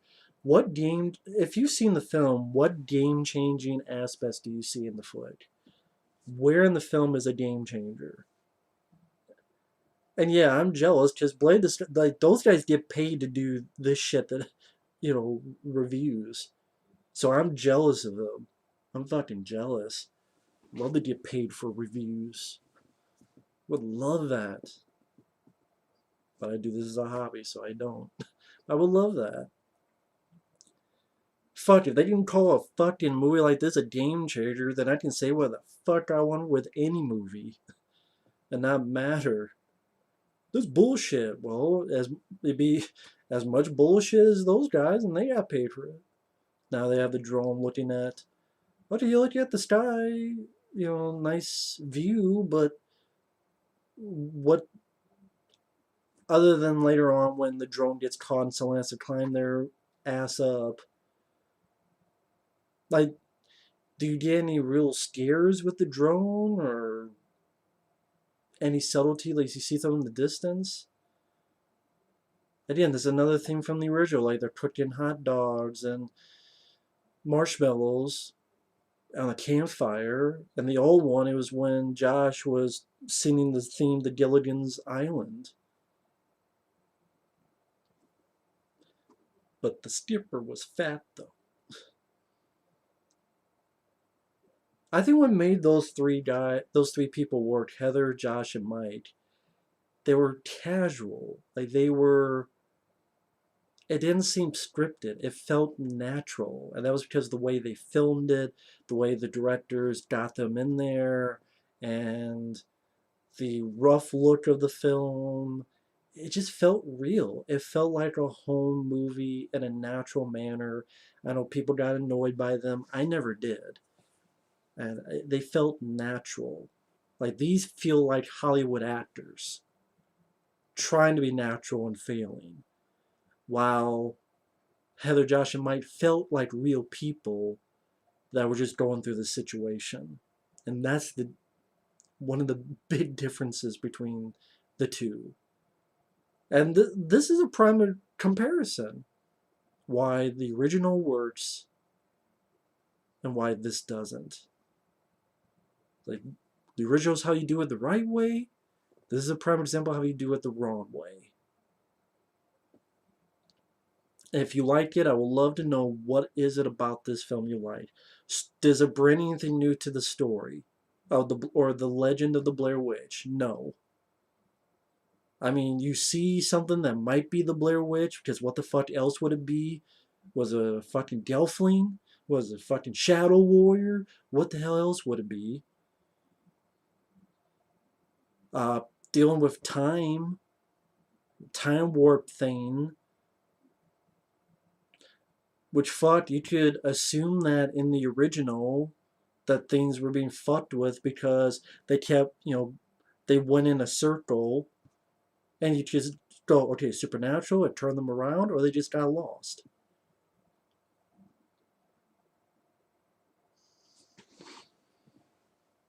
When the girl's looking, you see something behind her. Because people were mad when you didn't show something. So we gotta show something. Again, it's like this is made by people who hated the original movie. And I guess that's their rationale of, it's not the same movie. Look, we have 50 jump scares. And you see shit. So we're not the same. So I guess they got a point there, but it still feels like a beat for beat remake of the first movie, even though it's a sequel. Is that always bad 100% of the time? No, there's always exceptions to anything, but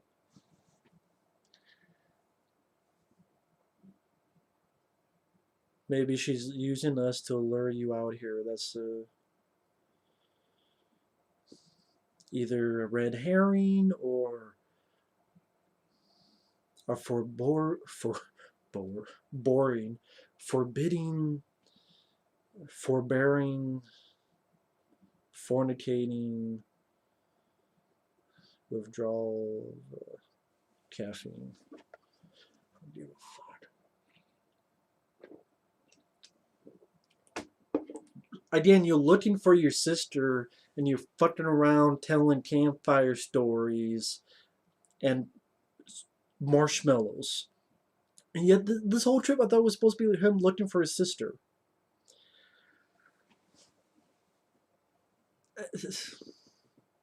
Don't you see, you know how my confusion sets in?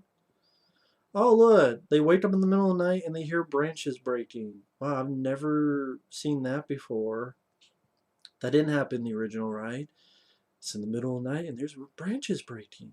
And they hear them continue to break. Oh, wow. Thank God you did a sequel to hear more of that. The story's such, the acting's such, the scares are just cheap ass jump scares. There's no atmosphere. There's no sense of dread. There's no ambiance. There's no. I keep mentioning atmosphere. Some movies work with a slow build. Stanley Kubrick's The Shining worked in that movie. Session 9, it worked in that movie. Same with the original Blair Witch. You felt the woods were dangerous. Here,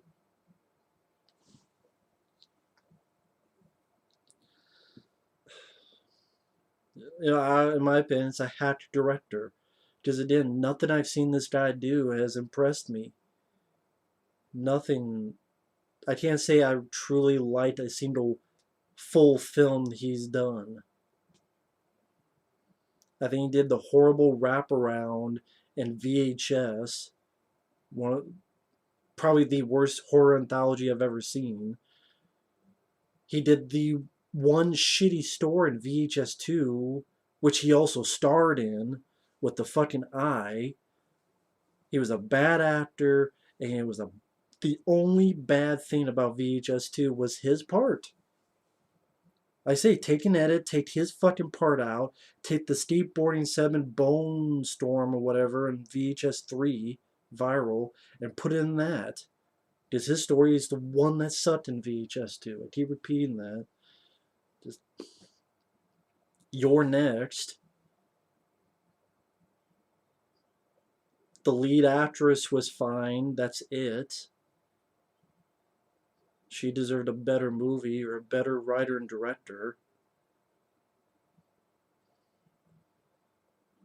Maybe the closest was The Guest, but really, that's because of Dan Stevens' performance.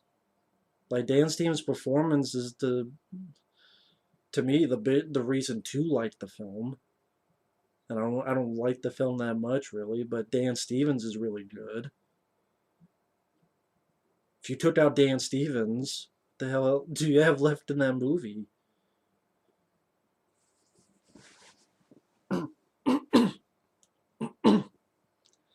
But again, I will admit Dan Stevens was really good in that movie. And here they're just looking around the woods with their flashlights, just like it was in the original.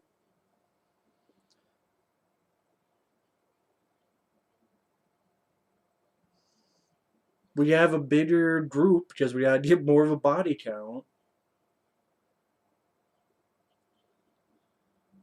I feel like Jamie Kennedy in Scream 2 explaining the rules of a sequel to David Arquette.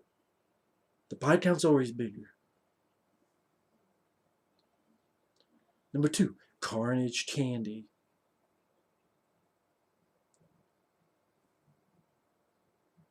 Something about a tree falling in the woods.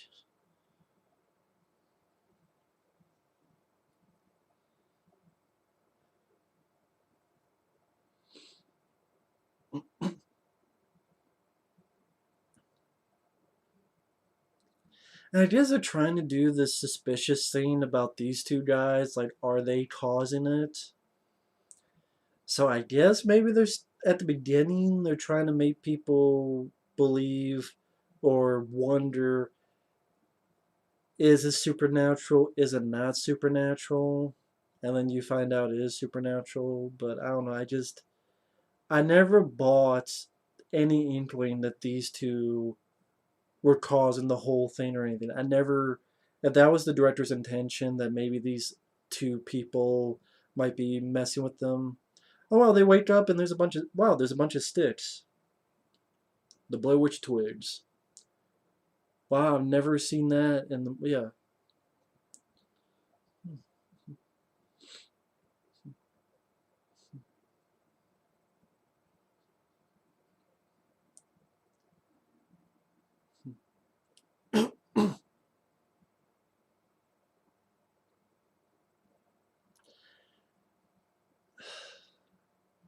again, we're just seeing the same fucking thing. Looking at the twigs, but it felt much creepier. And that's another thing that I realized in this one. the cutting is more rapid between the cameras, and that's because there's like 15 fucking cameras between these people. So, and like Blair Witch, it was like two cameras, the 16, and then one that Heather has. So it wasn't such rapid camera, so you could focus and linger and build up an atmosphere looking at these things. But it's going so rapid that it's like you look and cut. Well, you look at that one, cut. Oh, nope, can't cut. Okay, that's okay. I guess. Well, yeah. Okay, we're leaving now. This is just rapid fire cutting. It's like you have ADD. The movie has ADD.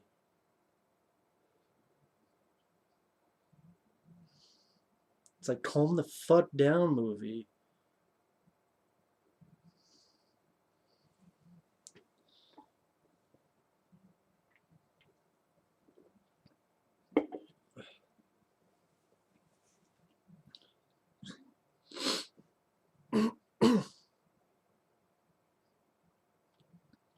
See, that's where they're going with the red hair, and then maybe this guy left the tape because he's the one carrying it.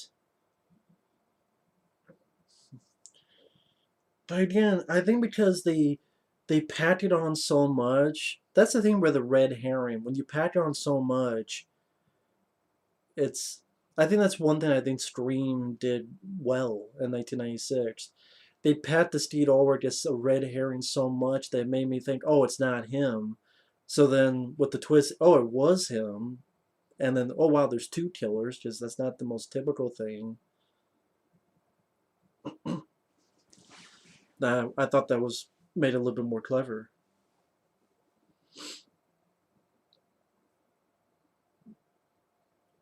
Here we have fighting him on the group.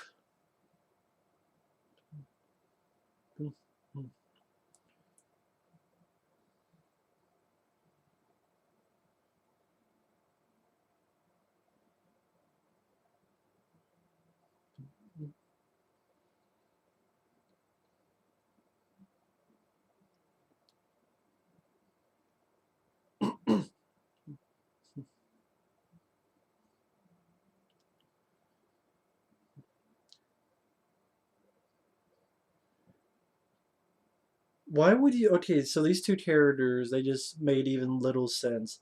Why would you fake anything, but yet you want these guys to trust you? Why would you try to fake anything? It's like, yeah, we faked this. Why? They're not the noises, but I guess the twigs they faked. But they why though? Why would they fake anything?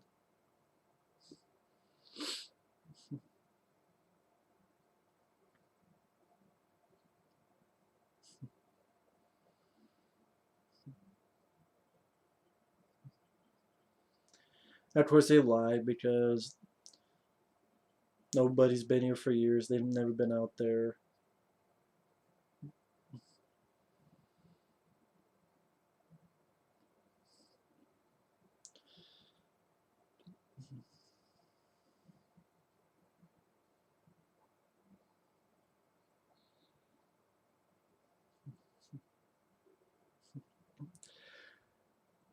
Oh, this whole thing with this like red herring was. Do you really need this? Like, I guess it's just to make the movie longer.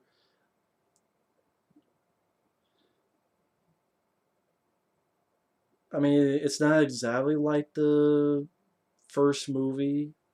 I mean, it's not like Heather thinks Mike or Josh are doing this or something, but it still had the infighting like you did in the first movie. You actually thought Heather could still be out here. Why? Again, it's been over 10 years. What do you think she's been living on? Grass and trees? Like, what?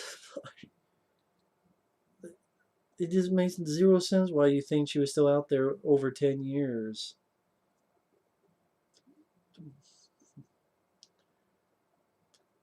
Again, this.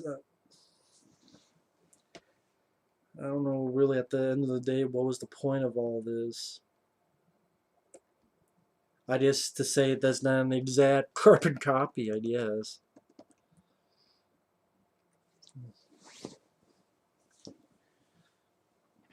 But I mean, it's not. Does anyone ever believe? Oh, maybe those two are causing more shit. But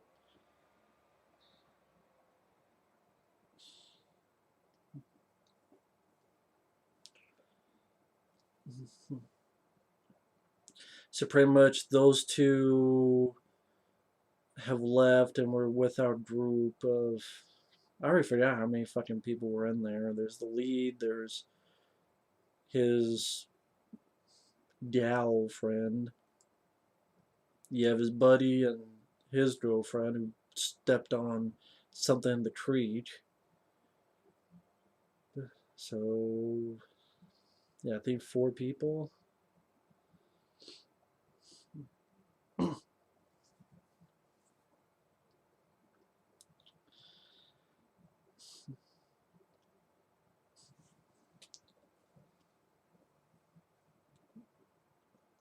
37 minutes in. Thankfully, the movie's less than 90 minutes. It's the only good thing to say about it.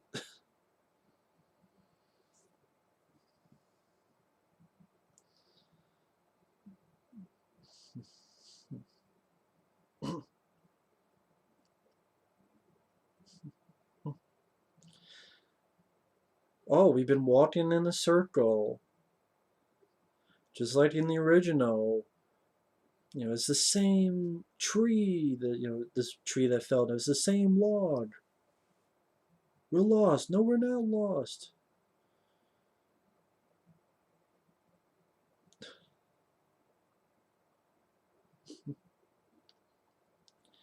Like the original, they just went in a circle. And they keep building up this thing with her foot, so you know it's going to lead to something. With how much time they built it up.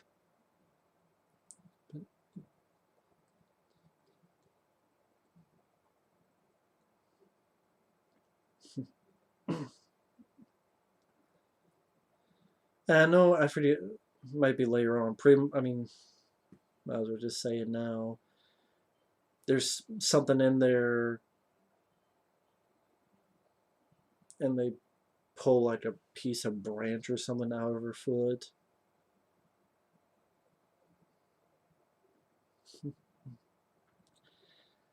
Yeah, I must have just went over my bald head. But why did these people like fake the twig things that they said? Yeah, we faked it. Like, why did they do that? What was the point? We faked it, but there really is something out here. Then don't fake anything, you dumb fuck. That way there's no trouble and you wouldn't be kicked out, you dumb fucks.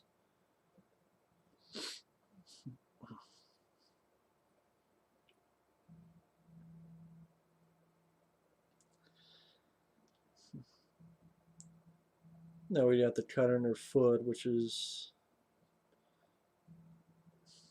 again, folks. When you walk on a stream, don't take your fucking socks and shoes off. Don't do it. Just don't fucking do it. Maybe this was another thing. Like in the original, we didn't really have gore, so here we can get at least a little bit of gore in there.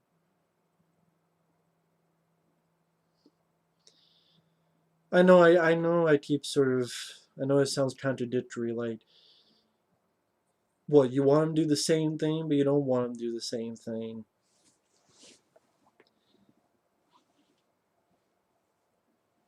Here's different ways you can do a sequel. You can either tell a very different story, but then just do it well.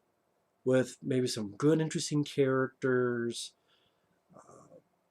maybe a sense of what made the original work, if you want to go in your own directions in your story, your plot, your ideas. This doesn't really do that. None of the characters you don't give a flying fuck about. I dare anyone to remember a single fucking name of any of the characters. what really interesting ideas do you have in the film? Some would say, well, the time thing at the end. Well, you could kind of get that in the original when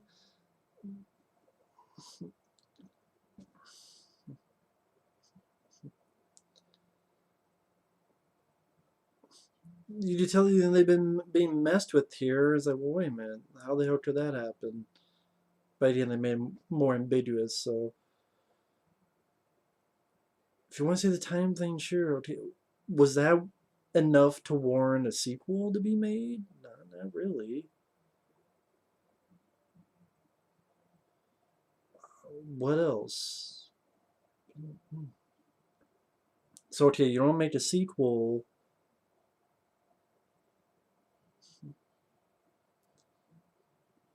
Either tell a very different story with good characters or development and get some nice mood atmosphere,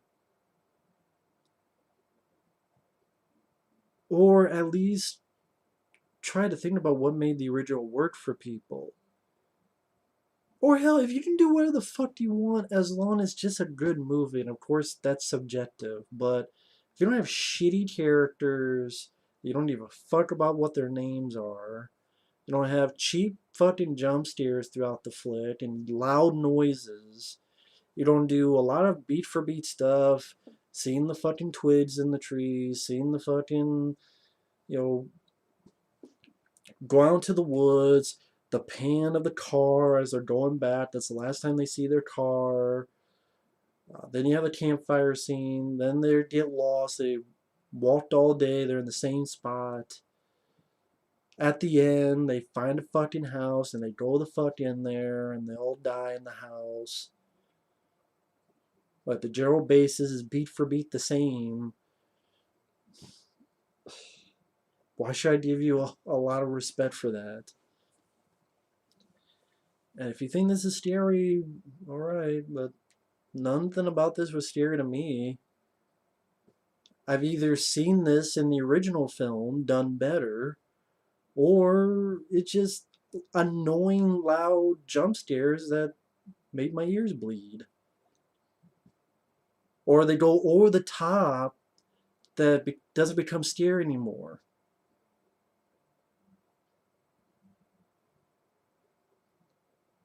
But I mean, all that's happened here is they looked at the drone, they couldn't find a road, and then it crashed.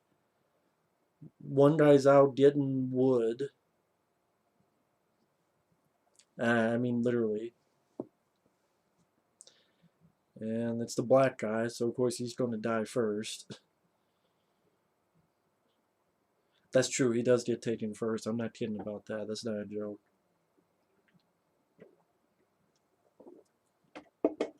Which I can't believe they even did. They had to do that fucking cliche. That'd be different. Let him be the last guy, and he actually survives. That'd be different and unique. At least I would something I would appreciate.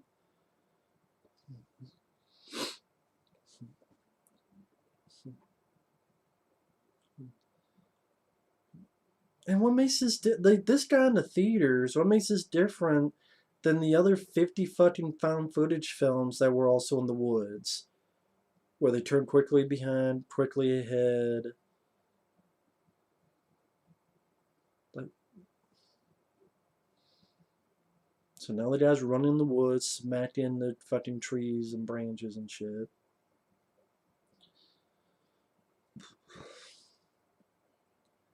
I didn't. I remember when the original Blair Witch came out, people said, "Oh, it's so easy. Anyone could do that." Well, a lot of people have tried to do it, and a lot of them have fucking failed. But and what, like the guy like got killed by getting smacked in the face with a branch.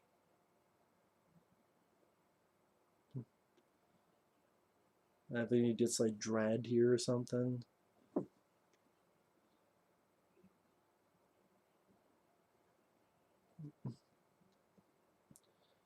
I mean, this is more like a sequel to The Happening.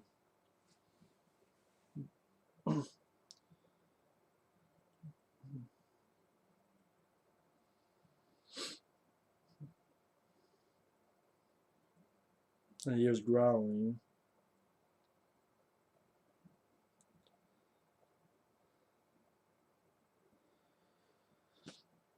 I don't know what to tell you. He screams and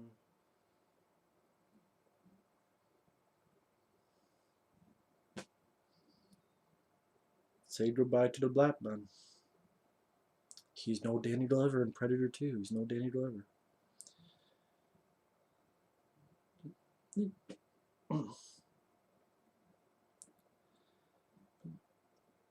I guess like pretty much a tree fell on him, and then pretty much the director came by and said, "You're gone now, leave," and took his ass away.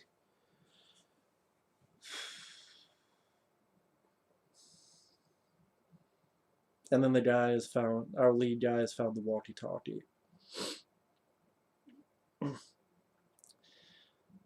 I know I don't mean to be pausing, not saying anything, but I mean, when nothing's fucking happening, what the hell do you talk about? Well, I mentioned some found footage films I like. As Above, So Below, The Tunnel, even Cloverfield, Chronicle, Afflicted. Like films I think are much better than this. Bad found footage films where they're a dime a dozen. I mean, Alien Origin is easily one of the worst ones I've seen ever. Like one of the worst films ever. When you get to the third act of Alien Origin, you're not left with anyone that you started. Like the last guy in Alien Origin is some random fucking soldier I swear we did not see in the first hour of the fucking movie. I swear.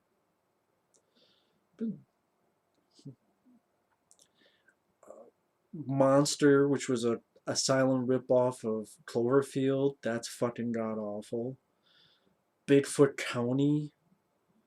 I didn't see the one that Bobby Goldthwait directed, like Willow Creek, but like Bigfoot County, that's really fucking bad. That's one of the worst ones. Because it was like this couple, they get killed by these sadistic yokels, and then the last shot of the movie, you see Bigfoot. Area 407, where these people crash their plane and then they get hunted by fucking dinosaurs. You watch the trailer, the last shot of the movie's in the trailer, where the guy shoots the girl, this asshole, and it's daytime, and the dinosaur goes towards the guy. It's in the fucking trailer. That's a piece of shit. Apollo 18, which even the concept of that movie makes zero sense because oh they found this footage. How the fuck you don't find footage when the ending of the film is a guy's going from the moon to his ship, crashes with the ship. So what? The footage would be destroyed or be floating in outer fucking space. How the hell did the footage get back? And then your build up to moon rocks. Fucking moon rocks. Killer moon rocks. Because the aliens, they hide themselves as moon rocks. Fucking moon rocks. And people know my channel know there's one thing that can destroy moon rocks, and it's Bruce fucking Lee. The only people who watch this channel for a while will get that. Hell, I saw a shitty one recently, The Pyramid. This half man, half jackal, shitty CGI, and fucking CG cats. With these dumbasses trapped in a three-sided pyramid where half the movie's found footage and half the movie isn't because. Just because. And this whole time I'm talking, there's been nothing happening. Just them going, yeah, that guy's lost. Up, look around, there's rustling. And people say, well, nothing happened in the original, but there was a buildup of fucking tension. And these three characters, like, centered on these three characters and how their relationship flutters.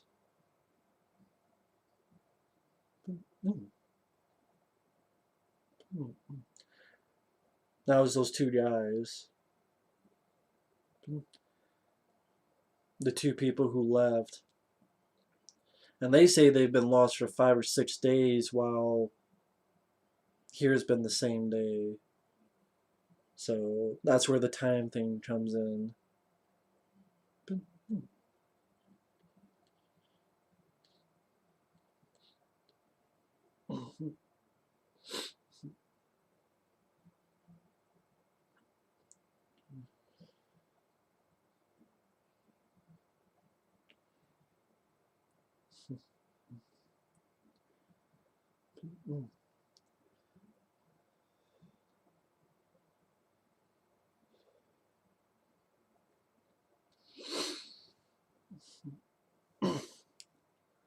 Sorry, now I just realized I haven't been talking.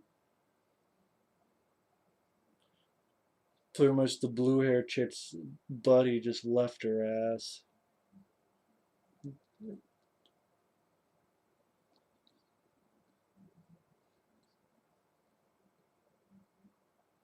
Don't really get why they're not affected at first, but yet these other people are. What, the Blair Witch is selective?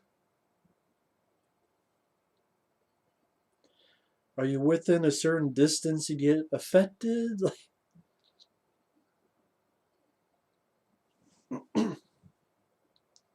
It's like a cold, a virus. If you're within the vicinity, you might get infected.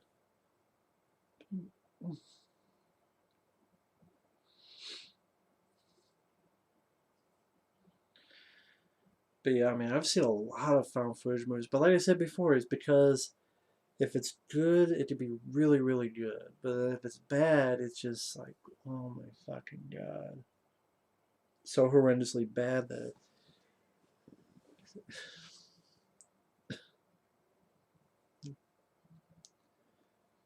I mean, the original Blair Witch Project, he had a great amount of tension because it was like if you're in a if you had an abandoned cabin and you're reading this journal and you're reading the last moments of this journal of this person's life. That's what it felt like watching the Blair Witch Project, this sort of methodical build up of night one, this is the event, then a build up, the night two, each one kept building up. First it was sounds, then it was like crazier sounds, and then it was rustling and baby noises, and here it's like everything happening in one fucking night or one fucking day. Like the guy gets taken, and then there's the rocks, and then there's the twigs again, and it's like everything's happening so rapidly that rapidly it's like nothing's happening, then everything's happening. It's like there's no sense of pacing to this movie, in my opinion. Of course, this is all my opinion. Doesn't mean you have to share it.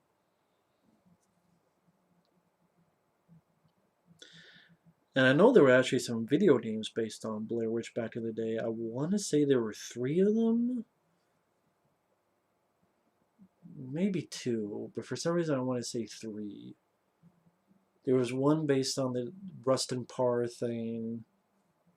I forget what the others are. I actually want to check out to see if someone's done video game playthroughs of them.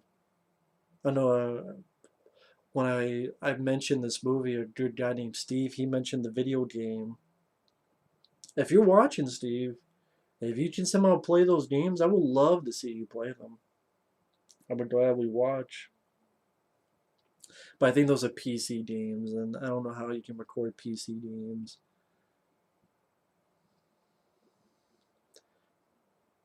But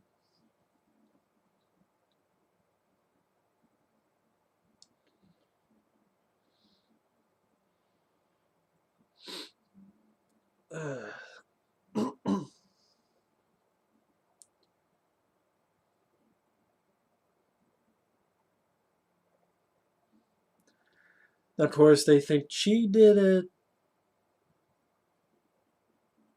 I don't even know what the fuck happened.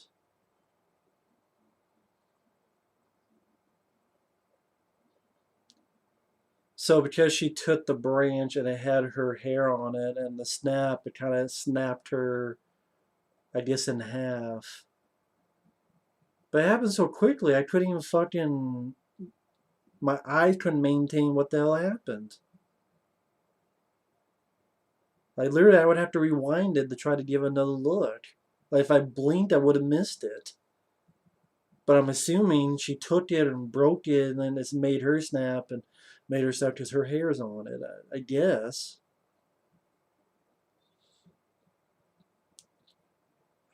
Try and be so frenetic with it.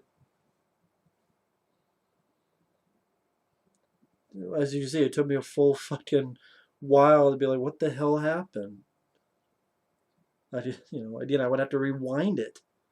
Let alone people who saw this in the fucking theater. That's a great way to sell your fucking thing. Maybe if you look at her and it's a wider fucking shot, like maybe the guy's like back here, so you see like the full body go, like the girl goes this and then you go, just a fucking notion I'm having in my head, a crazy one.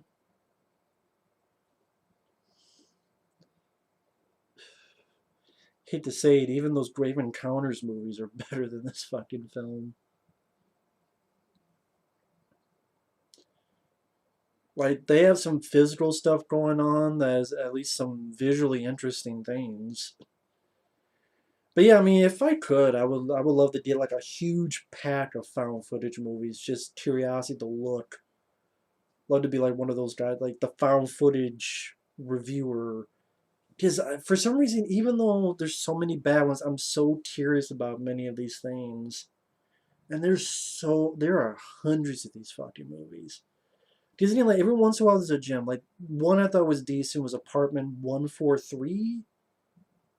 Other than the last shot, which was unneeded, it wasn't a downbeat ending, but it was just an unneeded.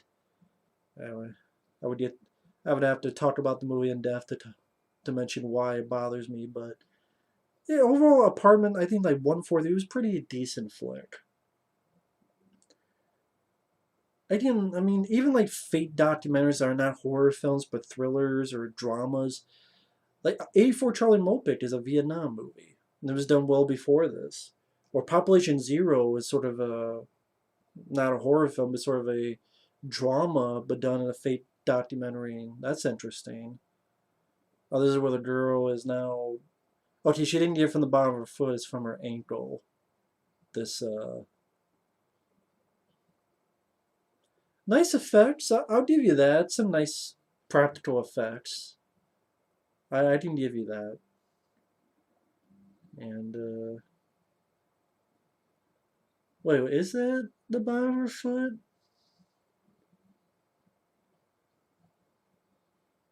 I didn't even tell what the fuck she pulled out. Was it a snake? A bright? Was it a fucking snake or something? Or branch? You should be paying attention. Well, this movie makes it hard for me to do that, man.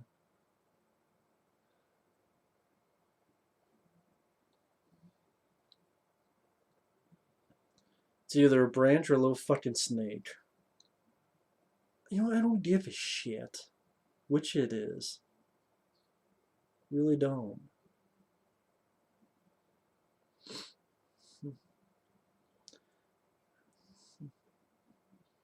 But I mean, I guess that's the point of it happening one night is that they say that the sun never comes up. Was that kind of doesn't fit with the original movie. That didn't happen in the original movie, which I thought was kind of better because it gave this false sense of hope and false sense of security. Where like false sense of hope, but then it's like nope, dash, dash, still trapped, still trapped. That's because you gotta have moments of taking a breath, and then you go on with it.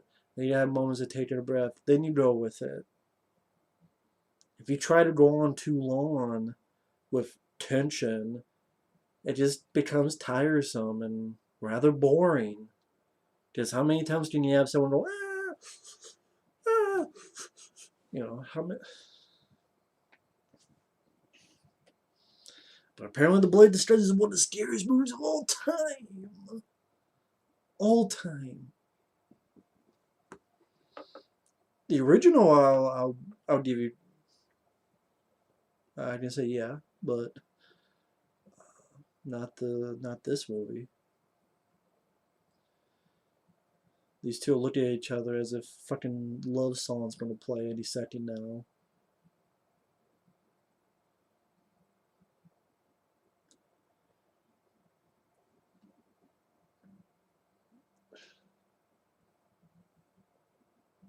So is the camera on his fucking forehead? Because it's looking directly in her eyes.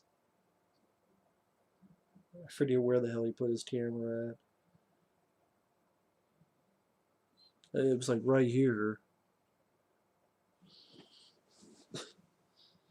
Maybe it was like one of those things.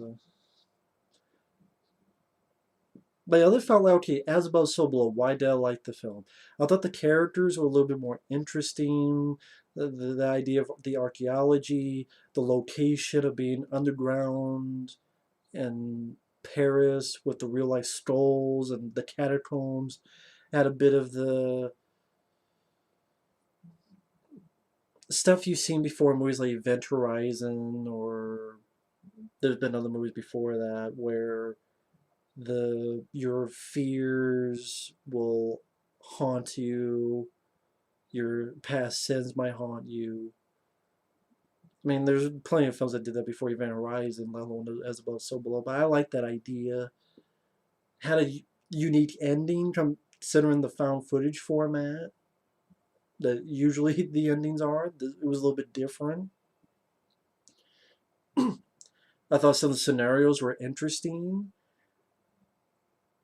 Like anyway, I don't want to get too much into review for other movies while I'm doing this, but like the tunnel, I thought it was like I guess sort of the original concept of the Blair Witch Project, the 1999 film, is it was going to be people being interviewed and then showing the footage, like the film that the people said ripped off the last broadcast. The last broadcast people said the Blair Witch Project ripped it off, wanted to sue or whatever. At least they were thinking of suing. But I'm sorry, the last broadcast was a piece of shit. With a narrator that caffeine was made for, because he would make me fall asleep. He was the most snooze inducing narrator in history. I hate the last broadcast. And it had a last scene which was so nonsensical. Extremely nonsensical. Which I won't spoil for those who want to see it, but the last broadcast I fucking hated. I'm like, I'm glad the guys in the Blair Witch Project ripped it off and they made a better fucking movie. And then I'm glad they didn't do the half found footage, half documentary, because I think the full footage helped with that movie. The tunnel, on the other hand, I thought it did that effectively. You had a good location. This whole scene is just a woman going up to get the drone, which I don't know why. Something grabs her, she falls down, she gets dragged away. Body counts in the house, body count, body count, body count, body count. With a jump steer, because that's scary. Just because you go, ugh, doesn't mean it's, quote, scary. I mean, maybe technically you got scared for a second, but I guess that's not horror. Maybe that's what I meant. Maybe it could be scary, but it's not horror. Because anybody can just go up and say, buh. A loud fucking noise. I mean, that'd be like saying the Jackass films are horror films or scary films because they could go, boop, ah, shit. and steer their friends.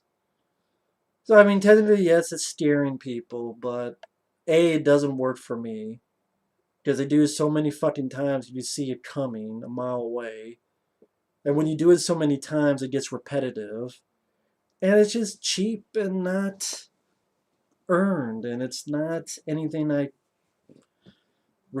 give respect to or anything.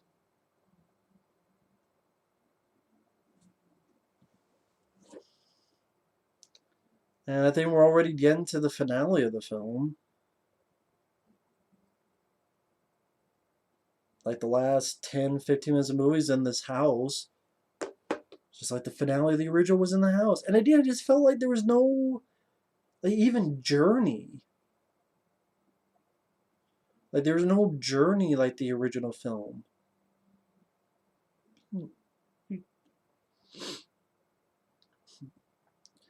Like in the original film, there was an actual journey with day after day and this buildup of dread.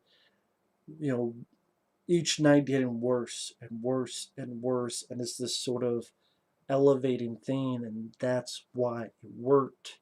Here, because it's never going to be daytime, which is the idea. I keep saying it should do stuff differently. It's doing something differently. I understand that, but it's just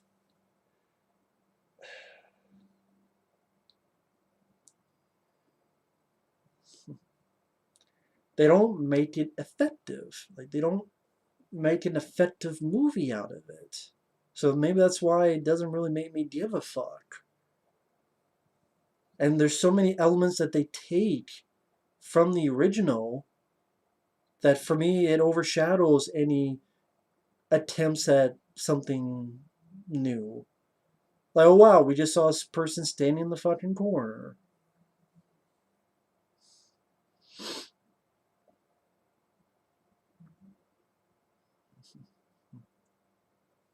Look, you have the rusted part, but are there other parts of the legend of the Blair Witch to look into and discover? And of course, the other question: did a sequel ever need to be made? Not really. You didn't really need a sequel to Blair Witch Project. But to me, if you don't make a sequel, like I said, start off with our girl in the middle of the road or on the side of the road, dirty, muddy, and all that. It's like, who's this? Oh shit, it's Heather Donahue. Where has she been? What's happened? What's going to happen next? Boom, you have intrigue. And then you can go in whatever directions. But here, just, oh, him looking around. Oh, there's hands on the walls, like the ending of the first one. Guys, person stay in the corner, like the ending of the first one.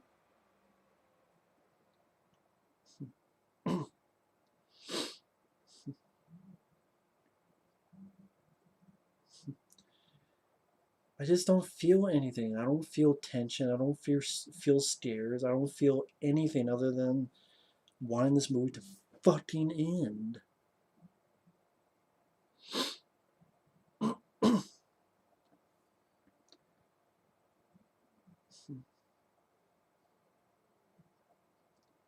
And to me, this is just another, I don't say typical, but just another found footage movie that the only reason it got in the theaters was because it was called Blair Witch. If it was called any one of these other number ones, like, what the hell was the one called?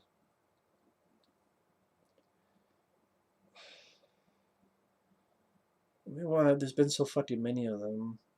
I think there's one called like hashtag streamers or something. One called,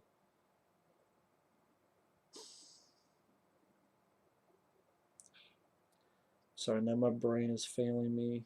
It's like my brain cells are trying to delete from my head. Because we had the girl looking. She made the kind of smart choice to leave. I mean, to stay out of the house. Oh, we see something. Screeching.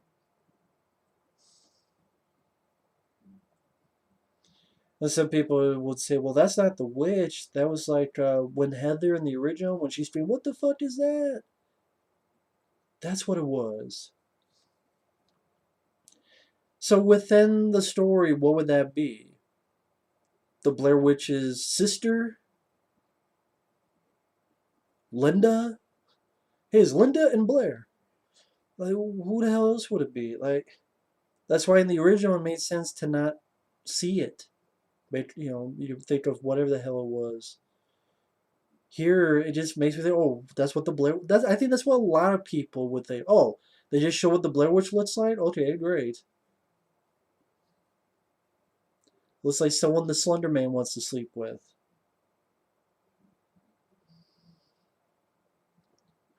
And then of course she goes in the house like an idiot. But it's like, well, it's outside. She wants to be inside. And the inside the spooky house in the middle of fucking nowhere. But now she's in the basement, looking around. Can't see shit. And that one guy.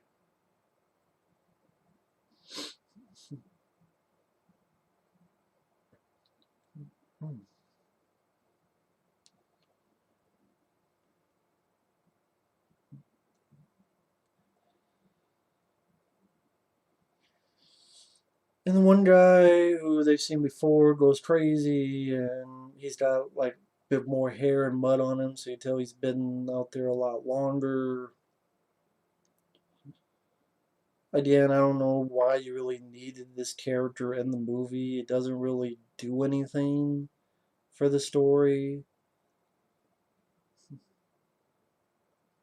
Doesn't really do anything for the plot, really. Just makes it longer than it needs to. There's nothing really interesting or intriguing that comes out of it that I can think of.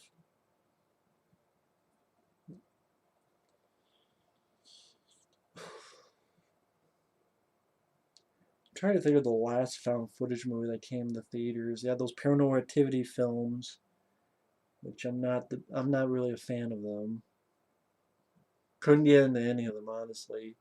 Like certain moments, ideas, like Paranormal Activity 3, having it be in the 80s and the old school cameras and like having one on the fan that goes back and forth. Interesting ideas, but just, the movies and I didn't like when 99% of them have the same typical ending.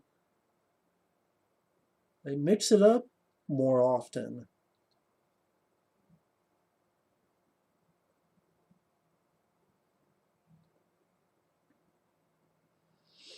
I think people appreciate that. I really do. Then you have the sequence where she goes in through this narrow tunnel that really steered the shit apparently out of fucking some critics. Which I don't know why, I guess. I mean, sure, in real life, yeah. I don't know. She just. There's like. It's not a found footage movie, but there's literally a movie that I think the entire film is this. Like, Crawl Bitch Crawl or something. I swear it's called like that, like Crawl Bitch Crawl or something. I think my friend Michael Keane reviewed it. Like Crawl or Die, but like an alternate title was Crawl Bitch Crawl. I forget what the actual title is. Hmm.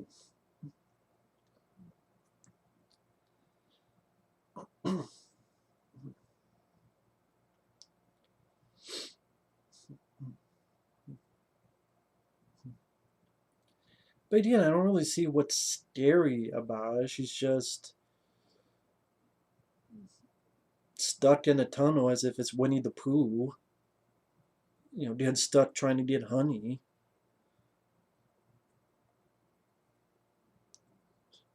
Now I'm just thinking of the Winnie the Pooh music. Breathe? No, don't breathe. Well, that was another movie.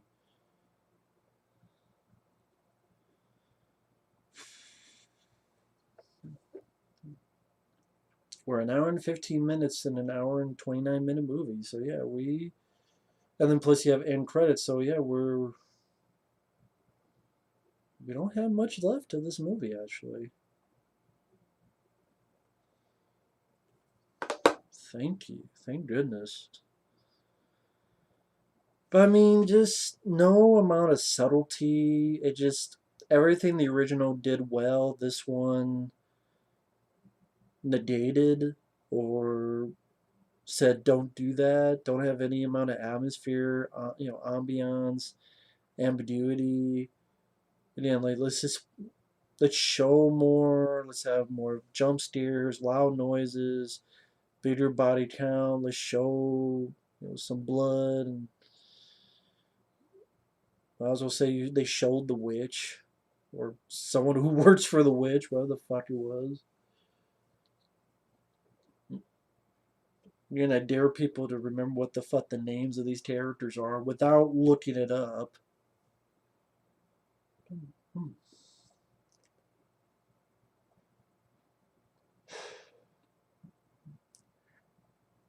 And then this whole thing coming up where, oh, don't look at her. If you don't look, you'll be safe. I'm like, that's why people looked in the corner. What? What are people talking about? So now she kills the one guy. So again, it's like, what the fuck was the point of him in the movie? There's no point other than the length and the running time. And of course, this shows the footage from the beginning. It wasn't Heather, it was her. That's where you get the time thing.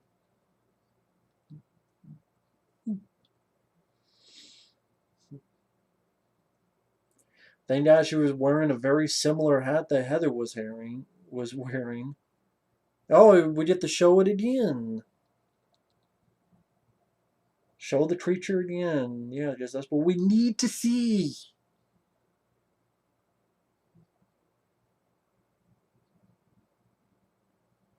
Because we're living the generation of show, show, show.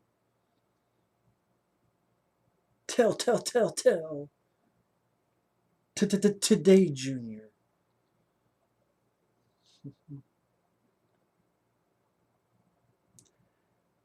Actually, wait a minute. She's not wearing a hat. Then how come in the other footage it looked like she was wearing a hat, but here there's no hat? But I swear on the footage, am I just fucking on LSD, or as another person would say, LDS? Wasn't the character wearing a hat at the beginning of the film in that footage, freeze frame? But yet there's no hat here. Am I just making shit up, maybe? Movies maybe fucking with my brain.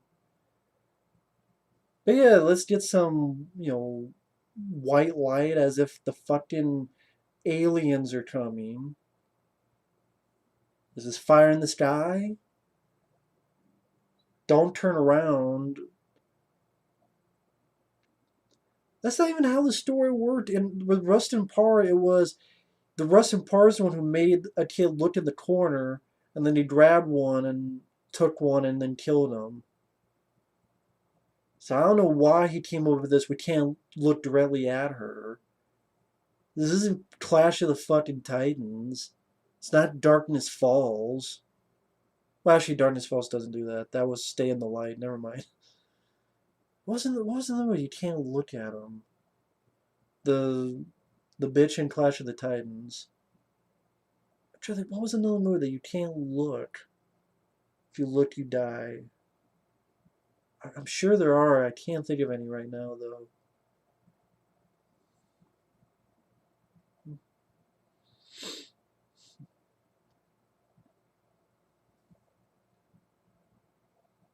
Of course, the guy looked because he's so obsessed with his sister.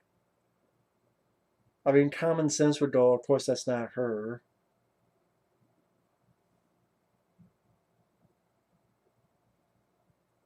And the last character is not even what was supposed to be the main guy, the brother. It's just his gal that we learned nothing with. We didn't even start the movie with. We kind of did, but we know absolutely nothing about this character.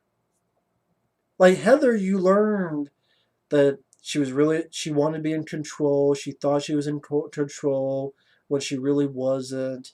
her apology scene that she, realized how wrong she was for what happened, for, show us again. Well, obviously that's supposed to be the Blair Witch. What the fuck else would it be? So I'm sorry, people. Oh, that's not the Blair Witch.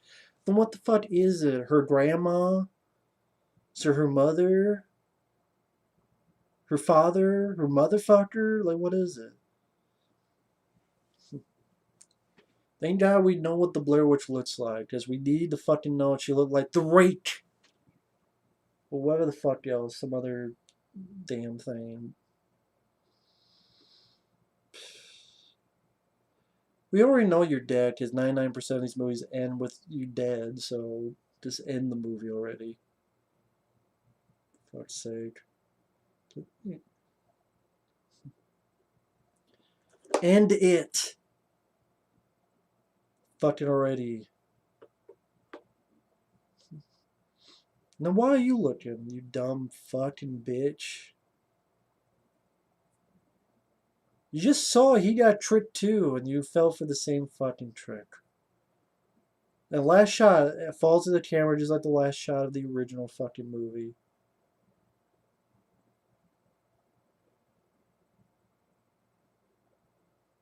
Is the Blair Witch going to pick up and do an apology too? I'm sorry for this movie. Fuck you, Adam Wingard. Full of hot air and windy. Simon Barrett, fuck you too, man. Shitty script. Roy Lee, Steven Schneider, fuck you too. Producer Keith Calder and Jess Calder, fuck you guys. Jenny Henke, executive producer, kiss my ass. Executive producers, well, they got paid because they worked on the original. DP, what fucking DP? Everyone filmed fucking with their own camera.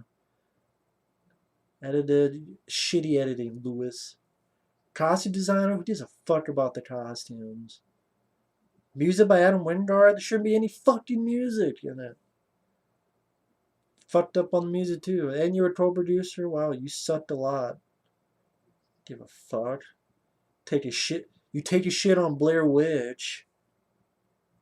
Take all this fucking money and you waste it and could have given us, I don't know, maybe, how about a feature-length documentary on the making of the original film? A full-blown, like, Blu-ray of that. I think that would have been money more well spent. Better spent than this BS. Making a wannabe fucking remake that's a sequel instead of giving us like a good special edition Blu-ray with a full documentary of the original. Can't do that. And you call Blair Witch like a lazy fucking title. Blair Bitch. Blair Bitch Book of Shudders. Book of Flutters. Book of Bastards. Fuck all these guys, man. Production manager. Manage your ass back to unemployment. Executive in charge of production, Donna Sloan. Sure fucking fired everybody then. Creative executives? Bullshit. There's nothing creative about this movie. Fucking false advertising. Sound designer and supervising sound editor. So are you the reasons why my fucking ears bled the first time I saw this fucking movie? And yet I know I didn't pay fucking money the first time I saw this. Here I paid 50 cents.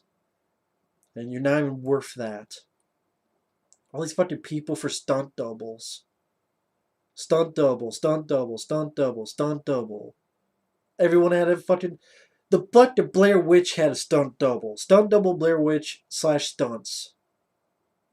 Blair Witch arm double. So it even says the fucking arm, like that is the Blair Witch. The fucking end credits says is the Blair Witch. So people who say it's not, the end credits just fucking told you otherwise. They even told you it was the Blair Witch.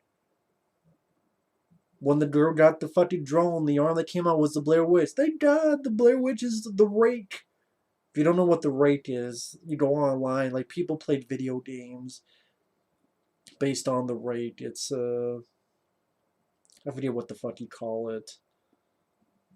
Kind of like Slender Man, that type of thing. All these fucking people wasting their time making a fucking movie like this, pissing on Blair Witch Project. Just getting tired of all this shit, like Terminator Genesis, Star Wars: The Force Awakens, and The Last Shithead, The Last Jedi, the RoboCop remake, the Michael Bay Super Chud Ninja Turtle movies, Total Recall, Lens Flare the movie, the remake. Total Recall remake. I'm sorry, it is pretty much Lens Flare the movie. Red Dawn remake must be Red Yawn or Red Dawns. This is what you feel like you're sucking when you're watching this shit. Location manager Terry LA. Well, I wish you were like Terry and just fucking destroyed the whole thing with your telekinetic powers. Post production. Dan Creamer. Yeah, I got some fucking cream for everybody. This fucking shit joint. Outpost operator, outpost system supervisor.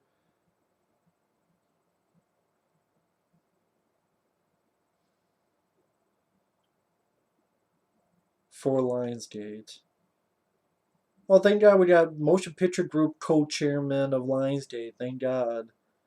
Kiss their ass more. Eric Feed, or your brother Paul Feed, did the shitty Ghostbusters. Another piece of shit. Ghostbusters. 2016 or whatever. Did the same year as this piece of shit came out. Christ. How many times do we have to fuck around? Ninja Turtles, Ghostbusters, Robocop, Transformers, Blair Witch, Alien with Prometheus and Alien Covenant, Predators, and the upcoming piece of shit Predator movie. How many times do they have to fuck over the old before people say enough is enough?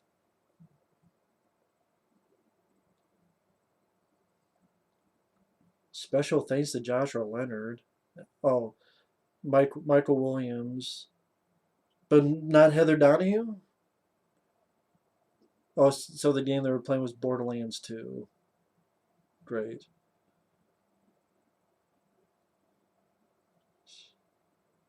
Motion Picture Miracone Picture Association of Assholes. Lionsgate. Date should be a fucking prison and lock your ass up for this bullshit. Blair Bitch 2016. Well, I don't know what the fuck more I can say. This movie fucking sucks ass. Doesn't know anything about the original film. No steers, no subtlety, no characters, no depth. Just cheap jack horse shit. Jump scares, copying the original, or fucking up the original. Yeah, let's show what the Blair Witch is. So fuck ambiguity, fuck anything. Yeah, because I really want to know what the fuck the Blair Witch looks like. This movie's so shitty that special features are bookmarks and also from Lionsgate. Even the makers of the film were embarrassed to talk about this fucking movie.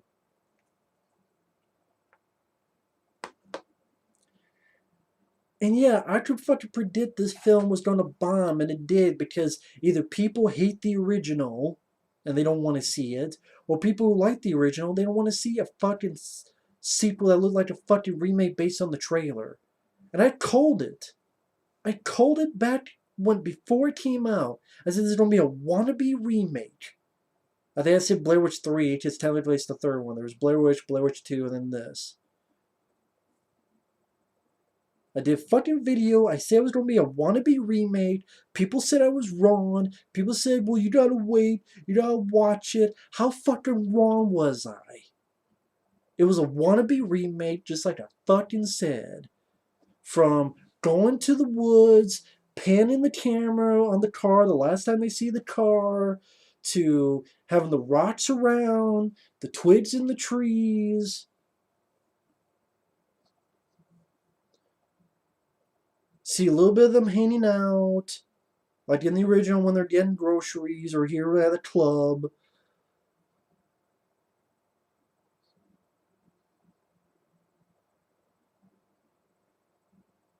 People get taken and lost. They go in a fucking circle in a day. The last fucking scene, they find a fucking house with handprints. Someone's looking in a fucking corner.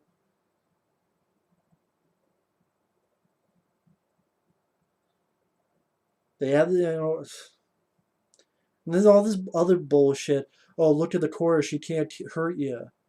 So is that what Mike was doing at the end of the original? He was looking in the corner so it doesn't hurt him.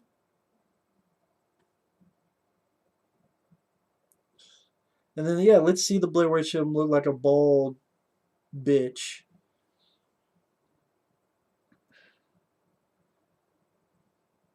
Hate this fucking movie.